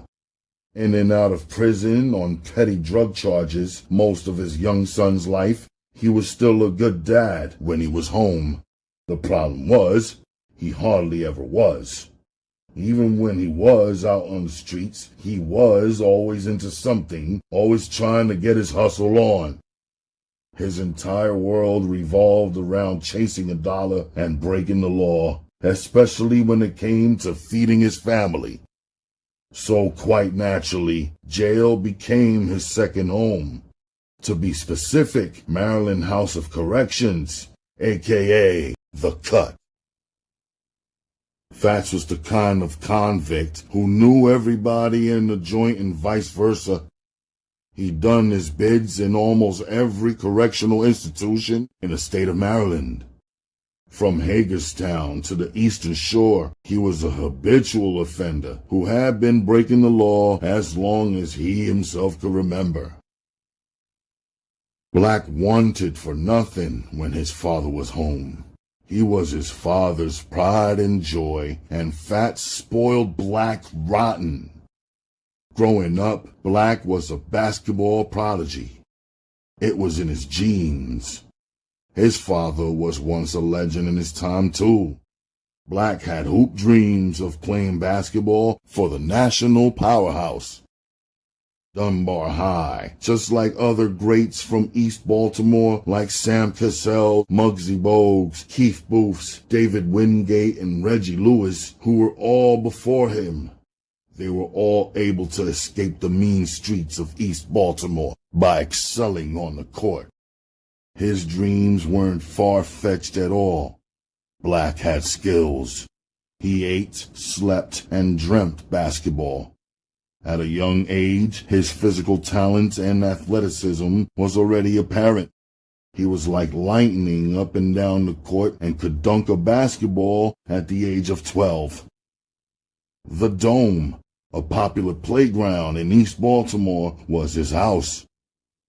He broke every scoring record there and tore up every major summer league in Baltimore. He was being touted as the best sixth grader in the county by all national sports publications. Already, he was receiving recruitment letters from Division I universities. Neither the NCAA nor the NBA would ever see his talents because the day his father died was the day Black's dreams and childhood ended. On this day, as fate would have it, Fat's luck ran out. "Nigga, if you ain't shooting, pass them goddamn dice," Fats yelled to some shabby-dressed gambler from the Ave. "Don't rush me, motherfucker. My name ain't Mike, but I still do what I like. Now let me see some cash. Money on the wood makes the game go good, and money out of sight causes fights," said the other old-timer. "Oh, you petty-ass motherfucker. You lames get a little hot hand, and now all of a sudden you the shit. You could tell your ass ain't never had the bank. Ain't nobody ass betting you," said another participant. "Call me what you want, but call me, alright? Y'all heard what I said? Let me see some dough," said Fats again to everybody in his circle. With that, they all began digging in their pockets, pulling out knots of money and placing it on the ground and in their hands so Fats would stop stalling and bet. They were anxious to win their money back, and just as soon as Fats pulled out his dough, wouldn't you know it, a police car slowly cruised down the street. The two white officers stared hard at the group of gamblers who were looking nonchalantly as if they were just sitting on the stoop, shooting the breeze on this warm summer night. The police must have believed that they weren't committing any crime because they just kept passing through. Fats stood there, hoping they kept it moving. Spooked, and out of nowhere, one of the guys standing in the circle suddenly dropped the dice and ran through an alley. Nobody knew the guy was on the run and had a fugitive warrant for jumping bail. A few other disgruntled gamblers gave chase, but the majority stayed.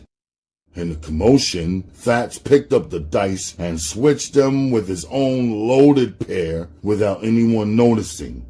Well, almost anyone.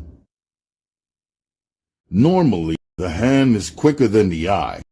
But when you're starving and down in your dumb luck like Squirrel was, you pay attention to everything. Fuck that bitch-ass nigga, let him go. All the real gamblers are still here. Let them scramblers go. It's my turn to roll now, Fats shouted as the bets were placed and the stakes were raised to eliminate the short money. The name of the game was CeeLo. "Bet $100 I don't roll 4 or better," Fats said. "Bet," a man responded. "Bet to 200 I don't roll 4 or better," said Fats to someone else. "Bet that," a man responded, and on he went, placing side bets with everybody. Violently, Fats began to shake the crooked dice in his hand while talking plenty of shit. The whole while, a 12-year-old black sat on his basketball a few feet away watching. I need a square from Delaware. Niggas think it ain't there. Get 'em, girls. Daddy needs new shoes, said Fats as he rolled the dice against the concrete stoop while the other gamblers stood around, forming a Soul Train line on both sides of him. It seemed like an eternity from the time he threw the dice till they hit the stoop and stopped spinning. All the gamblers looked intently toward the ground as the dice slammed up against the stoop and stopped on 4, 5, 6. CeeLo. Fats won and collected on all his bets. You're a lucky bastard, someone said. Nigga, it ain't luck. It's skill. This my bread and meat. If I don't win, then I don't eat, he said, rhyming his talk as he always did. Fats will be lucky all night long. He killed them, taking all bets and all their money. The only reason he stopped gambling was because he broke them. Fats stung them big time. He strolled off with close to $5,000 in his pockets. Not bad for somebody who started the day without a dollar to his name. Before Fats and Black could get off the block, they were approached from behind. It was Squirrel, the only sore loser who peeped the switch of the dice.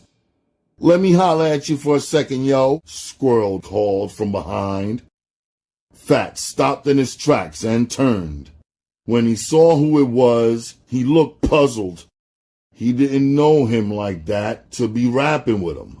There were casual acquaintances who happened to run in the same circles. Fats wondered what he could possibly want. Dig, yo. I peeped that shit you pulled back there and I ain't even say nothing. You know, I lost a nice piece of change back there. So, I guess that makes us partners, right? Break me off some of that dough. Fats's face suddenly frowned up. He knew what he did, but he wasn't going to admit it. He got real angry and ignorant with Squirrel. Motherfucker, I don't know what you're talking about, and I ain't got nothing for you. I wouldn't give you all the shit you could eat, he spat. Nigga, what you calling me, a cheater? Asked Fats. To accuse a man of cheating in a dice or a card game in the ghetto was an automatic death sentence for the accused or the accuser. Fats let it be known in so many words. Preparing for a confrontation, he gently pushed Black away from him to keep him out of danger. Then he slid his hand into his back pocket and whipped out a large knife. He was ready for war. Squirrel stood his ground defiantly. He would not be run away so easily. He wanted what he came for, and he had no plans on coming up short. Squirrel had no choice. It was do or die, kill or be killed. The ultimate ultimatum. In a flash, Squirrel reacted by pulling out a small .25 automatic. The toyish-looking pistol didn't scare Fats, not one bit. He kept advancing on Squirrel like a cornered rat, and Squirrel attacked. He leveled his gun and squeezed off one shot, stopping Fats dead in his tracks. The bullet struck Fats square in the chest, piercing his heart. He dropped his knife, stumbling as he clutched his chest. Collapsing to the pavement, he was gasping for air. His chest cavity expanded a few times, then it stopped. Shell-shocked, Black watched in horror as Squirrel went through his father's pocket, removing the large wad of cash. He stood motionless against a storefront window, unable to help his father because Squirrel had his eyes and gun trained on him. After Squirrel finished robbing his father, he turned and ran. As soon as he left, Black ran to his father's side. Bending down, he tried desperately to talk to him. Daddy, don't die, he cried. It was a lost cause. His father was dead. Bystanders tried to pull Black away from his father's body, but he wouldn't budge. He bent down, lowered, and kissed his father's cheek as he cried over his father's lifeless body. I promise I'll get him, Dad. I promise I'll get him, he whispered in his father's ear. In his mind, this was far from over. It was never a question whether Black would kill Squirrel. It was only a question of when.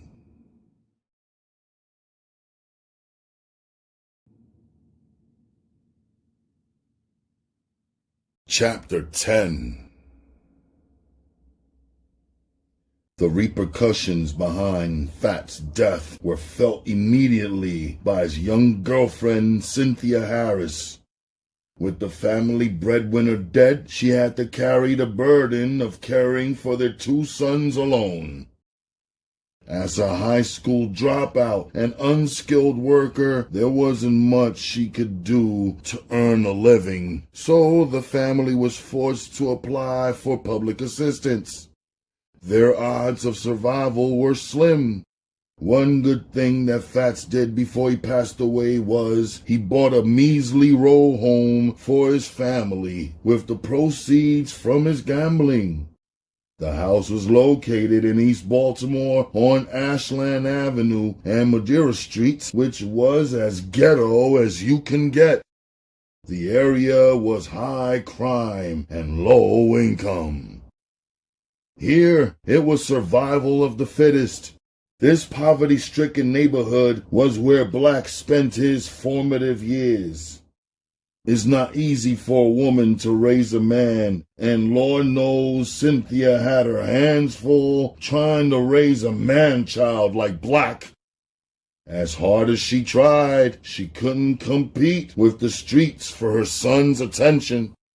Unable to guide him right, she sat back and watched helplessly as he went wrong. She watched him become a product of his environment, the ghetto. His family was the perfect example of poverty, with no father and at times no gas, heat, or electricity. They lived welfare check to welfare check. Black grew tired of watching his mother struggle to feed and clothe him and his little brother. By the time he was 13, he took to the streets in an attempt to make ends meet. Cynthia gave her sons all that she had, pouring out her heart and pocketbook to give them the best of everything she could afford. But it never came close to matching what their father had provided for them.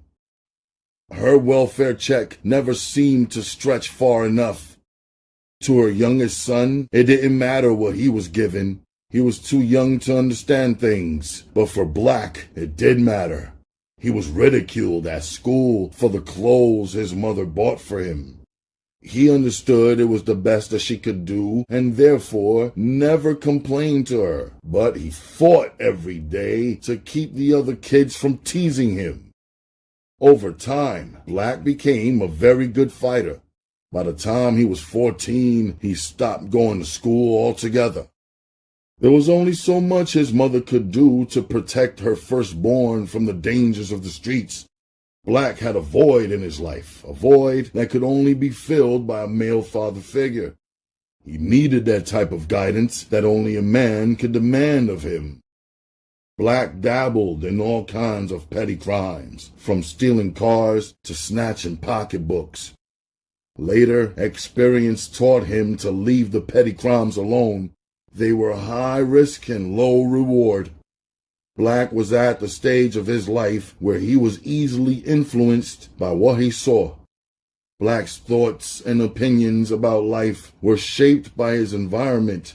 Hustlers in nice clothes with beautiful women driving expensive cars excited him. In the ghetto, as in the outside world, money made things happen. Money decided who lived or died because of it or the lack of it. Black soon realized if he acquired enough money, he could buy anything. Friends, happiness, even a little time. His every waking moment was spent thinking about making big money. Slowly, he allowed himself to be corrupted by older hustlers. As time passed and he grew a little older, his mother realized Black couldn't or wouldn't be saved by anyone from the streets. On the inside, Black was motivated by desperation. Young and ambitious, he was anxious to come up past his wildest dreams. A major turning point in Black's young life came one day while he was looking out his bedroom window. He observed an older hustler running back and forth to his stash spot. He patiently waited for the right time to steal his package. He crept out his back door and took the stash. It was a large Ziploc bag filled with tall, clear glass vials of powder cocaine and what appeared to be Tylenol capsules. Inside his bathroom, he quietly examined what he had taken.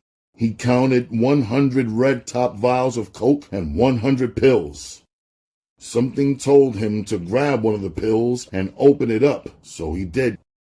The contents of which spilled on his fingers. He tasted it, then quickly spit it out. This ain't Tylenol, he thought to himself. Despite the fact that it was white, he reasoned, it must be dope. And it was.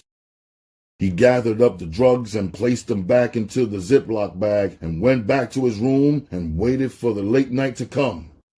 The coast would be clear, and all of the regulars would have gone in by then. He would be ready to peddle his stolen drugs.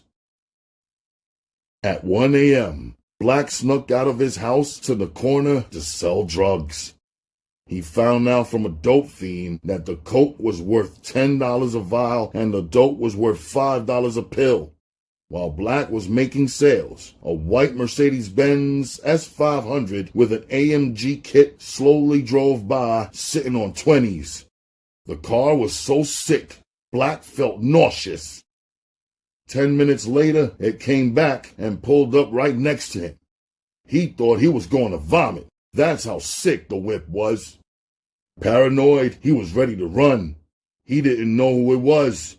For all he knew, it was the dude whose stash he had stolen. Something told him to hold his horses, though, and wait and see. Looking inside the car was impossible. The tinted glass was too dark. Slowly, the driver's side window began to come down. "What you doing out here this time of night, yo? You slinging?" a voice asked from inside the car. Black still couldn't quite see in the car. He bent down to get a better look at the driver. Instantly, he recognized him. It was Nard, one of the biggest dope dealers in East Baltimore. Black idolized him. On plenty of days, he wished he was Nard, even if only for a day. Now here he was, talking face to face with the man. Fate was smiling on him. "Yeah, yo, I'm trying to do my thing," Black responded with his coke and a smile. "Oh yeah, shorty?" asked Nard, returning the smile. He had seen Black before, plenty of times, but he never acknowledged him because he was running around committing juvenile crimes, making the strip hot. Nard didn't know he was hustling or even wanted to. "Who got you out here in this time of night? Don't you know ain't nothing out here but stick-up kids and the knockers, yo?" said Nard.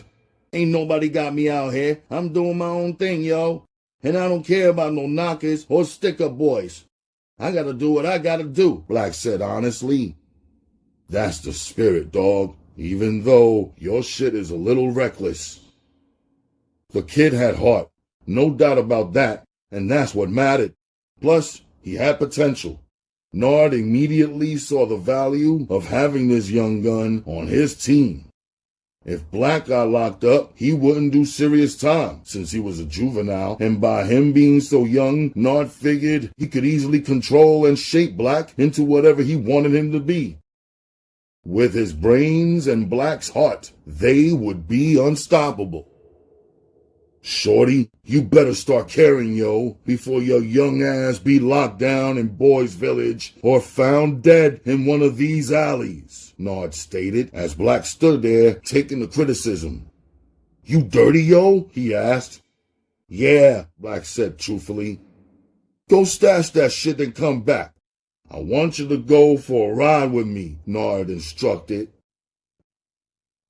Black did as he was told, then jumped in Nard's whip. They went cruising the streets of Baltimore, and as they rode, they rapped. Nard got to know Black a little better. He found out they had a lot in common, like the absence of a father in their lives. They both were made orphans by the streets. Nard's father was killed in the streets of East Bmore too, and both of them was raised by single mothers. The more they talked, the more he began to see that there was a method to Black's madness. The kid was doing what he had to do to survive. From that night on, they were extremely close. Leaving his house and staying away for days became Black's M.O. He wasn't running away, though. Rather, he was running to something. The streets. He felt his calling was the drug game. Life had never given him anything, so he hustled for the bare necessities. For other cats on the strip, hustling was an option, something that they did part-time. To Black, it was how he fed his family. This was serious business, and he treated it as such. His mother and little brother literally ate with the money he brought home. Knowing his family depended on him, he hustled every day, all day. Black started out as a lookout in Nard's drug organization. Nard wanted Black to start slowly from the bottom up because he wanted Black to experience every facet of the game. That way, Black would appreciate everything Nard was about to do for him and be forever in his debt. On the front line, Black was exposed to every kind of scheme and scam that a dope fiend could think up.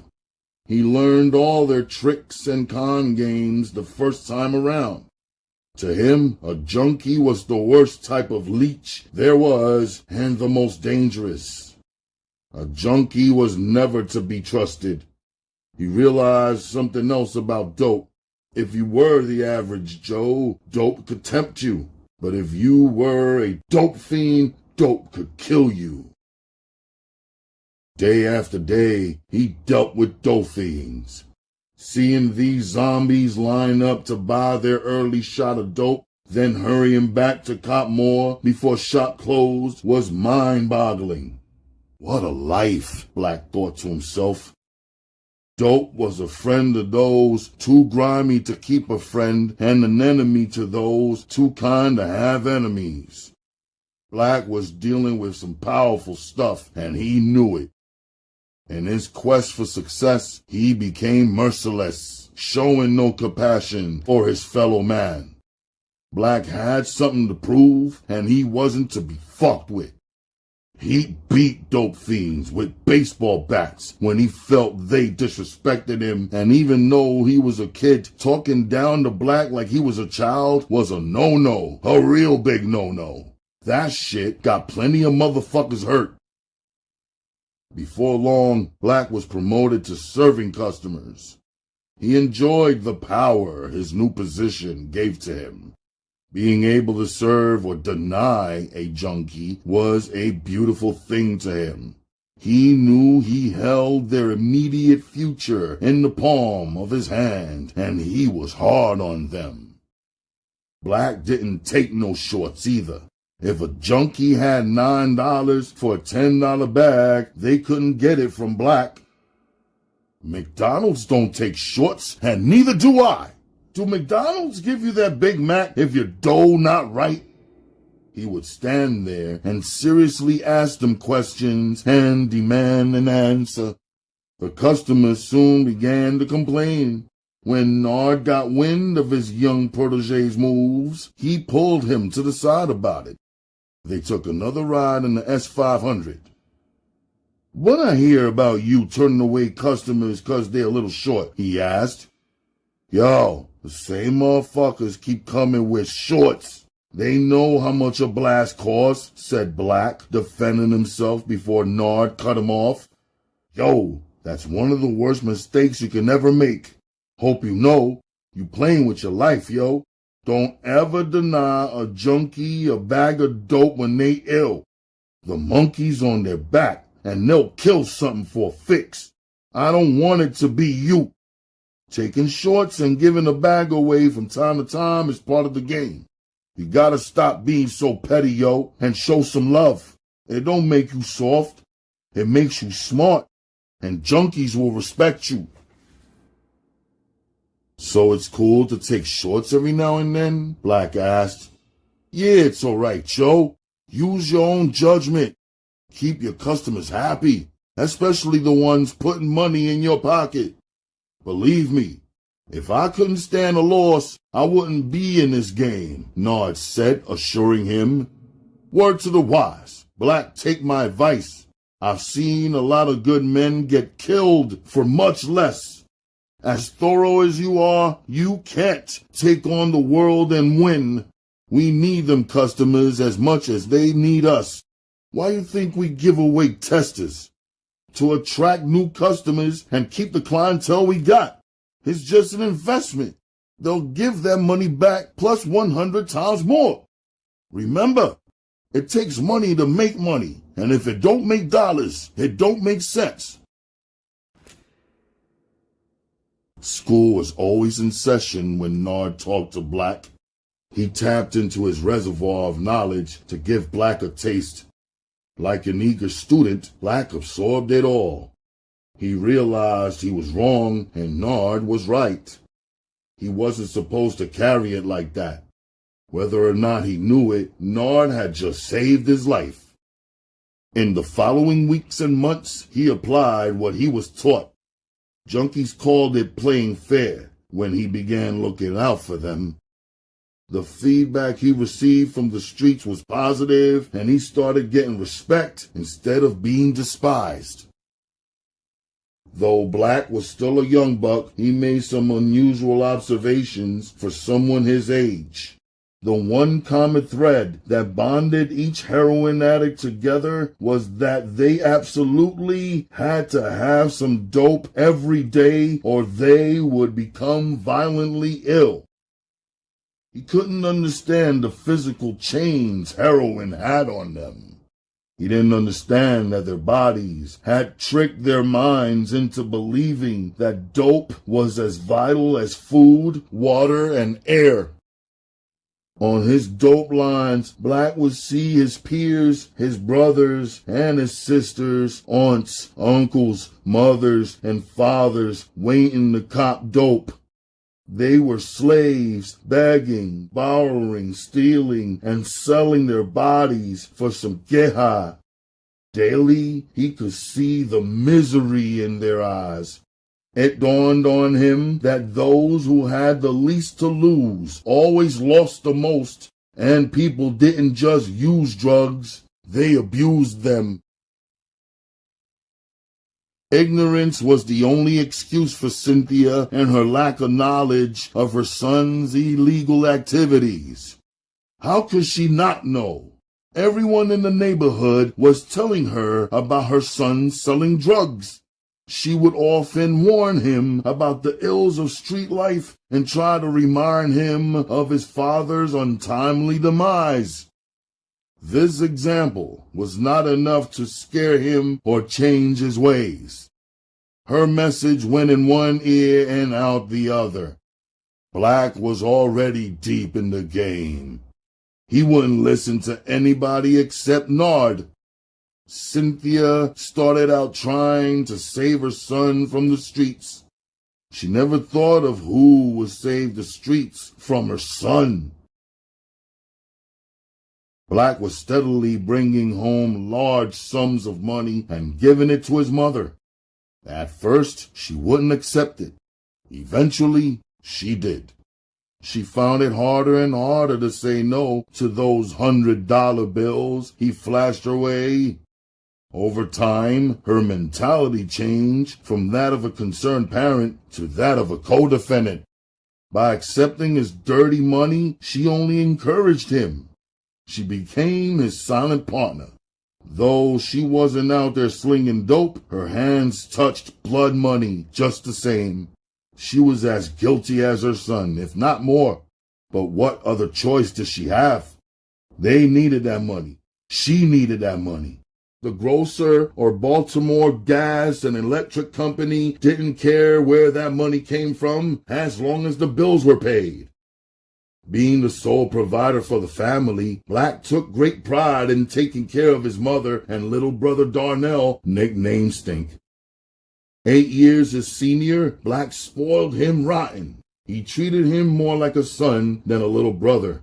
He affectionately nicknamed his brother Stink because of the way he smelled when his diaper was being changed, hence the name. His life was pampered compared to Black's. He didn't want for nothing, as Black made sure of that. His closet was filled with designer clothes. Any new toy or video game that came out, Black made sure he had it. Stink would never have to eat government cheese again, or the butter and syrup sandwiches Black called wish sandwiches because he wished he had something else to put on the bread. Stink would never know the embarrassment of paying for Chinese takeout with food stamps from the corner store. There would be no more hard times or bad times, not if Black could help it. The money Black was accumulating easily surpassed any amount his father ever brought home. He knew the value of money, and he was obsessed with saving it. His mother held his stash just as she'd done for his father. She never spent a penny unless it was absolutely necessary. Black had to encourage her to spend some money on household things. He had her buy new mattresses to replace the old pissy ones. Black bought a new living room and dining room set to replace the old raggedy ones. Cynthia bought pots and pans, everything needed for a kitchen. Now the house began to look and feel more livable. It no longer reflected the gloom and despair that lay just outside the door. Under the watchful eye of Nard, Black began to come up, but he was still a work in progress, so Nard made it a habit to question him to see where his head was at. "What you doing with your money, yo?" Nard asked him one day out of the blue. "Saving it," answered Black sincerely. "That's good, Joe. The sun don't shine forever. Sometimes it rains. The game is funny like that, so you gotta be careful, yo. Keep doing what you're doing, stacking that paper, 'cause you never can tell when this run gonna come to an end. You gotta save for that rainy day." He didn't have to tell Black twice, 'cause Black knew the power of the dollar. Black watched it at work every day in the streets. The rich got richer, the hustlers, and the poor got poorer, the dope fiends. He knew what it was like to suffer after his father got killed, and there was no way in hell he was gonna go back to living like that. He'd kill something first. 4 years later, Black began to look hard for something of value to invest part of his stash in. His heart became fixed on a car. He thought that if something ever happened to Nard, or if he fell off, he could always sell the car and get back on his feet. To be so young, he was grasping the mechanics of the game faster than some grown men who have been hustling all their lives. He didn't know how to go about buying a car, so he turned to Nard, seeking his help and advice.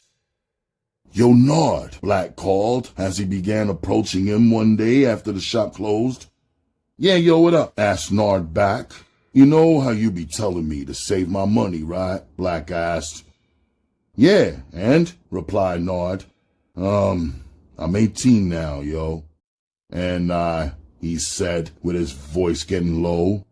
He was like a child, afraid to ask his parent for something. He feared that Nard would try to talk him out of buying what he had his heart set on. "I want to buy a car," he managed to blurt out. Nard couldn't believe his ears. Did he just say he wanted to buy a ride? Like a proud teacher, he smiled at his star pupil. Black was ahead of the game. These days, young hustlers are so lax with their money, it's easy come, easy go. Half of these hustlers had habits just as bad as a drug habit.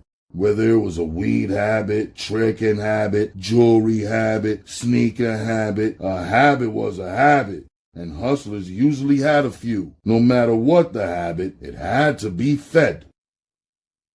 Black didn't have any such vices. He didn't gamble or get high. He did everything in his moderation except hustle and save money. He took those things to the extreme. "How much cash you working with, yo?" "A little something, yo," Black said.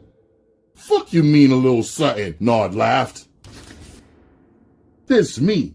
I put your young ass on, nigga, but you learning. Never let your left hand know what your right hand is doing.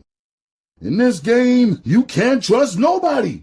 No bitch or no nigga. And sometimes not even family," Nard reminded him. Then he added, "If you serious, yo, tomorrow I'll take you down to Virginia and we'll get you a car," said Nard, making everything right before he rolled out. It wasn't until the next day when Black whipped out $20,000 from his stash that Nard became a believer. He offered to sell Black one of his 5 cars, but Black rejected that idea. He wanted his own car, his own identity, not some car that Nard had previously driven around town. To him, it was sort of like sharing your main girl with your main man. Nard understood where he was coming from with that, so they went to Virginia as planned. After all, it was his money. In Springfield, Virginia, there was a crooked car dealer from D.C. where the majority of hustlers from Baltimore bought their cars. The main reason for traveling to Virginia, though, was because the sales guy never reported cash transactions over $10,000. Anything over $10,000 had to be reported to the feds. Instead, the sales guy would book up paperwork to make it appear that they hadn't spent that amount when they actually had. Through word of mouth, hustlers from Baltimore started buying their cars from him. Nard had copped 2 of his 5 cars from here, his Toyota Cressida and BMW 325 convertible, before he got too large to buy cars from car lots like these. Having dealt with the car dealer before, they were pretty familiar with each other. As soon as they pulled on the lot in Nard's Lexus, the dealer knew what time it was. They weren't down there to browse. The greedy car dealer loved dealing with hustlers because they always paid with cash. He rushed Nard into his office while Black walked around the gigantic car lot. He was mesmerized at the vast collection of automobiles.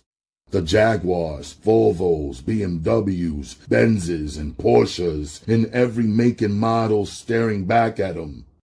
Black lusted hard after one of these status symbols until Nard came out on the lot and busted his bubble. "Don't even think about it, yo. You not copping one of these rides. For a dude your age, it'll be more trouble than it's worth," said Nard firmly. "How do you figure?" Black demanded to know, his pockets right and ready for war. "Look how young you look. You ain't even got a mustache yet. Police gonna be pulling you over and shit. Baltimore ain't but so big. There ain't but so many places you could drive a Jag or a Benz without getting noticed. One of these cars will get you hotter than fish grease," said Nard, trying to explain this without any disagreements between him and his star pupil. It was settled. Black copped a black, slightly used Toyota 4Runner with chrome rims, bumpers, and crash bars. He thought this rough-looking truck would enhance his image. The sticker price of the vehicle was $25,000. The Nard talked the dealer down to $20,000, which he already knew was in Black's pocket. The dealer accepted the cash and took care of the paperwork. He placed the title and registration in Black's mother's name. Then he slapped the temporary tags on the rear window and they were off. Black successfully managed to navigate his way back to Baltimore following Nard. He was the talk of the hood, styling and profiling on the block. Things were all good for Black. He was coming up in the game, but everybody knows what goes up must come down. Chapter 11. What a difference a year makes. In that time span, Nard had handpicked Black out of all his workers to run a new dope shop on Preston and Bond Street. Besides this promotion, he had just recently purchased a brand new black convertible Porsche 911 Turbo. He was rapidly rising in the ranks of the drug world and in life. Now he had his own shop to run. Nard fronted him the weight, so his come-up was a given. He had the responsibility of hiring and firing his own workers and runners, and you know he liked that. He set the pay scale, and he paid them. He wasn't a Scrooge when it came to understanding the next man had to eat. However, Black ran a tight ship. Every worker was to be on the block before shop opened at 7 a.m. or get docked a part of his pay at the end of the day. The dope Black had was raw, and it was knocking other hustlers out of the box. He quickly became Nard's #1 moneymaker, which was impressive, considering Nard had quite a few well-established drug shops running. Being as though dope fiends were known for being fiercely loyal to whom and where they copped their dope from, Black used all kinds of gimmicks to attract new customers. He played on their greedy nature, giving out free testers while others sold theirs. He understood that if he sold more product at a reduced price, he would still see a substantial profit. The money was in the quick flip and how fast he sold the dope. Being boss doesn't come without its share of headaches. When problems arose, Black had to personally nip them in the bud. 27,500, Black counted out loud. The money was still short by $1,500. He and his lieutenant, Stan, were counting and recounting last night's take over and over again. The money was short yesterday too, yo, by $2,000. I ain't saying nothing because I wanted to see something. Now I know for sure, yo, somebody's been stealing, he said as he looked at Stan. Stan's chickenpox-marked face showed an expression of puzzlement. He arched an eyebrow and quickly replied, "Don't look at me. You know I will never cross you like that, yo." Stan now had a worried look on his face. He knew who the culprit was. He was the one who had personally vouched to get the kid a job. "Fuck you talking about, yo? I'll put you in charge of these niggas. They answer to you, and you answer to me. You supposed to be on top of this shit. I pay you to direct the traffic, and you can't even do that right. When I find out who the sneak thief is, I'ma take his head off, and I should take yours right along with his, yo," Black said, glaring daggers at Stan. Stan was petrified of Black, just like everybody else. Black was known for carrying a gun at all times, and everyone knew he'd use it. Stan was scared he was about to use it on him, but on the contrary, Black didn't suspect Stan. Actually, he trusted him to a certain degree. If he thought it was Stan, they wouldn't be having this conversation. Black would have already killed him. Go get that work from downstairs. Shit, I might as well count that up too and see how much of my shit is missing, instructed Black. Like a flunky, Stan went and fetched the dope that was hidden in the basement of the stash house. When he returned, he passed Black the bundles of dope. They were taped together, so now they resembled a brick. Black unwrapped them and began the painstaking process of recounting them. Stan looked intently over Black's shoulder, praying that shit was there. He was in enough trouble as it was. Please let that be right, he thought to himself. This shit is short too, yo, Black growled as Stan began to move away from him. There's only 400 bundles here. It's supposed to be 500 bundles. Who the fuck's been in here besides you? Asked Black, ready to tear shit up. Miles. That's the only nigga I ever let up here, yo, Stan quickly confessed, hoping Black wouldn't be even more upset. You ain't supposed to have nobody up here, yo. No bitches, no workers, not even your mother. This ain't no motherfucking hangout. Motherfuckers ain't ordering takeout in this motherfucker. This is a stash house. You only come here when you have to put the money up or get some more dope. You're supposed to be protecting this shit, motherfucker. From now on, don't bring nobody with you. Matter of fact, we changing houses. Too many people know about this one, thanks to you, said Black, frowning his face as if to say, why? Stan just stood there. He couldn't say anything to really defend himself. Truth was, he was too busy trying to play boss around Miles, and Miles had turned around and robbed him. Miles knew he fucked with Black, but to hear Stan tell it, he was the man. Now look how the tables had turned. Where the fuck is Miles at? I don't know, yo. He ain't show up today. I guess the fuck he didn't. Motherfucker done robbed my stash and shit, and you don't fucking know, said Black heated as he walked past him and rolled his eyes.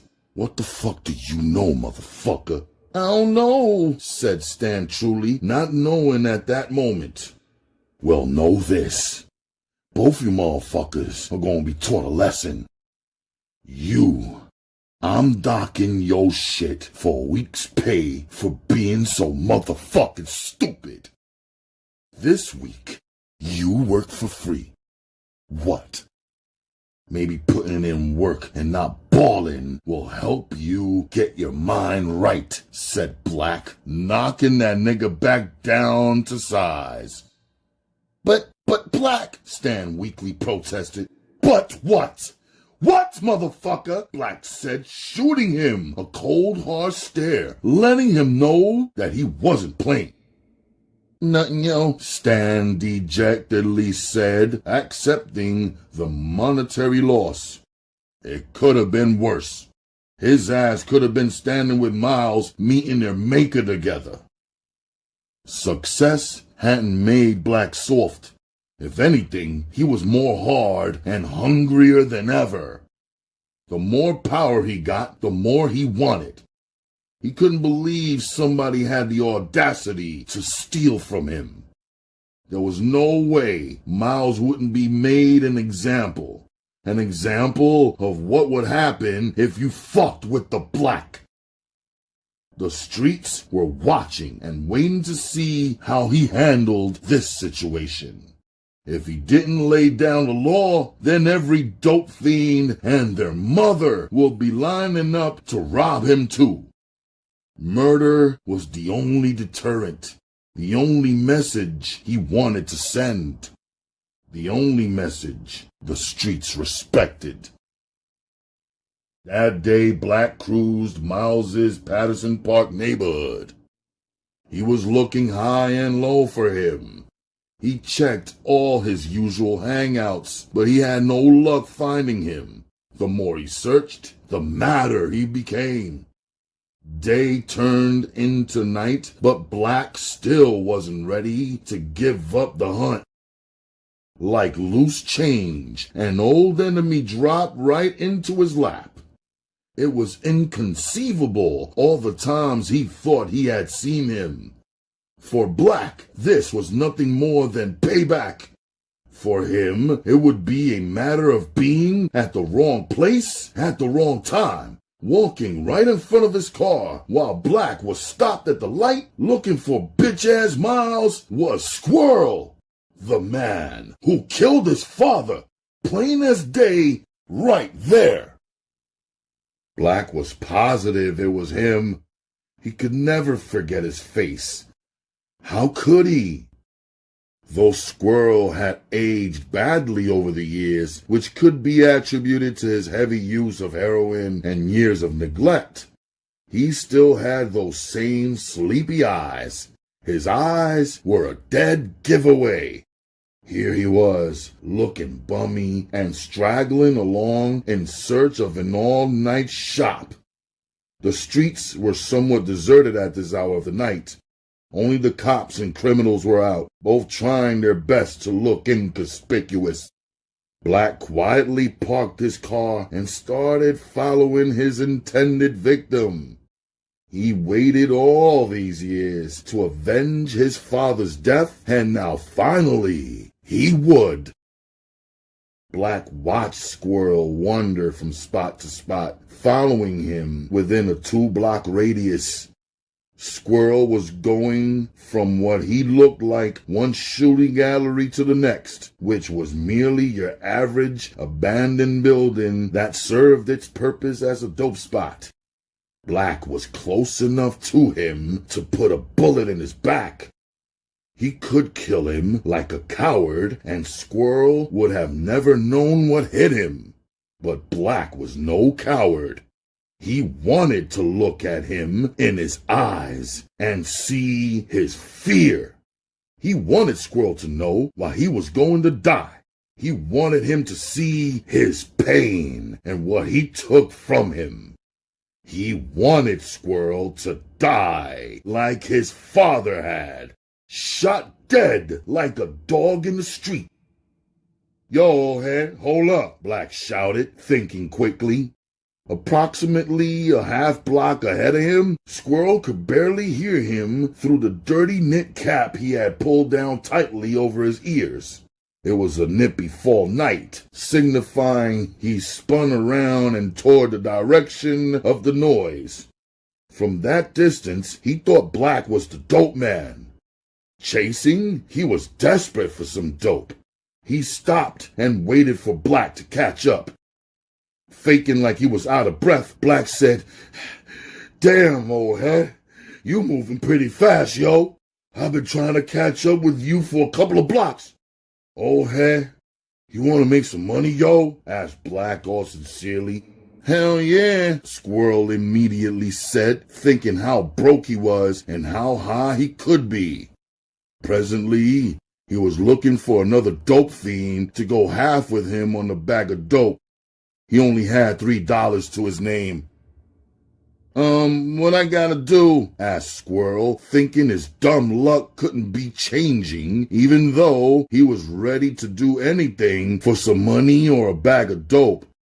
Squirrel was ill. He had swallowed his pride a long time ago. He was living a foul life, doing any and everything imaginable except fucking and sucking dick for a blast. "I'm getting evicted tomorrow, yo. I gotta be out in the morning. I got this floor model television I need help lifting into the back of the U-Haul truck. Help me out, and I'll hit you off with a couple of bags of dope and $10, said Black, throwing in the dope to spice up the deal. He went into his pockets and peeled off a $10 bill, handing it to Squirrel.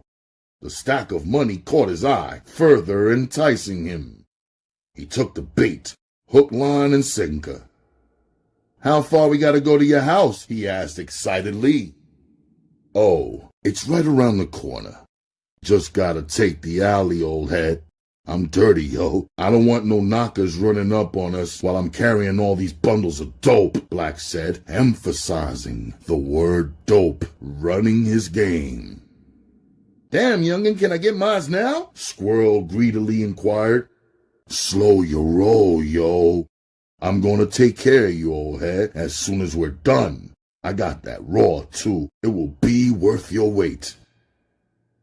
That was all Squirrel needed to hear.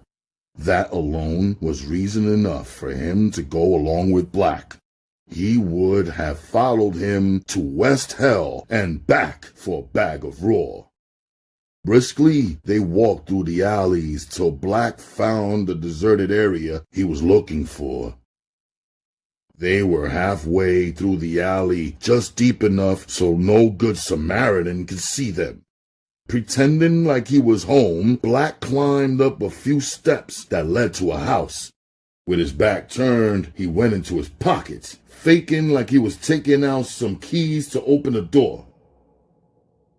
Where's the U-Haul truck? Wondered Squirrel, about to ask. Then seemingly from out of nowhere, Black turned with gun in hand. Squirrel almost had a heart attack as fear suddenly gripped him. His mind flashed back to all the shiesty things he'd done to burn people out of dope and dollars. Stunts he pulled last week alone were memorable. Is this the dude I sold those bad VCRs to? The ones with the cement bricks in the back? Or maybe he's the one whose stash I stole from behind the trash can. The chrome .357 Magnum that Black clutched stared at Squirrel with a vengeance. Even in the shadows of the alley, he could see the cannon's outline, and it made him beg for his life. I'm sorry, yo. Please don't kill me, he pleaded. Squirrel was sorry, and he didn't even know what he'd done. I got a wife and kids to feed. Please don't shoot me, he pleaded again for his life. Squirrel was seeking some sympathy by bringing up the very people in his life that he neglected every day while chasing dope. But Black wasn't swayed by his emotional pleas. His father had loved ones too. Get on your knees, you fucking coward. I don't give a flying fuck about you or your peoples, yo. You didn't give a fuck about mine. You killed my father, remember? Remember, Fats? Remember, motherfucker? Black barked at him. Sure he remembered. It was the only person Squirrel ever killed in his life. So this is the kid that was there that day, thought Squirrel. I didn't mean to do it. He pulled out a knife. You saw it. Your father was going to kill me, he cried. His voice rose as he pleaded his case. He was trying to attract attention to this deadly confrontation. Please don't shoot me. It was self-defense. You was there, remember? Those were his last words. The roar of the .357 drowned him out. The bullet struck him in the forehead right between his eyes, silencing him forever. Black watched as Squirrel's lifeless body dropped with a thud to the ground. He stood there for a few seconds as thoughts of his father scattered through his mind. You can rest now, Dad. Black then turned and walked away as if nothing happened. The first killing Black took part in was personal, an eye for an eye. He finally got revenge for his father. The second killing was business. Strictly business. Human beings are creatures of habit. Black knew. Sooner or later, Mr. Miles would return to familiar surroundings. When Miles went into hiding, he merely postponed his death by moving from Patterson Park to Sidonia. Baltimore isn't that big in comparison with other East Coast cities. So when cats go on a run, they usually go from the east side to the west side, or from the city to one of the surrounding counties. Wherever they are least likely to encounter whomever was looking for them. Miles made the fatal mistake of getting homesick. Thinking he was slick, Miles started creeping back to see his girl at night and leaving by morning. Big mistake for Miles. Black had staked out her house for weeks, hoping to catch it slipping. One night while he was going to the store for his girl, Black caught up with him, followed him to the store and back, then killed him on his girl's front steps. Just like Squirrel, he watched him drop to the ground, then just thought about the right, which he had done, then walked away. With 2 bodies in less than 1 month, Black was feeling himself. He went looking for trouble, wanting an excuse to bust his gun. He thought he was invincible when he had a gun in his hand. He loved the rush of adrenaline and power he felt when he squeezed the trigger and he hit his victim. Flashes of murdering Squirrel and Miles made the adrenaline rush through him. All it took was 5 pounds of pressure for him to kill a man. The kick from the gun, the flash from the muzzle, and the noise all happened simultaneously. Then came death. Black thought he was God when he had a gun in his hand, for it was he who held the power of life and death, and you couldn't stop him. He was invincible, or so he thought. Black forgot the old saying, the bigger they are, the harder they fall.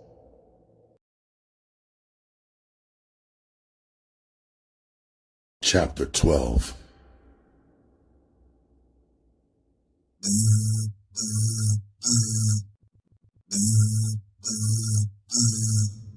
Black's pager vibrated loudly on the nightstand, causing it to do a strange dance. It was times like these he regretted having a pager. He was dead tired, and it seemed like every time he tried to get a breather and take a rest, there was always something disturbing him. Instinctively, he reached his hand out from beneath his covers. Feeling around on the table, he managed to maneuver past his keys and money till he located it. He hit a button on the pager deactivating the vibration device. Slowly, Black peeked through one eye, looking at the numeric display. It read 007911, and he knew immediately that this was trouble. It was Nard's secret code that he only used in case of emergencies. Black jumped up out of the bed and raced to the phone. "This Black," he said to a female that answered the phone. Black, this is Michelle. Nard got knocked, she said in a soft-spoken voice. "Say no more. I don't want to talk over the phone," he said, knowing exactly who Michelle was. You know where he live, right? She asked. "Yeah, yo, I know where y'all at," he answered, trying to get his mind together. Come over and I'll explain everything, she said. "I'm on my way," he answered back. Inside Nard's house, Black listened carefully as Michelle relayed the message she got from Nard and explained to her best ability what she knew about his arrest. Black couldn't believe it was going down like this. Not his man, not his mentor, not his connect, not... Damn. Nard was too smooth, or so Black thought. He didn't put himself in those kinds of positions since his hands never got dirty. He always had someone else do his dirt for him. There was always someone between Nard and the streets, whether it be a broad, a soldier, or a lieutenant. His risks were always kept to a minimum. This was the reason he never been knocked and his organization enjoyed a long run. The next day, over at Baltimore City Jail, Nard explained to Black the details of his arrest. His voice dripped with venom. I'm telling you, yo, point blank, this was a setup. Somebody snitching, he angrily said. The fucking knockers went straight to my stash spot, yo. How they know I had a secret compartment in the dash? They knew which buttons to hit and how many times. It was like I was riding their car, I swear, yo. You don't even know about my stash spot. The only person who knows about that besides me is Garfield. Garfield was one of Nard's most trusted and oldest lieutenants, and Black couldn't stand him. He always said if Garfield ever gave him a reason, he'd kill him. Black knew the nigga was soft. Garfield was the type of cat who'd rather squash a beef than go to war over a block. Too many times Black saw him come to a compromise with other hustlers. In his book, Garfield was a chump and was only down because he knew Nard from way back. There was no room for weakness in the game. Nobody respects a nice hustler, and Black felt Garfield lacked the killer instinct. Truly, Garfield wasn't cut for the drug game, and now he was snitching. There was nothing Black hated more than a motherfucking snitch. He couldn't believe Garfield had crossed his man. A snitch put too much shit in the game. A snitch anywhere is a threat to hustlers everywhere.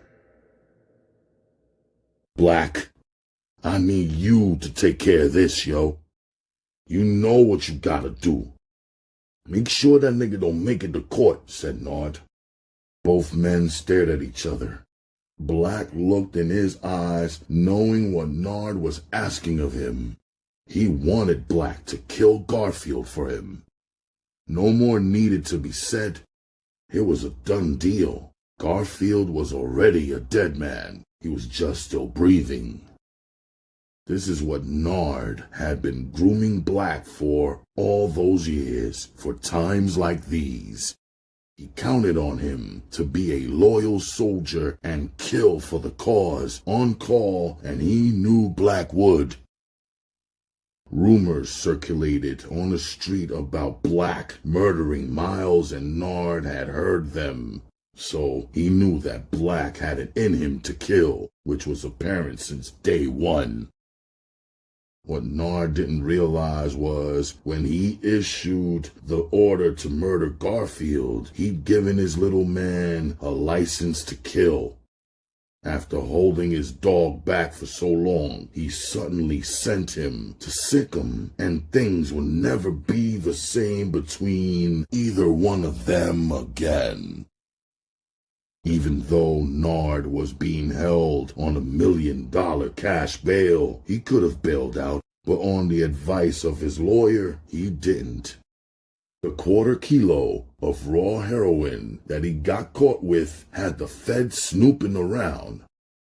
Paying that high-ass bail would have definitely put him under investigation with the FBI and the IRS. It was best for him to sit for a minute while his lawyer went through the legal motions. In Nard's view, it was better to fight a state drug charge than a federal one. The federal conviction rate was very high, and there was no parole in the federal system. Generally, most snitches would go into hiding, but Garfield wasn't like the ordinary snitch. He kept doing his thing as usual up on Hartford Road. Besides, if he went into hiding, it would have signaled his guilt. As a confidential informer, he thought his secret was safe. He was so naive to believe he wouldn't be exposed.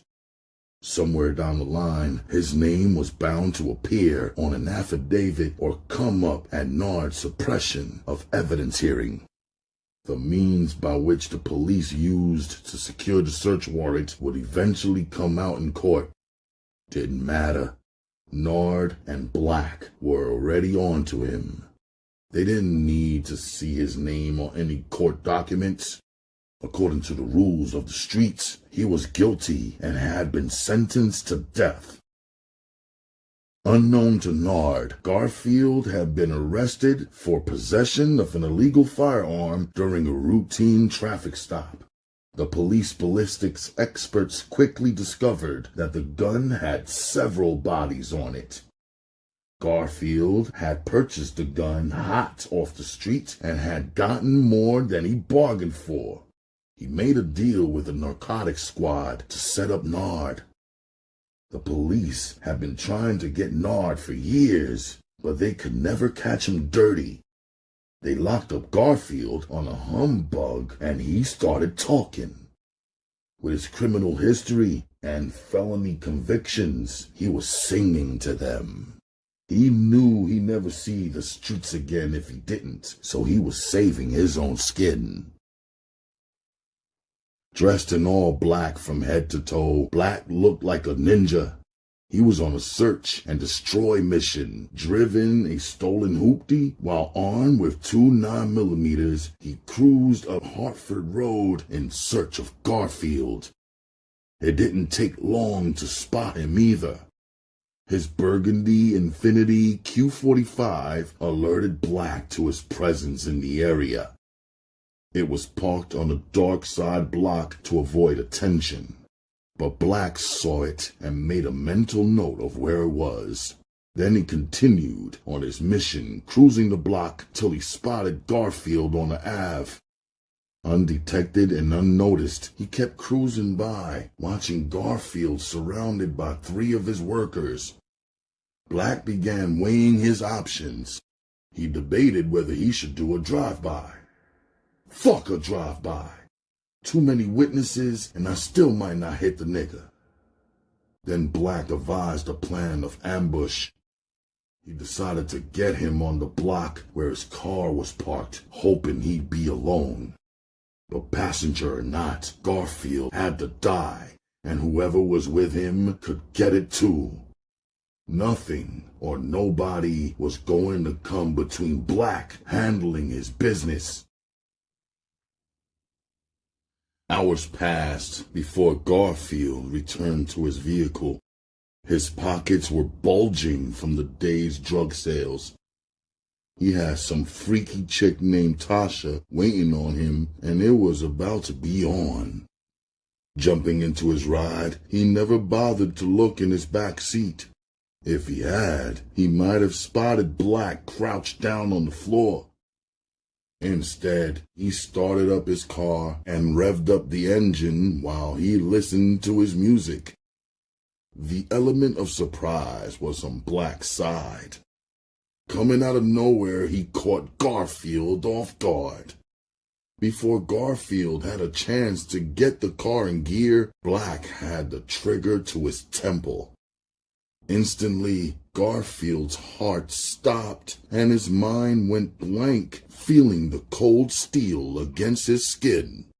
His body froze as his eyes grew wide with fear. "This is from Nard, pussy," Black said before blasting Garfield's brains to kingdom come. His lifeless head slowly tilted itself, resting on the window, which was covered in blood. Mission accomplished. The next day, Black went to visit Nard. In the visiting room, they spoke in hushed tones so that no one would overhear their conversation. "I saw the news," Nard stated, filled with nothing but relief and content. "So did I." "Shit is over," said Black with confidence. "I wish it was," answered Nard with a look of stress reappearing over his brow. "What?" "I may have to cop out. The shit don't look good. My lawyer's talking about 20 years, said Nard soberly. "The dope was too pure. The DA wants to know where I got it from, but I ain't telling. That's the game. It's not what they give you. It's can you give it back?" I ain't got no choices, said Nard, stressed and wishing his destiny didn't look so bleak. The jail time that Nard had just alluded to was like an eternity to Black. He couldn't see 5 or 10 years down the road, let alone 20 in prison. Hell no. Nard might as well do life. And from the gloomy expression on his face, it appeared he was about to. What the fuck am I gonna do now? Black wondered. Shit wasn't right. Look, yo, don't you worry about me. This ain't a done deal yet. My lawyer still might beat this case. You know the game, and the game don't stop just 'cause I'm not. I'll plug you in with my connect. He'll front you whatever you can handle, and me and you will be partners, 50-50. You give my half to my girl. What do you think? Is it a deal? Black dreamt about this day his whole life, though he didn't think it would happen like this with his man knocked and fucked up. He knew it would happen. Whatever you say, I'm with you, yo. With Nard off the streets, there was a void in the dope game. Black stepped his weight up and filled Nard's shoes. He flooded East Baltimore with raw dope, and he quickly got rich. As with most, this was the point where greed set in, and Black wanted more. He wanted every money-making block for himself. He put the dope game in a strange hold by taking over blocks. He told dudes that hustled on blocks all their lives that they couldn't hustle there no more. Ride or die, 'cause the ride is rough. Any sign of resistance was met with violence. When it was all said and done, Black controlled more than half of the drug trade in East Baltimore one way or another. Either you worked for him or you purchased weight from him. Either way, you got with the program or you got killed. It was some real simple shit to comprehend. As with any coin, Black also had a flip side, a kinder side about him, taking some of the money he made in the hood and reinvested it right back into the community. He opened up a soul food restaurant, a sneaker store, and a barber shop. He would routinely take poor kids to his business establishments and treat them to whatever they wanted. Black was the modern-day Robin Hood. He gave back to the poor. That he did, and especially the kids. He liked fixing up playgrounds, and he started summer basketball leagues and winter football leagues for the kids. Anything to help keep them off the streets and out of the game. He handed out hundreds of new coats and toys around the holidays and treated kids to new Jordans every once in a while. These acts of generosity made him beloved in the community. But when he started passing out handfuls to the elderly, welfare mothers, and pregnant teenagers, his legendary status was solidified.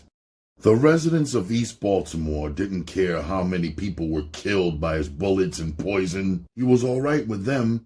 He was one of them. As Black's name began to ring, his reputation spread. Slowly, fame and fortune began to change him, and he began to flaunt his wealth. He purchased a fleet of cars, iced out platinum, and even had a brand new Bentley with a white chauffeur to drive him around the ghetto while he sat in the back watching television or talking on his cell phone. His favorite was to pull up on the block of his strip, roll the window of the Bentley down, and say, "Excuse me, would any of you happen to have some Grey Poupon?" in a British accent. He'd say it, then start laughing, roll the window up, and order the driver to speed off. He took care of his family, too, buying Cynthia a gigantic house near the outskirts of town in Columbia, Maryland. He hired a cook, maid, and gardener so she wouldn't have to lift a finger. As far as he was concerned, his mother had suffered enough. Black wanted her to enjoy life now. Over at City Jail, Nard was hearing all about Black's flamboyant lifestyle, even the gray poupon thing, and it was met with mixed emotions. On one hand, he was proud of Black for doing his thing, and on the other, he was concerned about Black going to jail prematurely. Thus, he'd be unable to keep collecting his share of the loot. An incarcerated Black was no good to him when Nard needed him on the streets. He had every right to worry about Black. Black was his investment, always had been.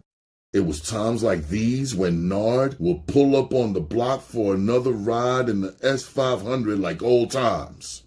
He knew Black was unguided in a lot of respects, but he had heart. That's what Nard liked about him. Plus, Nard knew he could trust him. There wasn't too many cats Nard could say that about. Black loosened up the embrace Michelle had on him, readjusting her arms and legs, which were wrapped around him as he slid out of the bed, trying hard not to wake her. Michelle looked so beautiful laying still. Her long, straight hair ran down her back. The green silk sheets clung to her body's voluptuous contour. From where he stood, Black could see the imprint of her round behind and perky breasts. It made his dick hard all over again.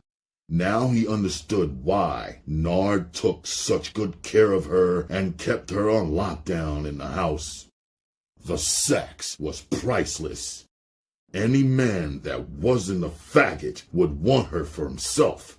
She was too pretty and too perfect not to desire.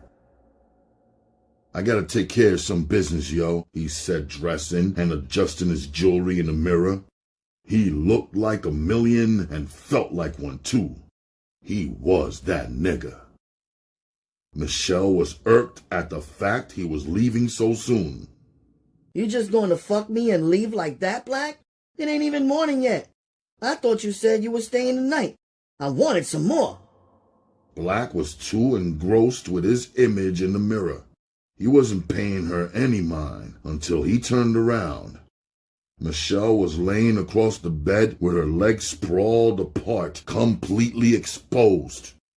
She had tossed the covers to the side and was making snow angels at him. Black couldn't turn away from the view. She was sensual, sensuous, and inviting like one of those supermodels in a magazine, but better. One look and he was stuck. He had to have some more of that. He couldn't resist her and he couldn't leave. "Since you playing like that, I'll stay, yo. Now come to daddy." "Crawl," he commanded as he began to take his clothes back off. Michelle complied, getting on her hands and knees. She slowly and seductively crawled across the king-sized bed she used to share with Nard. This act was so erotic to Black, his manhood stood at attention. To him, Michelle looked like a sexy Black Panther stalking her prey. When she finally reached him, she looked up at him and took his penis into her mouth and began working her magic as her hand slithered up his chest. She wrapped her fingers around his diamond platinum cross as she kept working her mouth magic. He was all she needed, and he needed to know it. There was nothing Black loved more than getting some brain.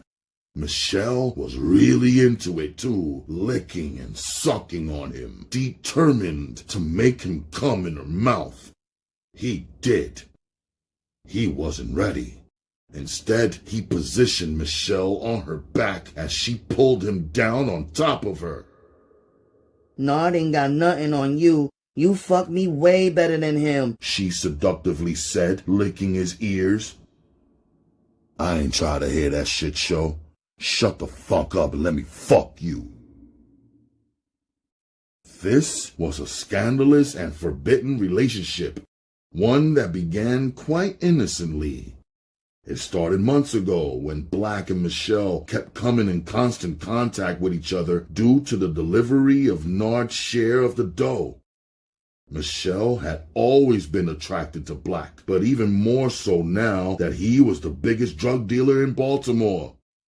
He had power, he had money, and most importantly, he was on the streets. She intentionally set out to seduce him. Often, when she knew he was coming over to drop off some money, she let him in her townhouse wearing something tight or revealing sexy lingerie or skimpy t-shirts. She found a way to purposely brush up against him with her breasts. At first, he ignored her, merely looking without touching. Then one night, she opened the door wearing an oversized t-shirt. After making sure she was in Black's full view, she bent over wearing no panties, just enough to reveal her pussy to him. He was tempted to tell Nard, but who would Nard believe? Her version or his? Black didn't know how to approach him about this. They never discussed this part of the game or took a long ride about it in the 500. All he knew was Nard was crazy about Michelle and had been with her since she was young. So young that he could have been charged with statutory rape. Eventually, Michelle's antics wore down his defenses. Her lust and desire overruled his loyalty to Nard. Neither one of them ever stopped to think about the consequences of their actions. Nature just took its course. Somewhat inexperienced in the sex department, Black only slept with young girls who was just discovering sex like him. On the side, he would get his dick sucked by fiends. Black never knew how good pussy was. He was so used to blowjobs and quickies, capitalizing on Michelle turned him out. She went all out using every sex trick in the book. She was a freak, performing unspeakable sexual acts in unimaginable positions. She made love to him and with him, teaching him how to prolong his ejaculation in order for her to get her shit off first. He was open. He never had sex like this. When Black mastered the art of Michelle, she had one more thing she wanted him to master: snorting dope. If you really want to fuck all night long, you gotta try this.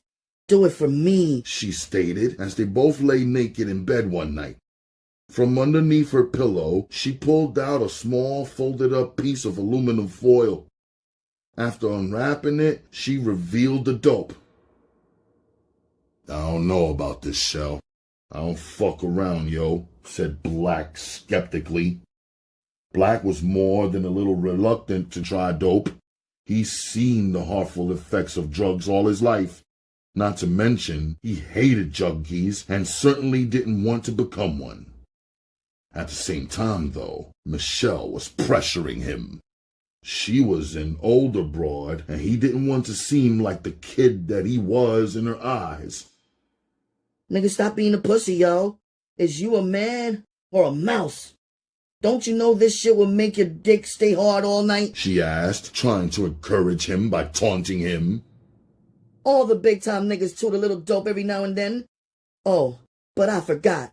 You're just a little boy with big boy cars, big boy jewelry, and big boy dough. Black was swayed by her reverse psychology and by her verbal attack on his manhood. When Michelle mentioned the enhanced sexual powers dope gave a man, that sealed the deal for Black. Wanting to prove to her that he was a man in every sense of the word, Black went along with it. Aight, Cho, I'll try it. If it ain't what you say it is, don't ask me no motherfucking more, yo, he said, like he meant it. Yeah, okay, she said mockingly, applauding his bravery. Then she passed him the dope. Black took it from her and stared at it for a moment. He was having second thoughts, even though he knew he couldn't back out now that he'd given his word. Michelle would never let him forget what a punk he was if he chickened out. At this angle, the beige powder looked strange to him. Black never had any drug this close to his face before. Michelle noticed he was hesitating, so she scooped up some dope on her long pinky fingernail. She put it up to his face so he could see it. Then, practically feeding it to him, she put it up his nose. He sniffed that pile in one nostril and another pile in the other. Sniffing and holding his head back, trying to get air, he felt a sneeze coming. Don't sneeze. You'll just waste the blast. You got to hold it, she warned. After Black succeeded in not sneezing, she shoveled some more huge mounds of dope up his nose like she was feeding a baby. Michelle got a kick out of being the first one to turn him on. She joyfully watched, waiting for the dope to take effect. This ain't so bad. This is what I've been afraid of, he thought to himself, not feeling a thing. Yet. They began taking turns getting high, passing the dope back and forth amongst them. Black took his own little hits with the edge of a match cover. In the mist, it suddenly hit him like a baseball bat to the stomach. The dope caused Black to double over in pain. He was feeling nauseous and ill. His stomach acids were rising up his esophagus and willingly would come back up his throat. Unconcerned about him, Michelle kept on sniffing.